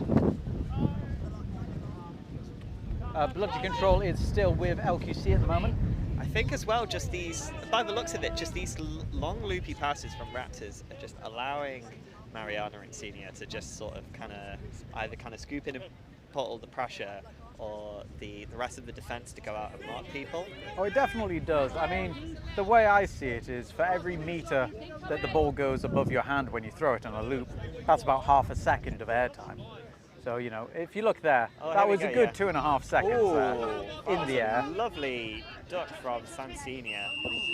Though it got to TJ's hands or Purvis's hands and whatnot, it's still about, 2 seconds in the air or so from such a loopy pass because it's going so high. That does give players a lot of time to readjust and get into a defensive position. It's like Purvis is subbing off now, probably for the Seeker. We have Lucy on. I imagine Senior will come off soon for Dan. Normally Lucy and Dan are a pairing. Yeah. An old Raptors pairing, so an interesting circular moment. Well, Elliot Fisher scored the first goal in the game against Raptors. Again, an old player from Raptors. And Lucy kind of cleaning up the chasers, trying to basically pressure, making some throw back. An excellent follow-up there from Dan. Bit of a panicked throw there just to get the ball off the pitch. Again, I think that might be a bit of an indicator that the Raptors are trying to play for time now, with throwing the ball off pitch rather than trying to hold on to it. Or but go Sam Burkett there kind of having to run back for absolutely miles. Oh, an excellent one-handed catch from Lucy. And then I didn't even see that goal going, but we do have a quick breakaway and a goal for it. It looks like the goal did go in. They've decided to call it beat before. Very disappointed, Arjun. Disappointed. They very much wanted that. The run was on. I think now... Just passing off. I think Raptors are sort of are basically getting a bit frustrated. The tempo is ramping up, but that's fine for LQC. True. LQC being very happy to just crash in a few times, I think. It's a very clinical clean pass. I think at this point as well, LQC have potentially realised that they might have a bit more energy than the Raptors on the pitch, and they're willing to sub in their players and crash in with full force to attempt to just tire out their opponents, really. All right. Looking like a possible another goal. The score is 120, Raptors 10. Remounted. All right, we've got Steve with the ball. Let's see if Steve can... Is that Steve Withers? Yes. Ah, I knew a name. See if Steve can change things up. Okay, the score table has just said that it's 15 minutes. I've got it as 18, but they're right, I'm wrong. Elliot Fish getting their hands to the volleyball. I think the thing is that Steve is best as kind of like more of an extra crash option rather than a ball handler. guessing they've had to sort of take the green in this case. Well, Raptors are missing a few players, such as Andrew Hull, who is normally a keeper for them, and a bit of a playmaker. So it is a case, I think, we will be seeing players who are playing out of position to fill in roles as needed.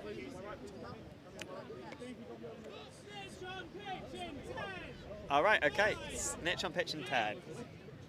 Got me to win this one. Yeah, but still got like a minute until they start running after him. Who is our snitch today? Oh, our flag runner is going to be Josh Armitage. Let's time them, see how well they do, so we can let them know. Yeah, well, Sam going in with a lovely crash. Volleyball is loose. We've got 79 just being able to get there before any of the LQCs. With the ball. Can they pass it off? No. Unfortunately. I think Dan and Lucy forming an excellent, like you'd think that they're far away, but then one of them comes in to support the other incredibly well. Well, as well in the sense of even when they are far away, they've got that aim and accuracy to get from one side of the pitch to the other. You're never really safe. Okay. LQC seeing that there's only two, so they're just basically waiting for the reset there. There we go, so we have a brooms down to reset the hoops.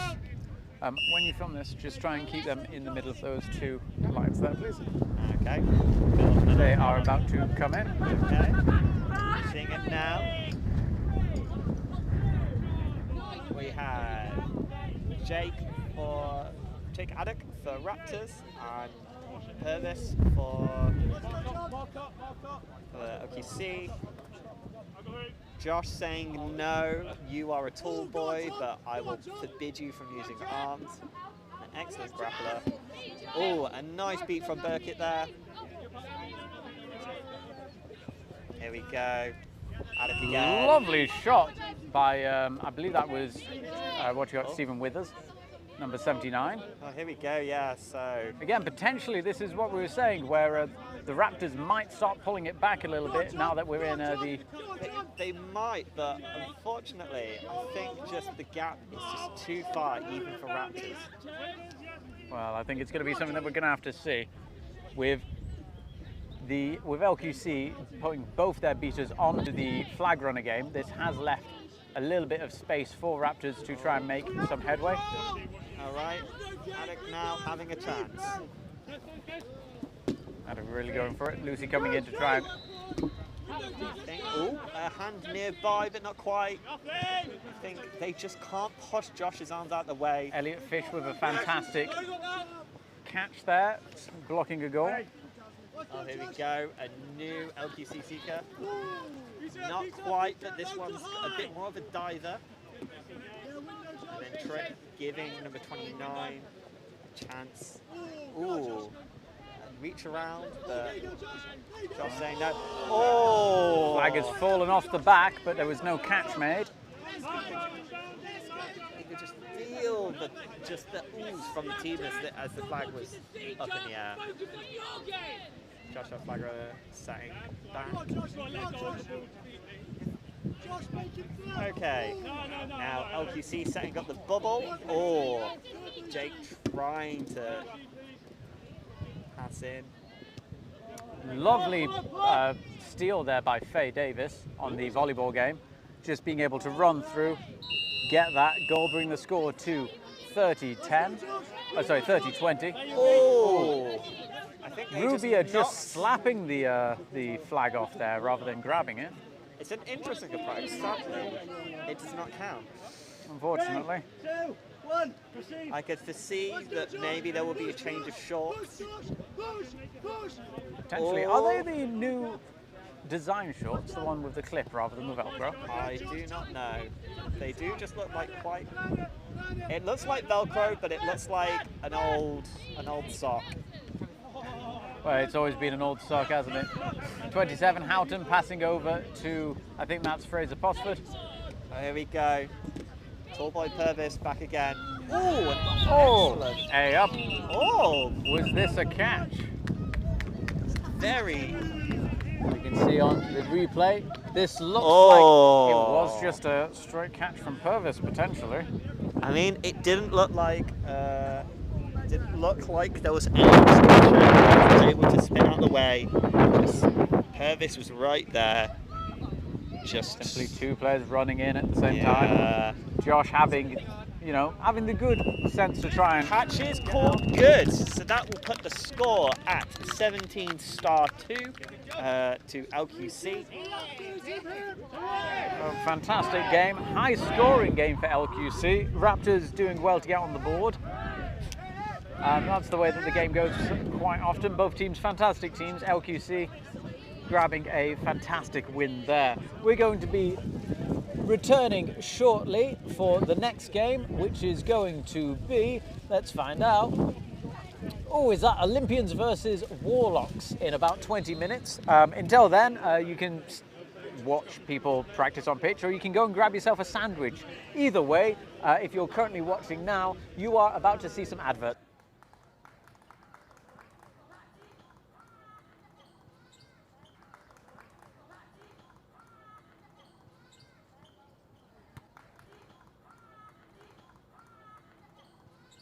We're going to be putting in the most tackling against each other. Chasers are denoted by wearing a headband. There is also a keeper. They wear a green headband. They're a special type back. They're going to try and...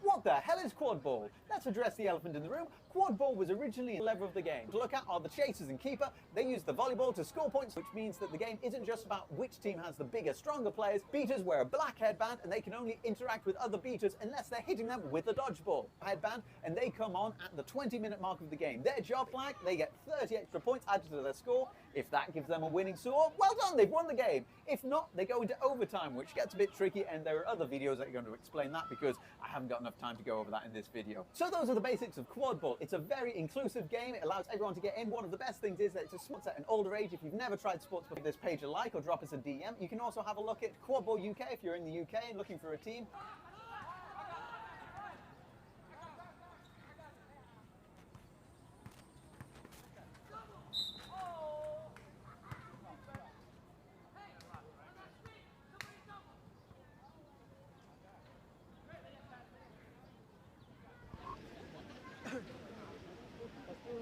That Owls game 2 years ago, where Connor and Bill about who was the best player. The rest of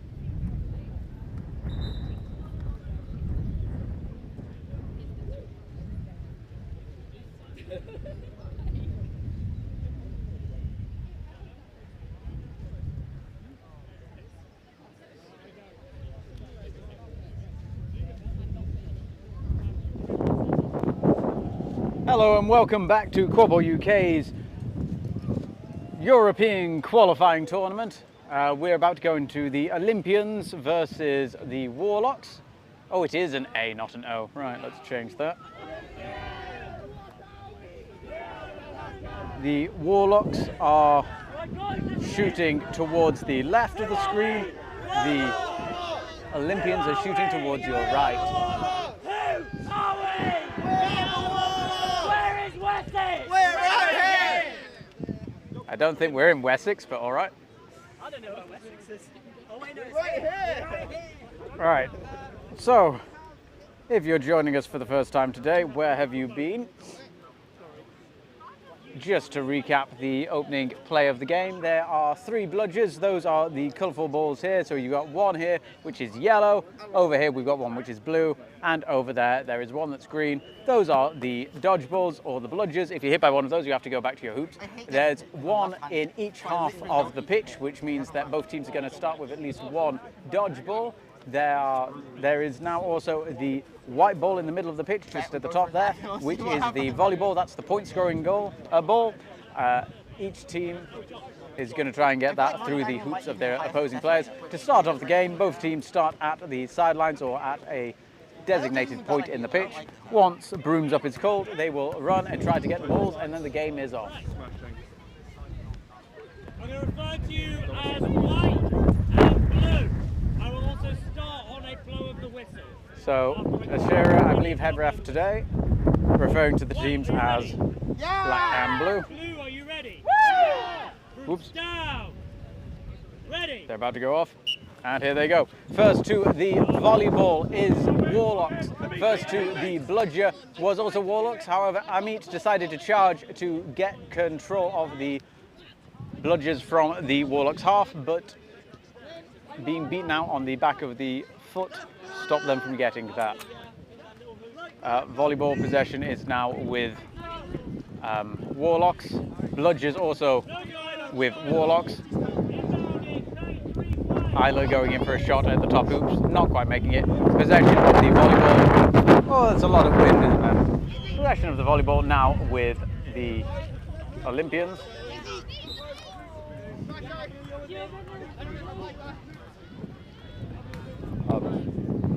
Even in the back there, big round one, the one that says newer. What the hell is quadball? That's address the elephant. That should have been playing. Terribly sorry. Luckily, we've got a brooms down. So,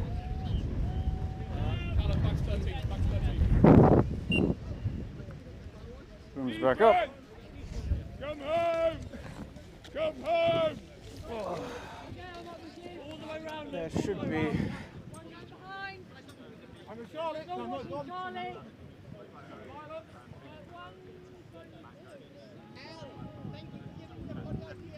There, where is the piece? I believe in the green bag. Oh yeah, there is. Yeah, yeah. Isla going for the first goal of the game. Bring the score to 1-0. Score table currently saying 11-18. I think that's just because of the wind. There we go. Just had to do a couple of technicals. There we go. Terribly sorry for the sound of the wind. Bludger possession is with Warlocks. Hugh Phipps on pitch with a pass over to Lancelot. Lancelot passing over to 76. Nice shot through the hoops, equalising the score. Oh, someone told me the name of that player. Running down the centre of the pitch. Warlocks with possession. Isla forcing their way through. She gets the goal, bringing the score to 20-10 in favour of the Warlocks. Time is about 2 minutes 30. Olympians taking a slow approach down the centre of the hoop, the pitch. Beaters trading balls in the centre of the pitch. No real advantage for either team being taken. Lancelot passing over to the troll behind the hoops, scoring, bringing the scores to 20 all, equalising the game. Bludger possession is now for the first time with Olympians. Warlocks also taking a steady approach down the pitch. Now with all this sound of the wind, you'd think I don't have any wind guards. I do. Apparently the wind is just too powerful for them. There's another goal for the Warlocks. Very simple, walk down and pop it through. Looks like Josh Armitage is charging down the pitch. Pass off, quite a hard pass into the face of their own player. They're looking for some options around the hoop. Not quite getting it into their hands, almost going out of bounds, but managing to stay in just about. Pass off to Lancelot, Lancelot charging through, a pass over there, and we have another goal, bringing the score again up to 30 all, equalising the game. Beautiful pass play. Looks like the Warlocks potentially slowing down after having a couple of fast breakaway runs to begin the game with. A little bit of a stalemate between teams, as we are just trading goal for goal. Beautiful hit by Liam there, relinquishing the volleyball into the centre of the pitch. Number 42 running down, contested by the Warlocks keeper, who has been beaten out, passing over to Lancelot. Lancelot receiving the ball, but not quite getting the hands to it, allowing time for the Warlocks defence to set. Warlocks have taken a point defence, and that puts the Olympians into the lead for the first time during this game at 40-30. Olympians have also claimed bludger control, possibly with the advent of Liam coming onto the pitch, disrupting the beta game. Olympians seeing a bit of an advantage. 24, wrapped up but safe. Beautiful beat from the Olympians beaters, but we have an attack coming in from the keeper of the Warlocks, but wrapped up by 42. 42 not letting their arms get out. Pass off to number 9. 9 going for a shot, not quite making it. Pass over there, a beat going over wide, and it looks like there's going to be another goal, but we've got a fast breakaway from Josh Armitage, with the score currently being 40 all, passing it back to no one who is waiting.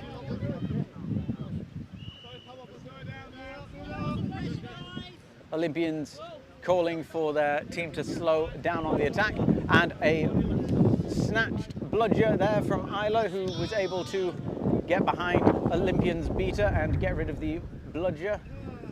Bludger possession is now with the Warlocks. Warlocks changing their lineup to concentrate, I think, on getting the bludgers over getting the goals for a moment. Score is 40 all. Time is about 6 minutes. We're coming up to the 6-minute mark. No look pass. Possibly a little bit high, but not really having too much of an issue getting their hands there. Josh Armitage coming up to block. Pass over to a waiting player who manages to put the ball through. That brings the score to 50-40.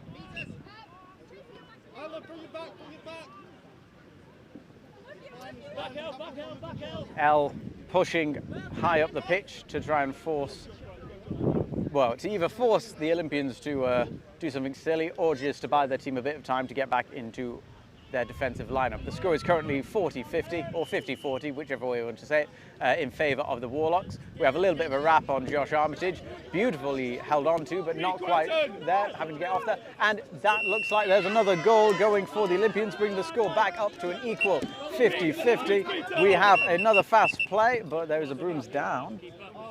Oh, we have brooms down because it wasn't the keeper who picked up the ball. So once a goal has been scored, the keeper has to pick the ball up in order to set the play off again. There are currently no bludgers for Olympians, which means L is probably just going to pop that in, and they did, getting the ball straight through there, bringing the score back to 60-50 in favour of the Warlocks. Nice little kick going to Josh Armitage, passing the ball there. Number 14 for the Olympians, moving up the pitch. Possibly could have waited for a little bit of support coming up with them, but now they have support. They've got some friends with them. James Grattan being an unarmed beater, trying to get that ball off Isla. Beautiful backhanded there by Isla as she knocks Grattan out. I think that was an attempted shot, probably not a good idea to try and shoot through 3 members of a defending team, but the decision was made. Oh, and he's put his head down, he's just going for a charge. Beautiful, beautiful work by both Grattan and also the chaser. Now, this is going to be interesting. Probably not the best idea to put your head down and charge into a defensive line. Now, this is just going to be a substitution because the whistle was blown because they thought that an injury was caused. It looks like there wasn't an injury, but they do have to sub off because the whistle was blown for an injury. That's how it be. Grattan getting the beat there, getting rid of that chaser. However, it doesn't look like the substitution chaser knew that they were beat, so they've just continued playing. Back to hoops 50. Bit of high contact there, sending L back to hoops. Oh, and the beater deciding to go for the passing option as opposed to the shooting player, allowing a goal in there, which brings the score to 60 all. Yet again, both teams equally paced out. Keeper having to go back into the keeper zone to make sure that they reset the ball properly.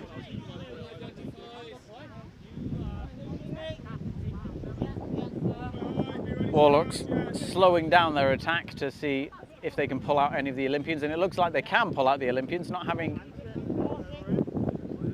the most discipline in keeping their positions, but Antonio being able to get in contact, knocking the ball out there, with the chaser for the Olympians picking it up. It looks like Jess Shipley has now received the volleyball, slowing the game down a little. L being there to put in a bit of contest, but it just means that the ball is now being turned over to the Warlocks. Warlocks passing about, trying to get past the Olympians as they're doing a little bit of a beautiful handwork there by Jess Shipley, who's running down the pitch. They are being contested, but they keep on going for it, and they're pushing it. Beautiful, beautiful play. That puts the Olympians at 70 to 60.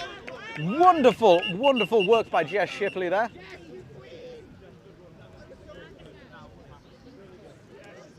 Little bit of conversation just to make sure that both players are all right at the moment. It looks like they are. I think just a little bit of incidental contact. It's one of these things that happens in a full contact sport, unfortunately. But beautiful work by Jess, bring the score to 70-60. There has been a sub for injury. Warlocks now has possession. We're going for a big throw over the top there. Will Lancelot get to it? Lancelot just slapping it out of the hands there. Hugh Phipps is pushing onto L. L trying to outpace Hugh, managing to do it, and they have scored, which brings the score back up to 70 all. Bludger possession is now back with Olympians. We have another stoppage for Y. We're about to find out very shortly.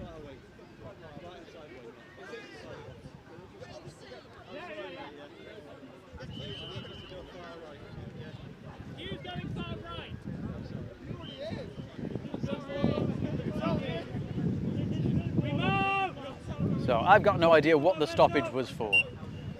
Right. They say bludgers are with the Olympians. It looks like Olympians are going to try and do a high press with, oh, well, they're going to spend their bludgers on the attack here. Potentially a dangerous play as they've only just got them back. Oh, beautiful save there by the keeper, putting the hands through the hoop to save that goal. Billy coming in to reclaim bludgers for the Warlocks. Pass off to L behind the hoops. Josh Armitage putting in a bit of pressure. Just over the hoops, not getting a shot in. Very close to getting the 8th goal for Warlocks, but just slightly above. Hugh Phipps with possession for Olympians. Bludger possession currently with Warlocks. I believe Billy coming on and grabbing a bludger off Amit very quickly. Lancelot trying to move space on the pitch to see if they can pull out any of the defenders. Billy going for a shot there to get rid of the beater, who was just a little bit too close, and it looks like we've got hands on from number 76. Josh Armitage being beat just after getting their hands to it, and we're going to have a quick run now as there's very little defence in the way to stop a Warlock's attack. In fact, there is almost there is Lancelot in the way to stop a Warlock's attack, and there it goes. That's the 8th goal for the Warlocks. Josh Armitage doing what they can to basically just block up a hoop there, but with one hoop blocked and another one fallen, there was one hoop open for L just to run through and get that. L very much demonstrating that they are a danger player for the Warlocks, that the Olympians probably should be watching. There is quite a bit of wind at the moment, so the hoops are a little bit unsteady, so they might be falling a bit more than you'd like in a moment. Time is around 11 minutes. Lancelot with control of the volleyball. Bludgers for Olympians have just kind of been wasted, going behind and being knocked off the pitch. Olympians having to run back quickly to set up a defence. L has already set up behind for a long pass if it's coming in from the keeper. L is cutting in, keeper's looking for it, passing off to Isla. Isla just scores, and she gets the 9th goal for Warlocks.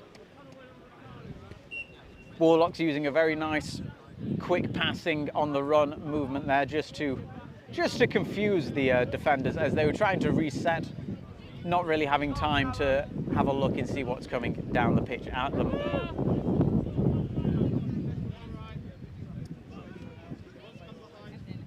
It looks like with 2 goals lost, Olympians might have lost a little bit of heart there. They are slowing down, it seems. Pass off to number 17. 17 throwing it. Looks like Jeff's. No, who is this? This is going to be Isla's now got their hands on the ball, running for the hoops, and it's through. I believe that is a hat-trick for Isla.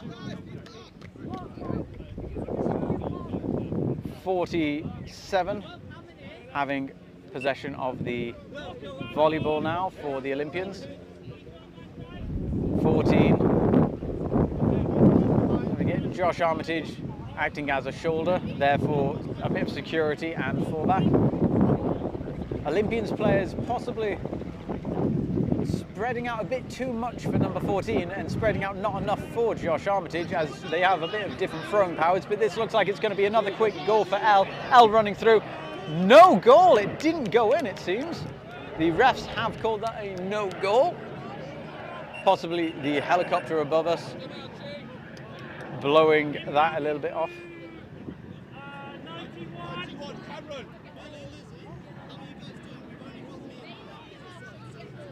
So there's a stoppage and there's going to be a turnover of the volleyball.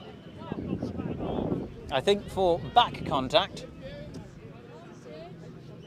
they've decided to hand it over at the back end of the pitch. So I believe that was a turnover for back contact, giving volleyball back to the Warlocks. Beat coming in there, stripping the ball.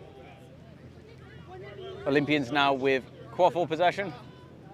The Bludgers still being in possession of, I believe, Warlocks. I can't see, but yeah, Warlocks have the 3rd bludger. Josh Armitage again looking for a bit of space. Milo attempting to steal a bludger back after the beat was made, but not quite getting their hands to it. Josh passing to the centre of the pitch. Cameron going for it, but being wrapped up by L. And we've got a beat there, just stopping that play. Beautiful stoppage by the Warlocks, passing over to Isla, and she pops it through the goal. They have called it good. For a moment they said no good, but now it's good. Okay, the score is now 11-7 in favour of the Warlocks.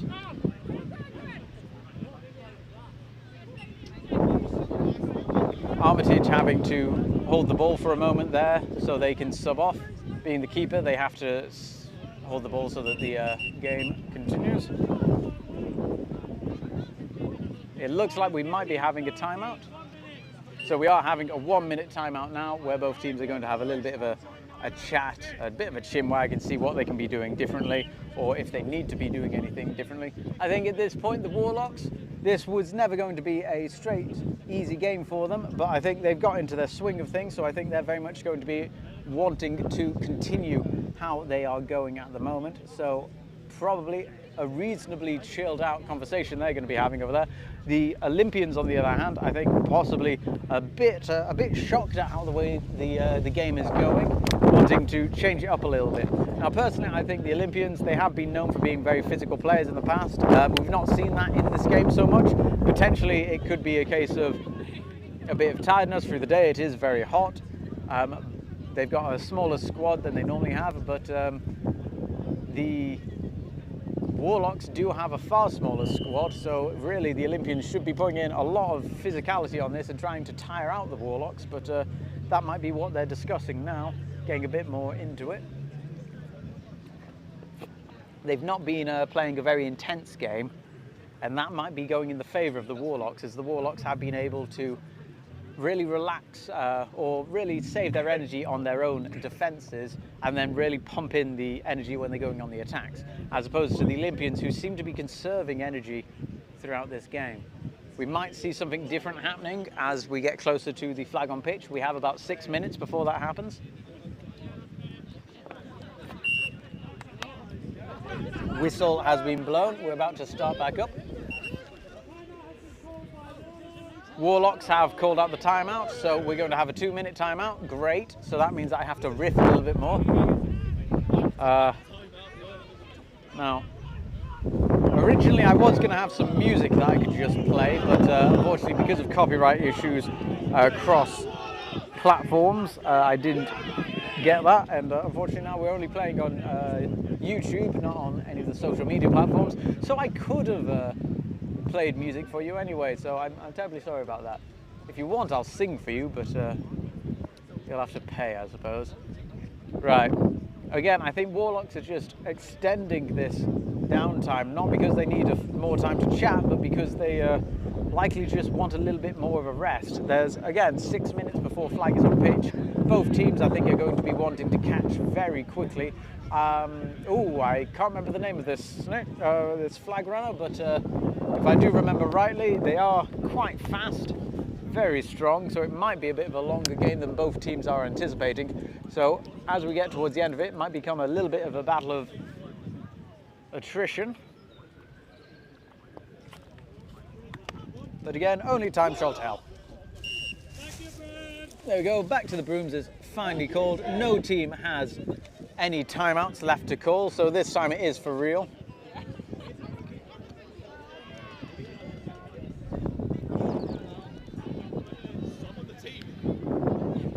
What's happening now? Bashara, I think, checking team rosters.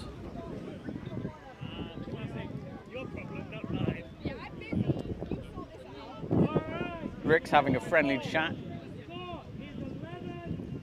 Score is currently 11-7 in favour of the Warlocks. Hopefully that's what it shows on the scoreboard. I'm terribly sorry about the sound of the wind. Here, one sec, let's see if I can fix this.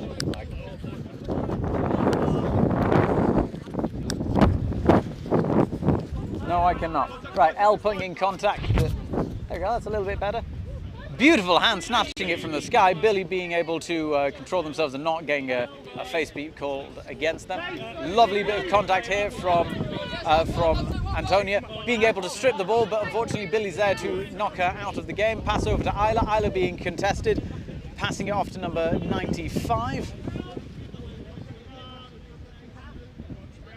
Long pass over there, but it's been intercepted by Jess Shipley, who's managed to get a hand to it, which has sent the volleyball loose. Keeper now has possession for the Olympians.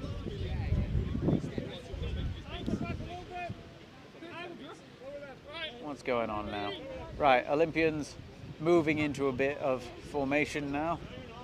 It looks like they've decided not to spread their chasers as wide as they have been doing. Possibly a good move, because I think beforehand there was just an issue with players not being able to make the distance throws that people are expecting them to do. But Elle's been able to wrap them up. Billy's just guarding that ball. Lovely pop out there to get the volleyball on the ground. But it looks like Isla's picked up the volleyball again. She's looking for some passing options. A beautiful beat comes in, but Isla's able to deflect it. And a fight through there, not quite getting the ball through the hoop. They've still got possession. They're passing it off there. And it looks like possibly not paying as much attention as they would have liked to on pitch. That volleyball going in through the centre hoop as no one guarded it. We have another brooms down. For why, I'm sure we will find out shortly.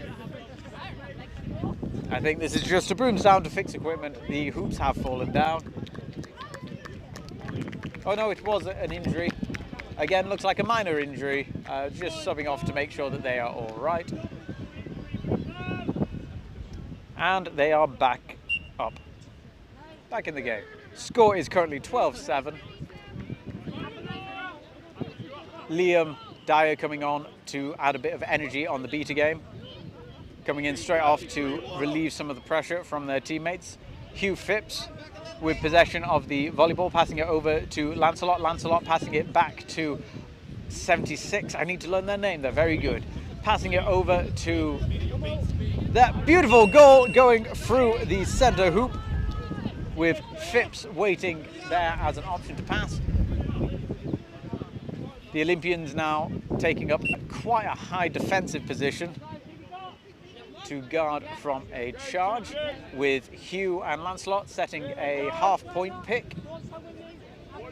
No, they've not. They've now set up a 2-2, I believe. So 2 chasers forward, 2 chasers back around the hoops. Hugh putting in pressure on 95, 95 passing it off. And a pass to no one, allowing the Olympians to pick it up. Either putting it, no, sorry, I'm not sure which player that is. I think that's 95 putting in good contact to get rid of. I'm so sorry. I think like the audience, as it were. this is possibly an injury. I think just falling on the ground hard, hitting the ground. No, they can't. I can. So another little injury summary. So this is, as the tackle was put in, they've fallen and just made contact hard with the ground. A quick sub off there. Bludger possession is still with the Warlocks. No, it isn't. Is it? No, Bludger possession is now with the Olympians. With Quaffle possession also coming in for 18, going in for it, but just missing that hoop, going above. Just above. We still have a bit of hope for the Olympians as they're coming in. 18 having the ball again and getting that second chance to get that goal. They do bring the score to 90-18.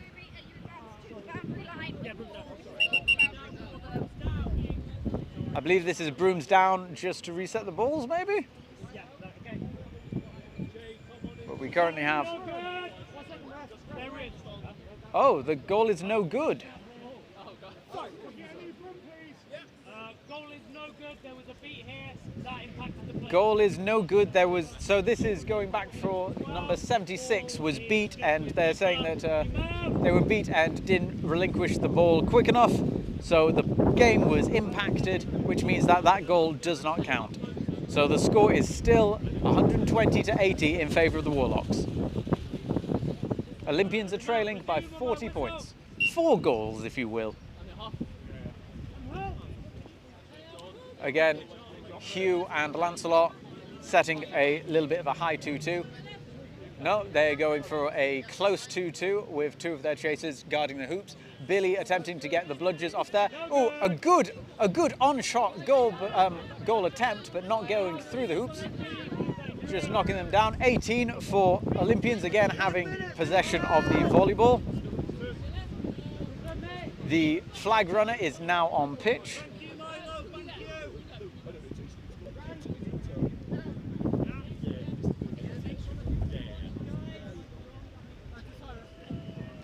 Olympians setting up, I believe this is a sideways kite on the pitch, a very quickly going into a bubble format with the beaters. Probably a little bit too early at the moment to go for a bubble around the thing. Lovely shot, it did go through the hoops, but there was a beat beforehand.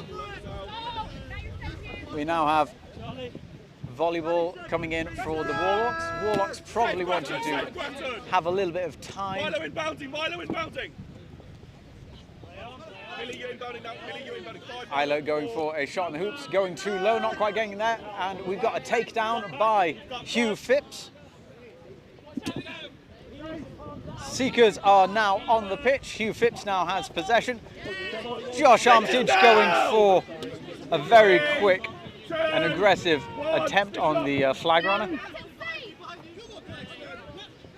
Terribly sorry, I'm trying to control both cameras at once at the moment. It looks like we're going to have a breakaway goal for the Warlocks, and they've run it through. That's another goal for the Warlocks, bringing the score to 130-80. Trying to keep eyes on the flag runner. Lovely attempt by Josh Armitage. L getting in a little bit of alone time with the flag. It looks like we have got a catch. Is it going to be called good? Only time will tell.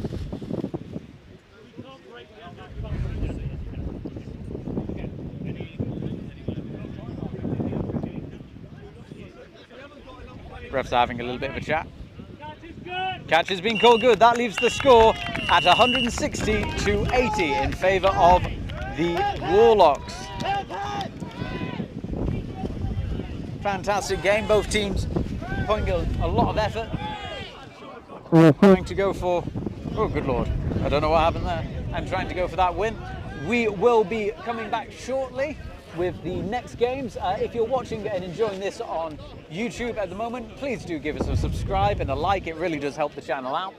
Until then, I'm going to say surprise adverts.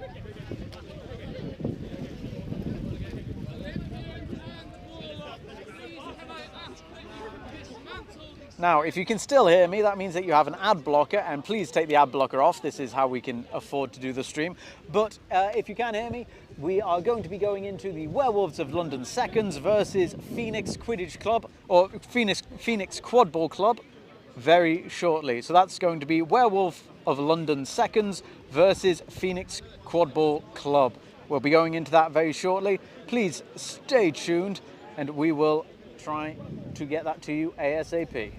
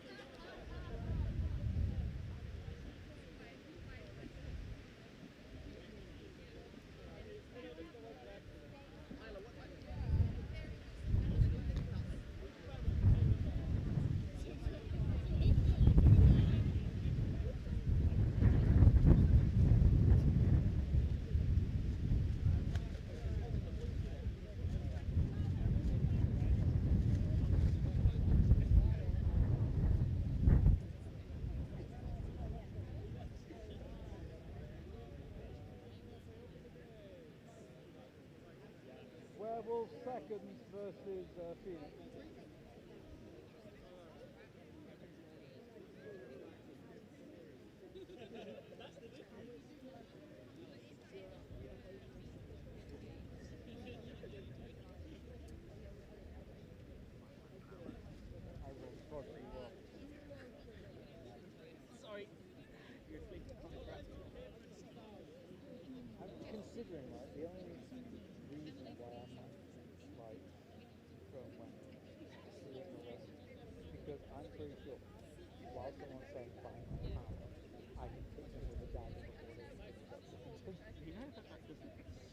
No, but I'm sure it'll annoy them. But I can hit them in the mouth. So it might not kill their character, it might kill them if I can just get them to swallow a throat swap. It's just like my mind. By my god.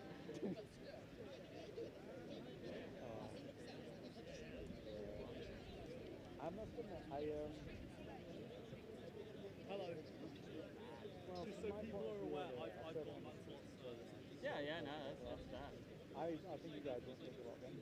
No, Like, you if you look at the squad that they had about a third smaller squad than you guys. Like, if you all went in the hand for it, because basically the attacks that were coming in, they go so slow around their feet, so it didn't make it too Yeah, we just switched off in that game. I thought at least like when we were I didn't have to check the book. You did set the bubble off that. Yeah, we were just like.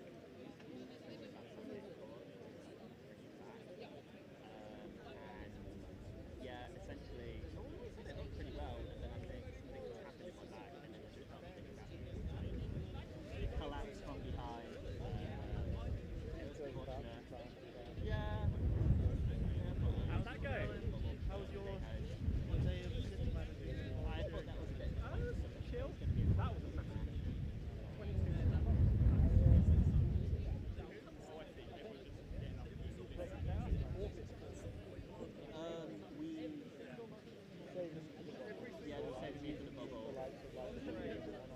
I would say there was a good deal of that. I probably would have left you on. Well, I got the ball back. Well, that's what I think. I really think that. Go for a little bit. Yeah, we'll see. I think the problem is. Well, no, I believe it. Like, and also as well, like, I definitely thought that when I was on, like, right, one in when I was on, whereas not, we just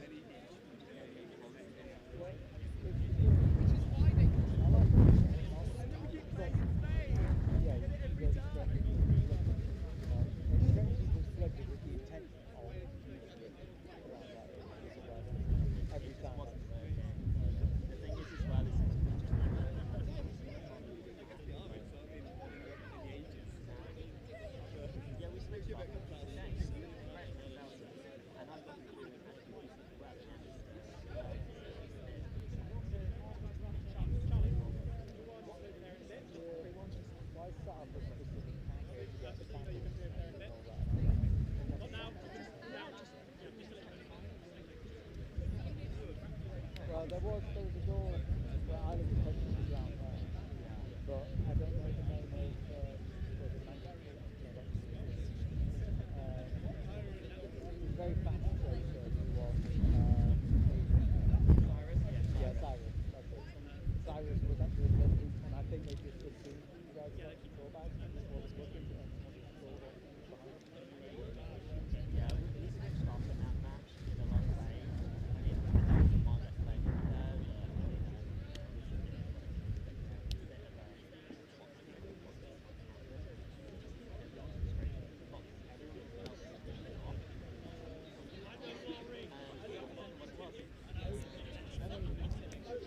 in terms of play style, yeah. Oh, completely agree.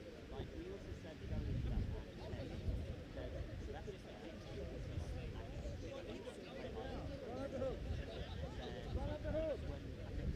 Tried playing risky and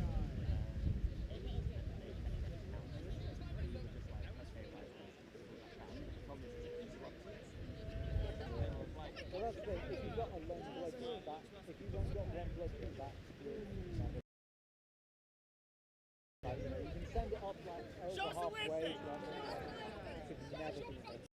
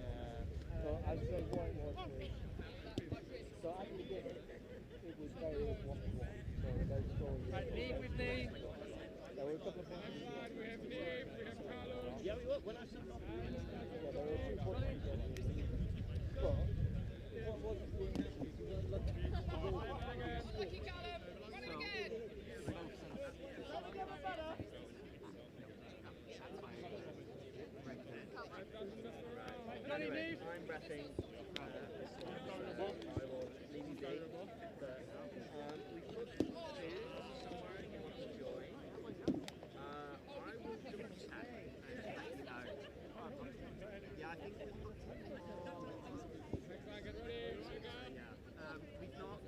not obviously got two issues. Oh, I'm repping that. But yeah, we've not. I'm sure we did speak it. But yeah, just I'll find the details in the chat. Thanks, buddy.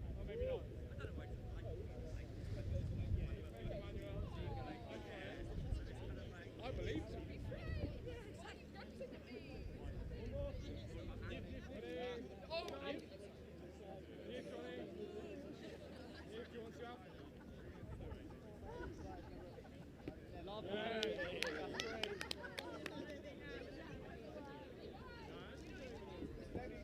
His full name is Hubert.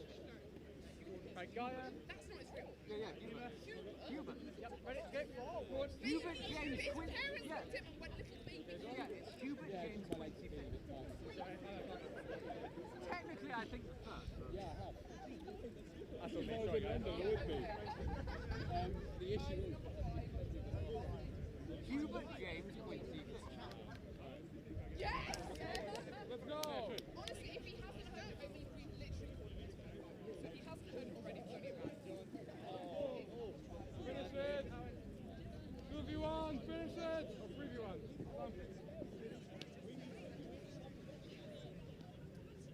Alright, get ready for next line.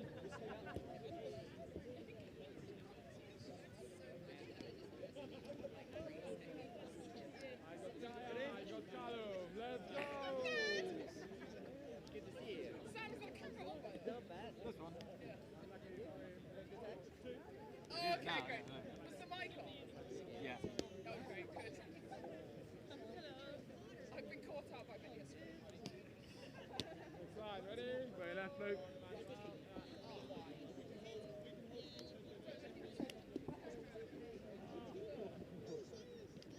Right, still on. Aye, aye, aye.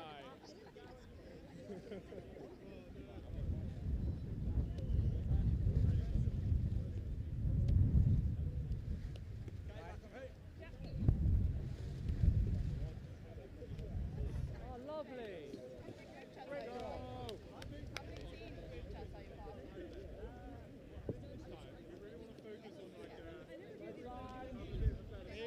Gaia, let's go. John, well, There's already like 6.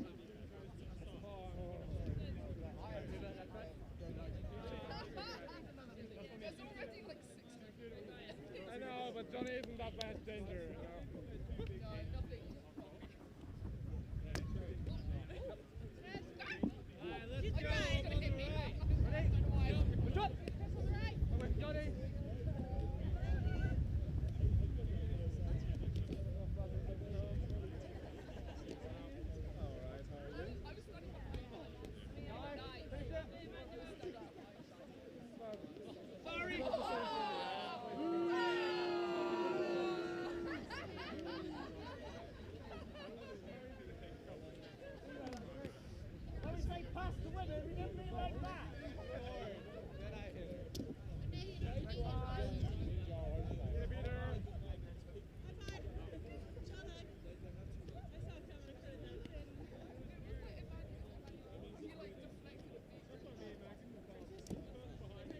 Lovely, Neve.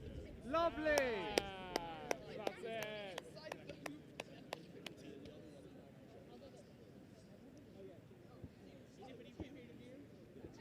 Great finish. Right. John, Callum, let's go. And she was sobbing. And he like shot on the James, you're reffing this game. hit her in the head. She was just like right in front of her. It was really quite funny. She's fine. Yeah, we did.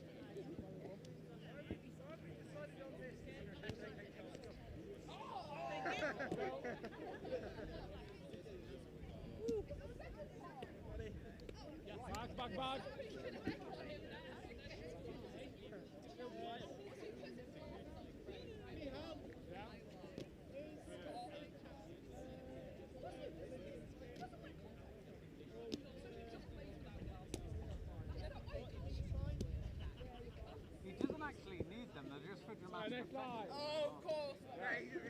gossip gold, he's got his glasses. There's no lenses in them. Sorry, you got time, Johnny. My bad. From there. Terrible pass. Terrible pass.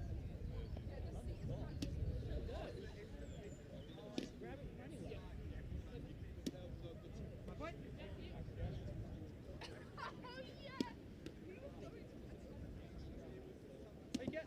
Oh, I want you to look up here. And 2v1. Very good. Captains, please.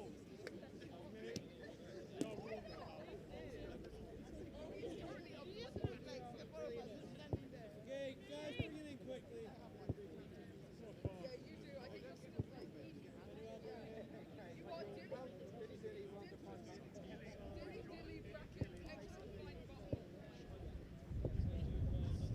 How many characters is limited?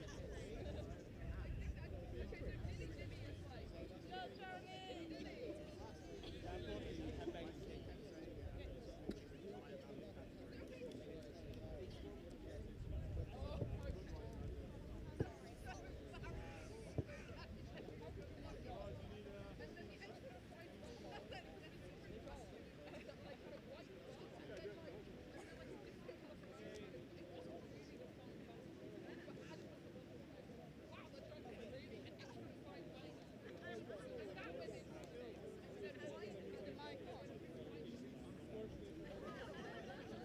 Abby, I wasn't joking when I said the mic's on. Oh, well, everyone knows now. We're getting caught on But I mic. Who can I wasn't call? swearing, so it's fine. True, won't get... Who can I call the biggest? All 12 people. And you were like, damn.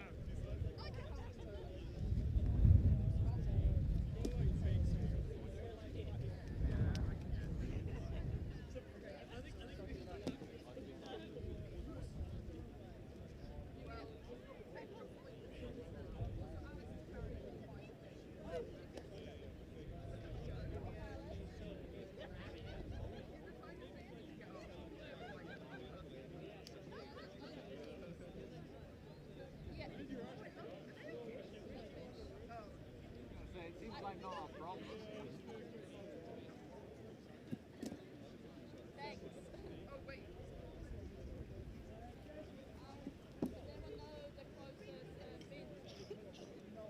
There should be one on the table. Okay, Phoenix, get going. I don't know if there is, but there should be. Should be, it's quite impressive. Yeah. Charlie!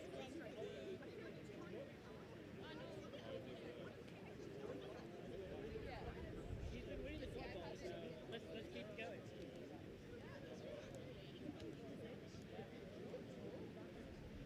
That's cool, right?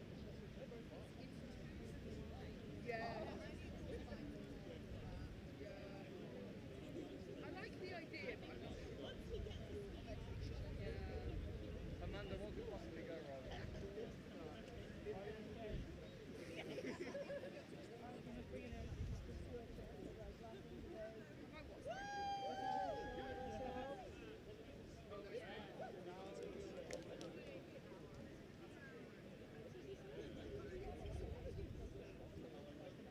And also it's so fun to be like we've been playing. I don't know if anyone knows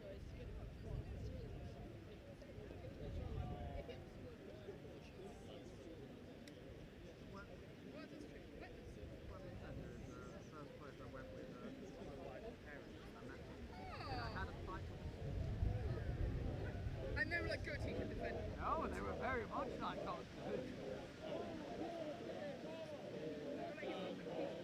It's like, why are you fighting? That's... Would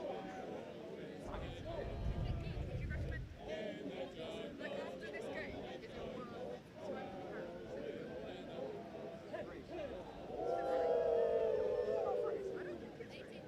Alright, then my parents got paid.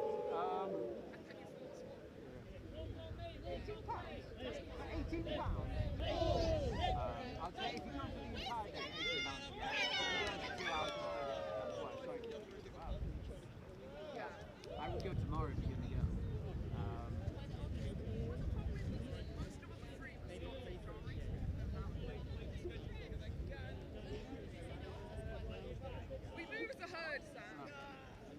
Otters. Yeah, otters. You do know that technically they're nocturnal, right? Long.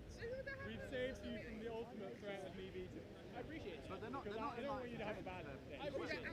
I have a reputation. It's a wet. So like you'd have to, first of all, you'd have to hunt them down. Second of all, spot them, but they are nocturnal. So like, you know, despite the fact that they do have options. I'll tell you what, you will see big ass swans. And they're very. I mean, it's a lovely place. You happy with them? Want me to deflate it? Oh, that's good. That's good. Oh, the red ones. I'll take some air out. Give me the purple one. All right. Good.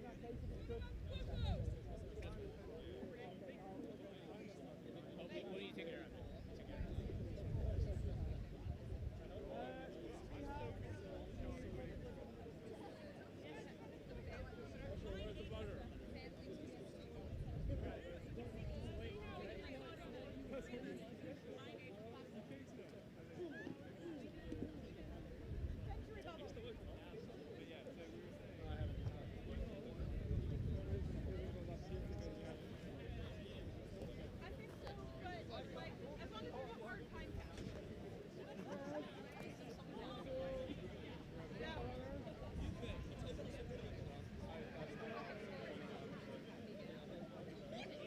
Things I can do, but I don't know which one. We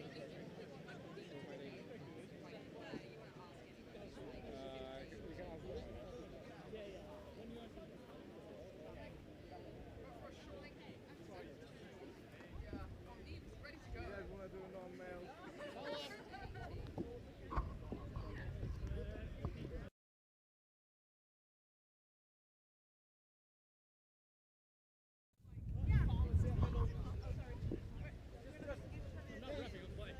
Just run for the quaffle and score. You have quaffle. Okay. Your choice. My choice? Yeah. Let's go. Perfect. I like this side. Okay, cool. I'm going to have someone else who's done wrong. Please can people get the breeze? Oh, what the hell? What? The line? Yeah.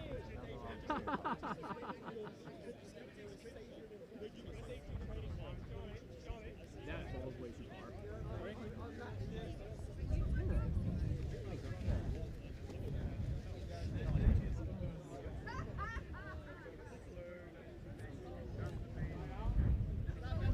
Yeah, sure. Thank you.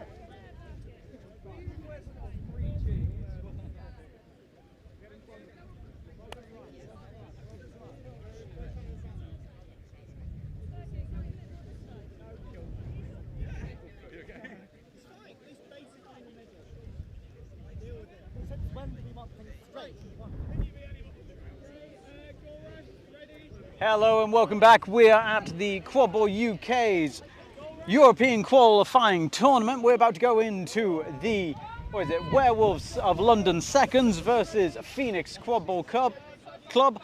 We have a fantastic pair of sunglasses going across the pitch.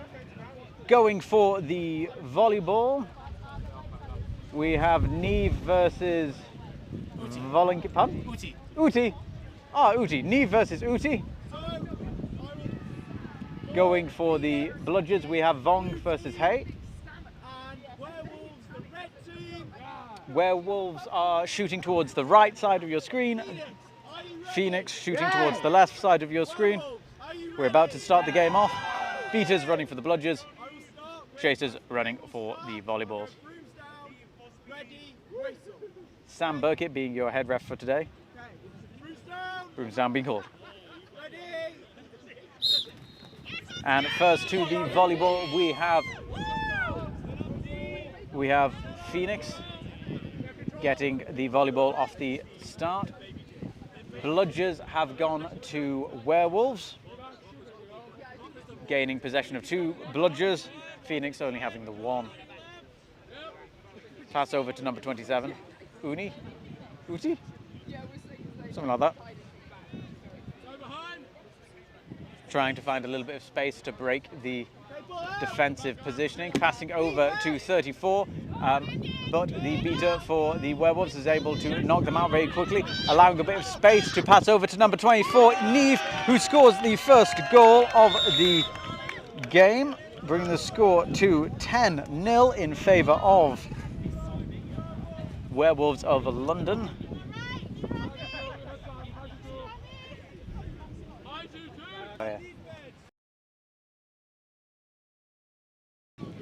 Phoenix, keeper coming down slowly down the pitch, going for a shot but being blocked out by the chaser from Werewolves. I don't know their name or number, I'm afraid. 27. Another shot, passing it over but being blocked out by, I think, Uni. Passing it to their keeper, getting possession back to keeper and having their defence. Werewolves have run back to take their defensive lineup. Sorry, it's very hot. And I have no shade at all. Brain power failing a little bit. It looks like we've got a quick breakaway. No, number 27 has picked the volleyball up, passing it over to attempted pass over, but it's been intercepted by the Werewolves.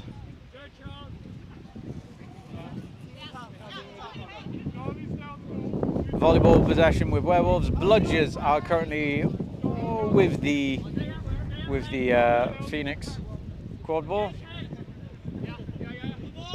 Pass over to number 61, Michael Croft. Pass over, lovely intercepting tackle there, releasing as the ball was released, making sure that they don't bring the player to the ground after the ball's been thrown out. Number 11, Sheng, being hit on the back. 61 picking up possession as the keeper now has immunity in their keeper zone. We're coming up to around 2 minutes. I think we're just past the 2-minute mark. I'm terribly sorry, but fatigue and heat has hit me. I've lost the ability to remember the names of a lot of these players. Passing back off to Croft. Pass to their wing, going all the way over to Neve, number 24. Looking for a bit of an opening. Phoenix aren't looking to leave their hoops to push out. It looks like though they have got a 2-2, so 2 chasers forward, 2 chasers back, and then their beaters in the centre. Nice semi-distance on the beats going on there. They have been cleared out slightly, allowing a little bit of a shooting option, but not quite getting there. Coming off the broom, number 27, getting the ball to 34, the keeper. Keeper now just running through. There's no one there physically able to actually get in the way. There was an attempted block, but not quite getting there. Bring the score to 10-all. 10-all. Score is now 10-all. Beautiful goal.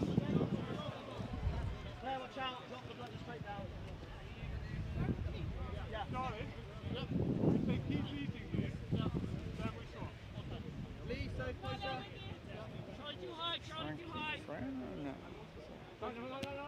33 having possession of the volleyball, passing it back to their keeper. No, keeper number 2 is running towards the hoops, going for a good shoot to pass. It looks like it has been called good. That leaves the score at 20-10 in favour of the Werewolves. Lovely shoot at the hoops with a player waiting behind to pick up just in case the shot didn't go through. Dribbling down the pitch now with their hands, not their mouth. Boating, number 34 even. 13 trying to break a little bit, changing their lineup. Let's see if this is going to change how they've been there. Forcing chasers to follow the rather than blocking the hoops. Passed halfway. Good shooting option around the hoops. Lovely jump into contact there. Not quite making it. Attempted backhand through the hoops. Oh, well, quite a big pass over there, going over the head of their waiting chaser, who has now been contacted from behind.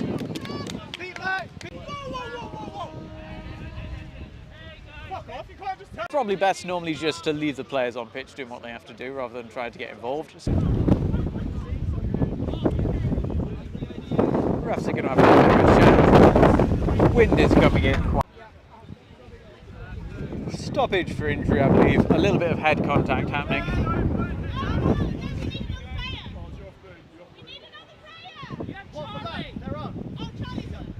Charlie coming on as a substitute. Cameron, what's he beat? Charlie is off broom because they are beat. But let's have a look over here. What's happening with the volleyball? Stoppage for injury, no foul.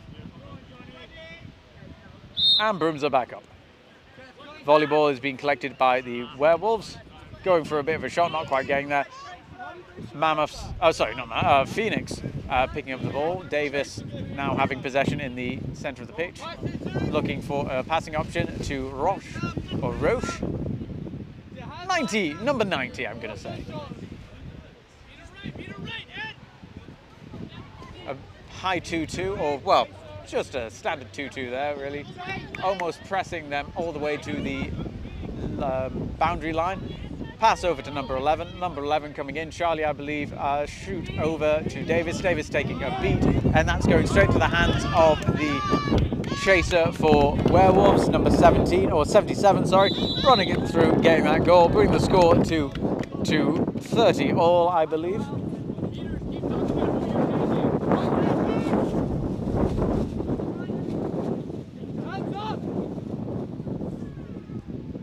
Again, setting a 2-2, so 2 chases forward, 2 chases back, with their beaters in the middle, using them as a little bit of a guard to stop any charges coming through and to stop shot attempts. Lovely hit on the oncoming beaters. Beautiful bit of body blocking around the goals to stop that going through, and it looks like we're going to have a bit of a quick breakaway. There's no one left to get in the way, allowing that goal to go straight through, bringing the score to 40-30 in favour of Werewolves.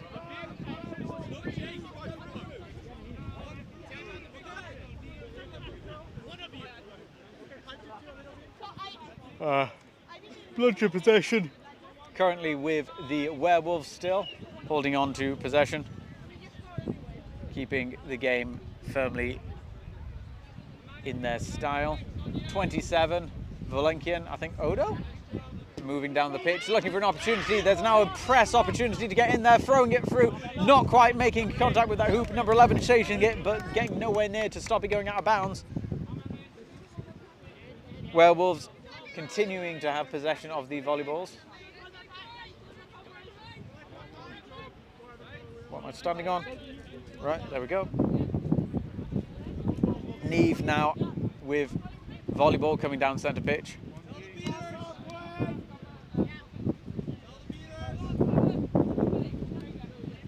Phoenix also taking a 2-2 as we have what I believe it's a box being formed on the attack, passing off to 21. 21 managing to step their opponents, getting the ball out to Neve. Neve going in, passing it over to their waiting chaser, who's trying to just narrowly avoiding a beat, getting another goal, bringing the score to 50-30 in favour of the Werewolves.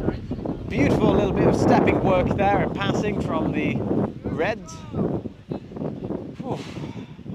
It's been a long day. Where's the volleyball? Keeper for the Phoenix team has possession.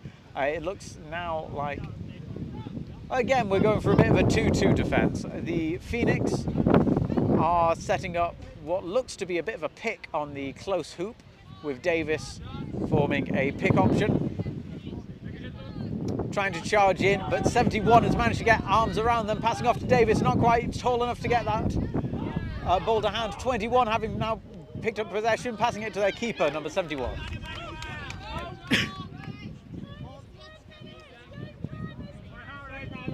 Game time is apparently 10 minutes. I'm a minute behind on the stop clock. Here we go. Neve just coming over halfway. Narrowly avoiding being called for delay of game by going too slow. Number 70 running down the pitch, passing off to 21. 21 looking for a bit of a way to get through, and a lovely takedown. 27 passing the ball to their keeper.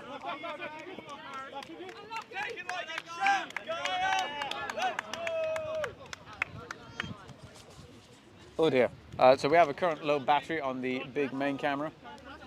One moment, let's see if I can... I'm gonna need some help to do this.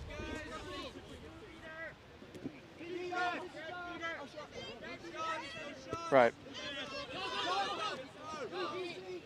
I've had to swap cameras for a moment. Give me a second. Hopefully, once there's a brooms down or something, we'll be able to get back into the proper camera setup for you. Score is currently 60-30 in favour of the Werewolves. Lovely interception by 21. 24, Neve is able to regain the volleyball though. Possession of the bludgers is with, I believe possession is with the Werewolves. Pass across, back into centre.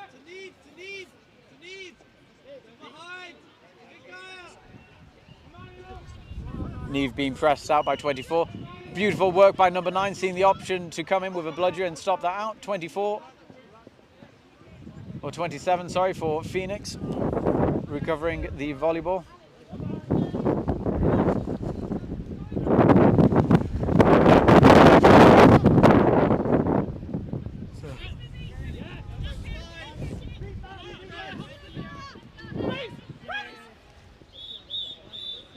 We're having a little bit of a brooms down for potentially a face beat. Let's have a look. Have we got that on the replay?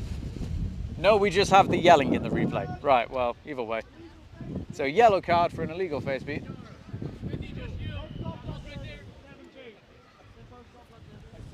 Ooh.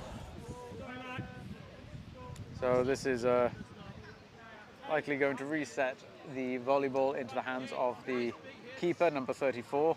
A yellow card for the beater who did it, which means that they're going to be in the sin bin for 1 minute.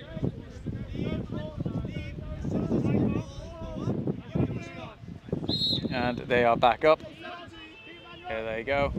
Davis passing off to Charlie. Charlie going for a shot as opposed to a pass to 24, who's in a good position. Reset has been used. Passing to 34, who's going to give it to Davis. Davis is going to go for the shot and scoring through the hoop, bring the score to 60-40, still in favour of the Mammoths.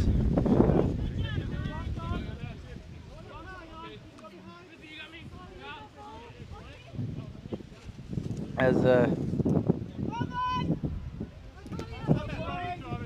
duck into a head beat there, not quite counting as a face beat. Time is currently about 12 minutes in. Neither team has used their timeout. It'd be grand if they did. Lovely shot through the hoop. Score is now 70-40 in favour of the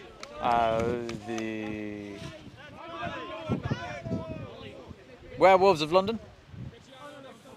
I think Luciano is that who scored. That's the name that I'm hearing, so that's what I'm going with. 34 coming down centre pitch.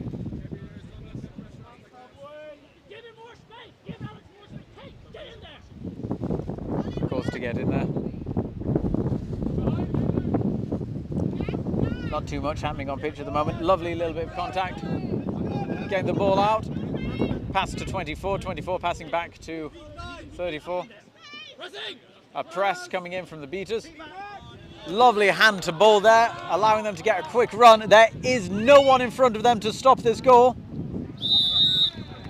That brings the score to 80-40 in favour of the Werewolves of London.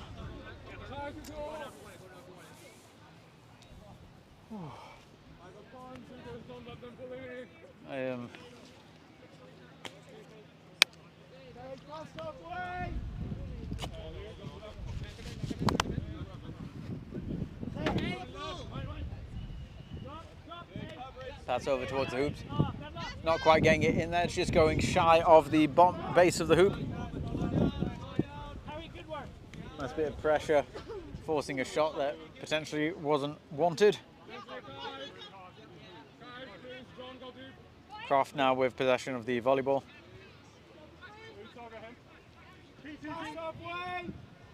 Halfway has been passed.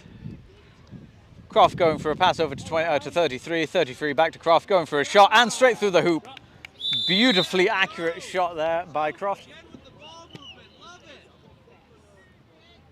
Volleyball now in the hands of number 34, the keeper for Phoenix.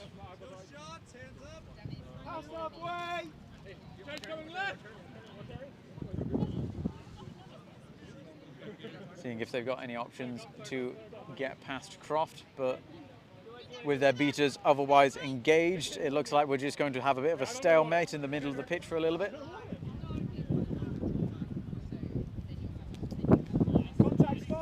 Contact is fine. Pass to number 27. 27 moving to the other side of the pitch to try and break up the defence, see if they can get people following them. Not quite sure where that whistle came from, but here we go. Big long pass over there, but a beater was waiting to intercept. 27 getting their hands to it, passing off to the ref. Not quite the person that you want to be giving the ball to. Number 99 now having possession, 69 having possession of the volleyball, going down the pitch, seeing if they can make their way towards the hoops, deciding to bin the ball back. Incredibly sunny and hot here for a September reset used, I believe. Going back into the game. Score is still 90-40 in favour of the Werewolves. Pass over to Croft. Running in. Nice little tap ball there to keep the ball out of the hand. Being picked up by Phoenix. I think Werewolves still have bludger control.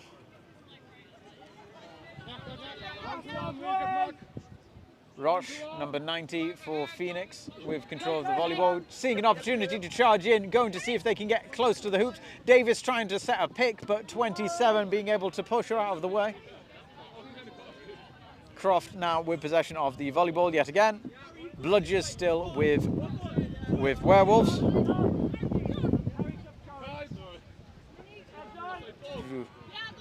Good line change coming on with I think almost all of the chasers bar Croft subbed off then. Neve now with possession of the volleyball, trying to get past the keeper, who is setting an imposing presence on the pitch. Davis putting a lot of pressure on there, but Werewolves being able to keep possession. Lovely pass and dunk from Croft to Neve, giving the score of 10-40 or 100-40 in favour of the Werewolves of London. Does look like we're going to have Bill Orridge as our seeker coming on, or as our flag runner coming on very shortly. There hasn't been a brooms down, so I've not been able to get a cable up to the camera that's unfortunately run out of batteries. So we'll just have to see if there is a good stoppage at some point to do that, so that I can get two cameras up. Don't think that's going to happen as of yet, but we will see.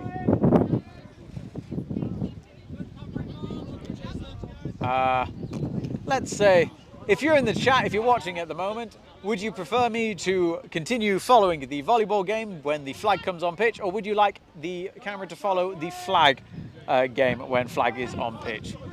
You have about a minute to decide, about 1 minute to decide. And there is another goal for the Werewolves, bringing the score to 11-4 in favour of the Werewolves.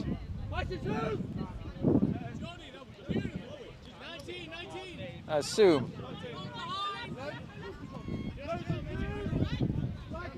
What's going on? Bill Orridge is now on pitch as the flag runner. I just got bit by a mosquito on the top of my head. Thank you, mosquito. Lovely goal there from the Phoenix. Terribly sorry if I missed it. I just had a slight issue that I was having to deal with. So far we've had one vote for staying on the volleyball game when flag is on pitch.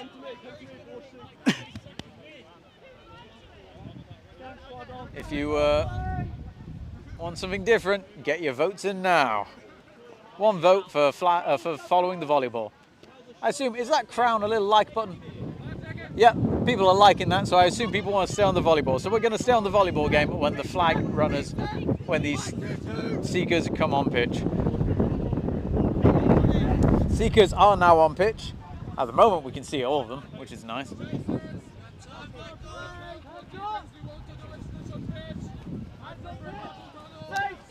Werewolves having a lot of alone time with the flag.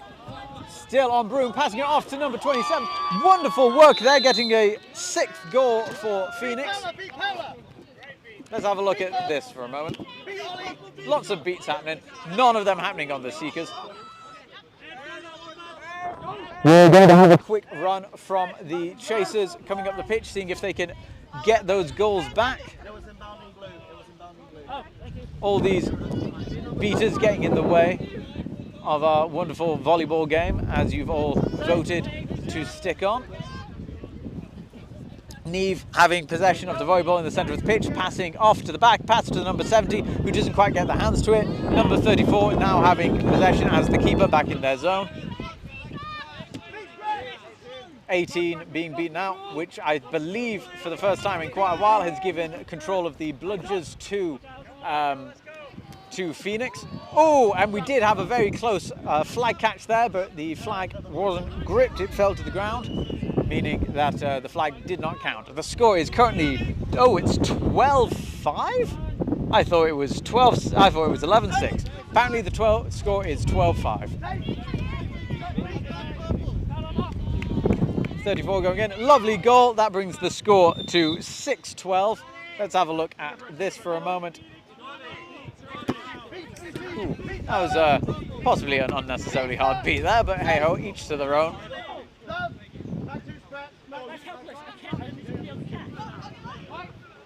Back to hoops, call for back contact on the beaters. All the beaters have gone into the flag game, which has left the volleyball game entirely up to the Chasers.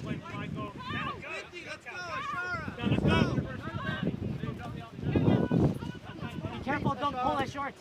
I really wish I was filming the flag runner at this point, because there were some great shots going on.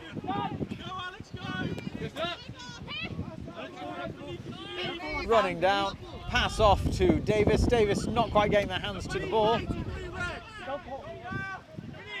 Pass over and into the hoop, bringing the score to 12-7. Phoenix being able to pull back some points.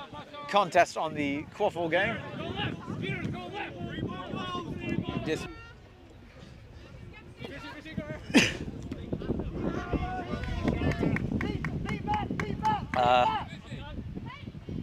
James King Nickel desperately trying to tell players that they're beat. Very good attempted catch there from the flag runner, or from the seeker even. Pass number 70, 70 not quite getting their hands to the volleyball. While they're inbounding that, let's have a look at this. Ball has come off the back of Orange. That's going to be 3 seconds to reset that. Let's have a look at the... Oh, and we have a stoppage.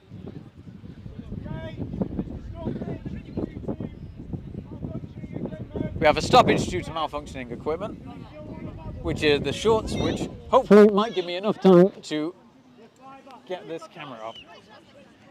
Where's the duct tape? There's the duct tape. Where is the battery? There is the battery. How much charge do we have? Well, we don't have enough charge yet to get that other battery up, so sorry.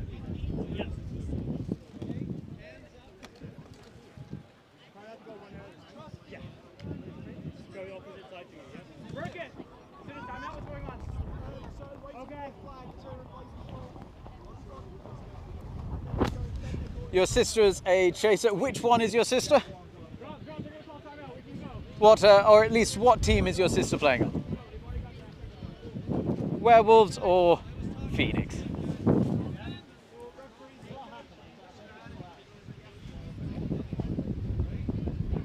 Teams are having a little bit of a chance to get some water as the flag runner shorts are being changed. Sometimes you just gotta change your shorts. Score currently 12-7 in favour of the Werewolves. Phoenix are really pulling it back though during this time. Shots of the crowd, greatly appreciated. They're currently calling for spare flag shorts from the crowd, seeing if anyone's able to deliver. Wolves, so we're cheering for the Wolves chaser lineup with your sister in it. Let's hope they do well. I mean, they've been doing very well this entire game.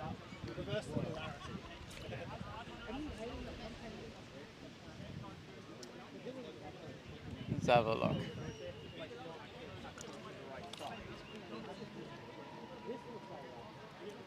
Oh,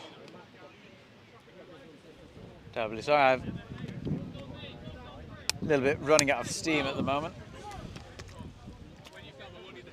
All the batteries are starting to struggle as well. How long have we been going for? We've been going for about 7 hours thus far on this stream. I've had no breaks, so yay. There we have a cameo from Matt Bateman. There they go. Currently the, I think, co-chair of Quadball UK, doing a fantastic job helping organise this tournament and also keeping the sport going. And here we go, they are back up. Where is the volleyball?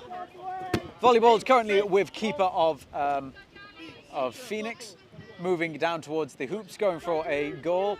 Not quite getting it, but they're managing to pass off to Davis, who is able to get the ball in, bring the score to 120 to 80. Still in favour of the Werewolves, but getting incredibly close for Phoenix. Phoenix really showing that when it is just chaser on chaser, they are dominating this game at this point. However, we have got a goal going in to bring the score to 13-8 in favour of Werewolves still. Fantastic, quick goal.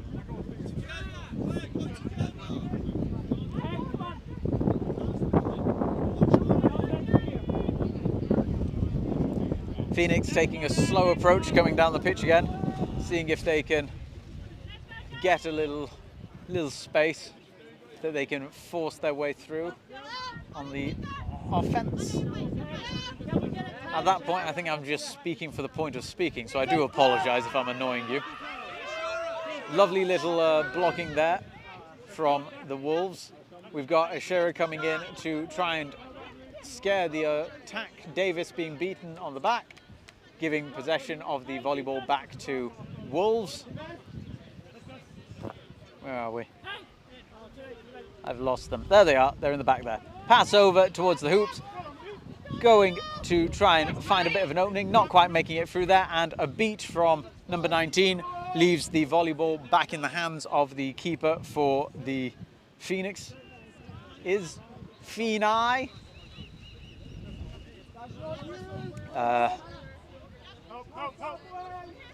Long shot over to number 24. 24 not getting their hands to it. Over in the distance, if you're wondering, we've still got Seekers doing things, trying to get that ball. But up until now, we have beaters fighting. Where's the volleyball? There's the volleyball coming in from the left. Moving down the pitch, number 71. Lingering in the centre of the pitch. Davis going in to gain control of the volleyball.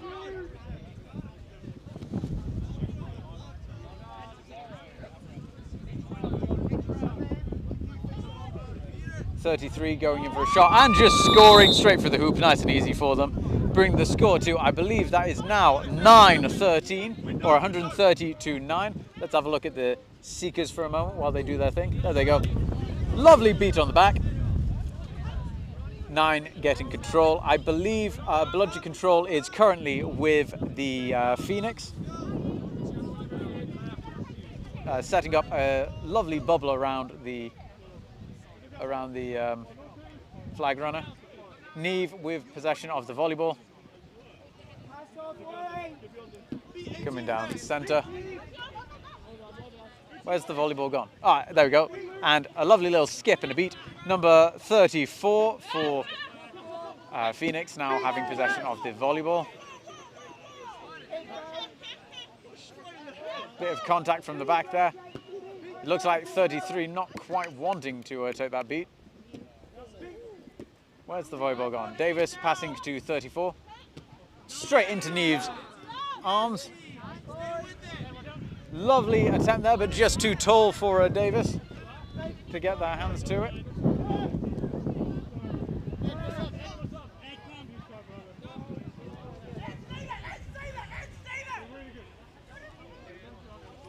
Croft now with possession of the volleyball.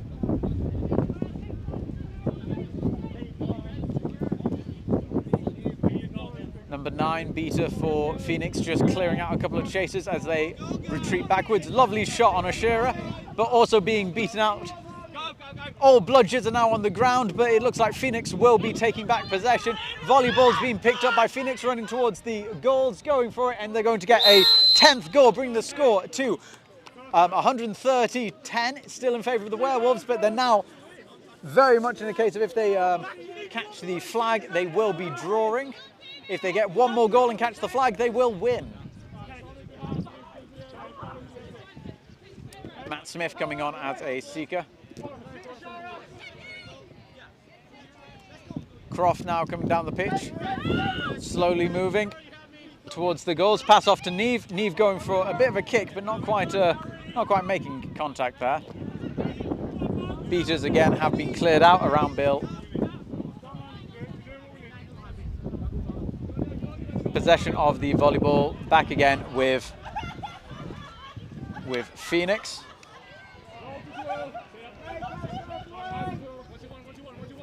Lovely attempt by Phoenix to go after the flag on Bill. If only you could see it. I do apologise for not having the camera on. It will be fixed soon, I hope.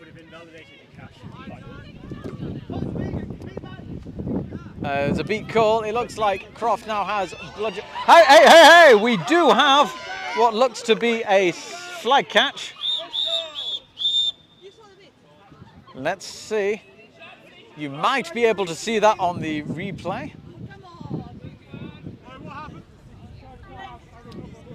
This would potentially be a catch for Wolves. If they catch this, this brings their score to 160 and a straight win. Beaters for Phoenix aren't looking too happy about what just happened, so we're going to see what the refs say.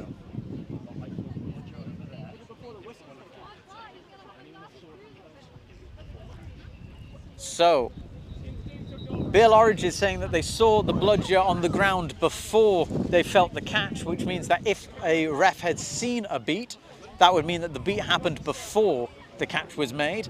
However, we're now seeing if anyone actually saw a beat. The Phoenix Beaters are saying that they did make the beat. Refs are now having to debate whether or not that happened. If a beat has been made, consensus is that it is after the catch, which means the catch would be called good. Oh, sorry, before the catch, which means the catch would be called bad. But if no beat has been seen, no beat can be called. No good. Catch is no good. Beat before. Catch is no good, beat before. Where's the volleyball? Volleyball currently over there. I think Elle's got it.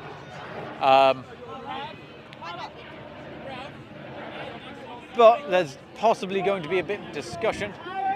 Goal is good, which means that the current score should be 140-10. I believe the score is 140-10 in favour of the Werewolves. Possession being with the keeper of Phoenix. Neves there with the volleyball. Centre pitch. Just being a very nice little alley-oop. But luckily it wasn't, because I don't think I had the camera pointed at it properly. Keeper 34, again with possession of the volleyball.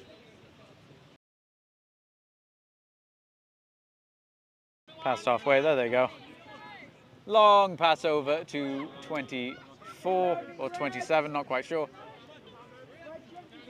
Laughing about it, saying that they're not that tall. Where's the seekers? There they are. Look at that, they're going for it again. Very close to getting a catch there, but not quite. Oh, and we've got one! That does look like we're going to have a catch from Phoenix. It does look clean. Now, it might just be a case of seeing if the refs know any other reason why this should not be called good. If this catch is called good, I believe that equalises the score at 140 all, and we'd be going into overtime, the first overtime of the day, which is quite nice. We've not had that all day. This game thus far, though the clock has stopped, I believe we are approaching the 35 minutes. Catch is good. Set score is now 170.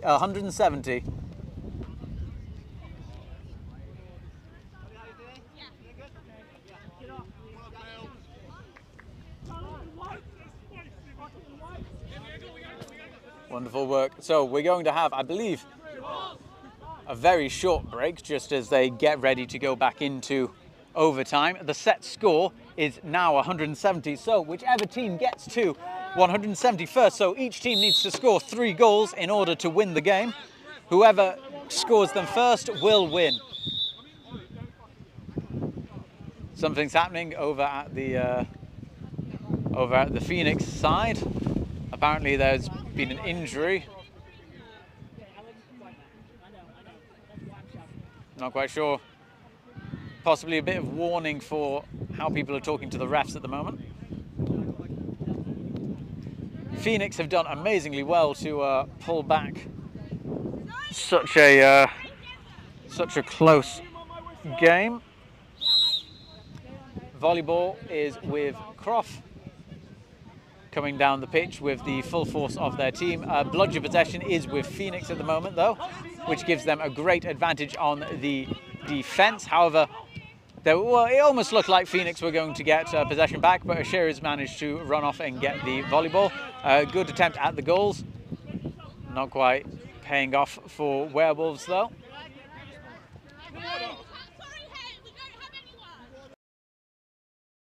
Ooh, okay.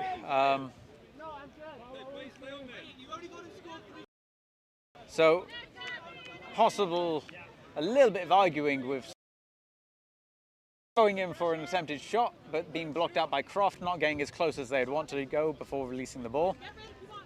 Number 13 getting very close in there to try and break up the beaters. Davis receiving a pass, but just not getting it to the hands well enough. 27 now regaining the volleyball for Werewolves. Davis begging for a sub.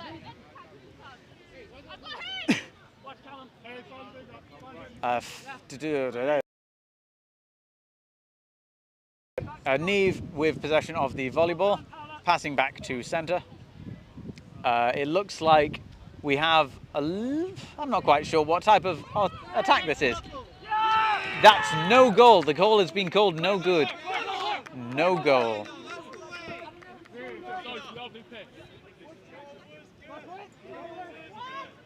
Werewolves are celebrating as if it was called good, and I think that's just as well. I mean, it's one of those things where you see a goal attempt like that, you have to celebrate it. We have a stoppage, as the refs are going to discuss if it was or wasn't a goal. I must admit, I do side with the goal refs on this one. I don't think it quite went through, but some players are saying that they saw it through, some players not. So the refs are just having a little bit of a discussion to decide if it was or was not. So again, set score at the moment is 170. Both teams needing 3 goals to win. Bludger possession is with, let's count them. We have 1 bludger, 2 bludgers for Phoenix. So Phoenix have bludger possession.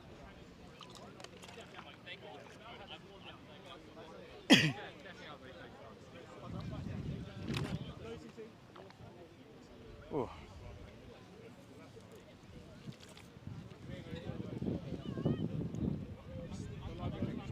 Oh, good long chat from the refs. They're gonna decide something, or they might decide nothing. Only time shall tell. Ooh, it's so hot. Why is it so hot? It is September. It should not be this hot. Refs are coming back.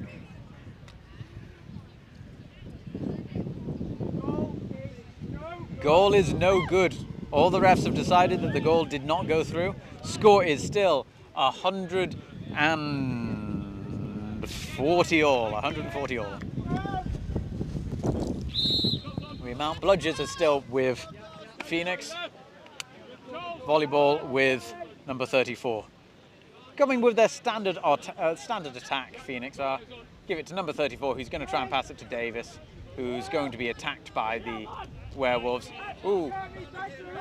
Back to hoops for back contact, so that's moving, so that's making contact, attempting a tackle while your feet are moving. You can tackle someone from behind, but only if you're static when you make contact. So that was a back to hoops for number 34. Volleyball is now again with Neve. Both teams, I think, having a bit of set plays that they like doing. Back to the centre. Now my guess is he's going to run to the middle and pass it to the side. Yep, there it goes. Lovely shot. Oh, I'm terribly sorry. I don't think the camera quite got that or did it justice. Oops. Well, just so you know, he did a lovely shot. You know what? I'll describe it. He did a backflip and put it in using his feet to get that goal through as they jumped through the air. Anyway, here we go. Back onto the game. Lovely block out there by number 33. 11 being beaten out.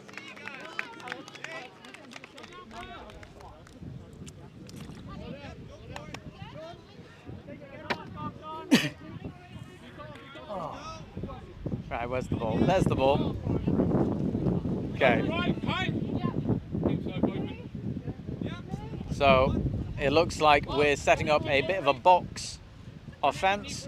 Neve receiving from the side, passing back into the center. I believe number 33 is probably the next person to receive it. Yep, there we go, to number 33, who's going to pass it over to no one. Davis, number 12, has been able to claim the volleyball. Passing it to 34, the keeper. Again, 34, the keeper, walking it down. Will we see them pass to number 12, Davis, yet again on the wings? No, I think Davis is subbed off, so is it going to be a new winger that they pass it to? Number 11, possibly. Charlie, I think their name is. Going to move to the side, looking to see if there's any form of opening that they can get to their player. They don't need that. They're just going to shoot straight through. That equalises the score again at 150 all. Again, a reminder, it's the first to 170. Both teams now only needing 2 goals to win the game. Oh, my hand is bleeding. Oh, that's fun. Volleyball possession is with the keeper of the Werewolves. Bludger possession is with... Where is Bludgers? I can only see 2 Bludgers. Bludger possession is with the Werewolves. Werewolves with Bludger possession. 21 coming in, trying to find a bit of space to move. They're trying to outpace them, and a lovely shot through the goals, bringing the score to 160 to 150 in favour of Werewolves. Werewolves only needing 1 more goal to win this game, with Phoenix needing 2. Volleyball possession again with keeper number 34, passing it over to, well, getting into the hands of 21, who's just scored. 21 looking to see if they can end this game nice and quickly. Are they going to go for the run? And they are passing it over to... He's managed to keep it in play, number 2. Oh, but it looks like 27 just receiving a little bit of a knock to the face. Number 2 has decided to self-bid themselves. 34 again having possession of the volleyball, deciding to run in as the Werewolves not quite paying attention, seeing if they can get through, but being able to be blocked off. That was a pass to no one, but number 24 has managed to get into the space to try and contest it. She's been knocked out of the game though, with 2 chasers coming in to take her out. Fantastic foresight by number 24 to speed into that space. Possibly a little bit of frustration going for that shot. A little bit of patience, maybe, needed on the attack. When you see those opportunities, though, sometimes you do feel that you've just got to run in to try and take them. It looks like there was a beat, possibly. Oh, we are still in the game, going for it. Is this going to be the ending goal of the game? Going for a lovely hands, stopping it.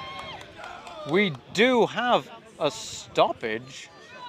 Do we know what the stoppage is for? Will this replay show it? No, the replay does not show it. So we have a yellow card, back contact. Yellow card, back contact. Will this be the goal? That's going to end the game. There are no bludgers, there are 2 chasers in the way of the hoops. Neve is coming in. It does look like they're being able to wrap them, taking to the ground. And there it goes. I wasn't cheering for any side.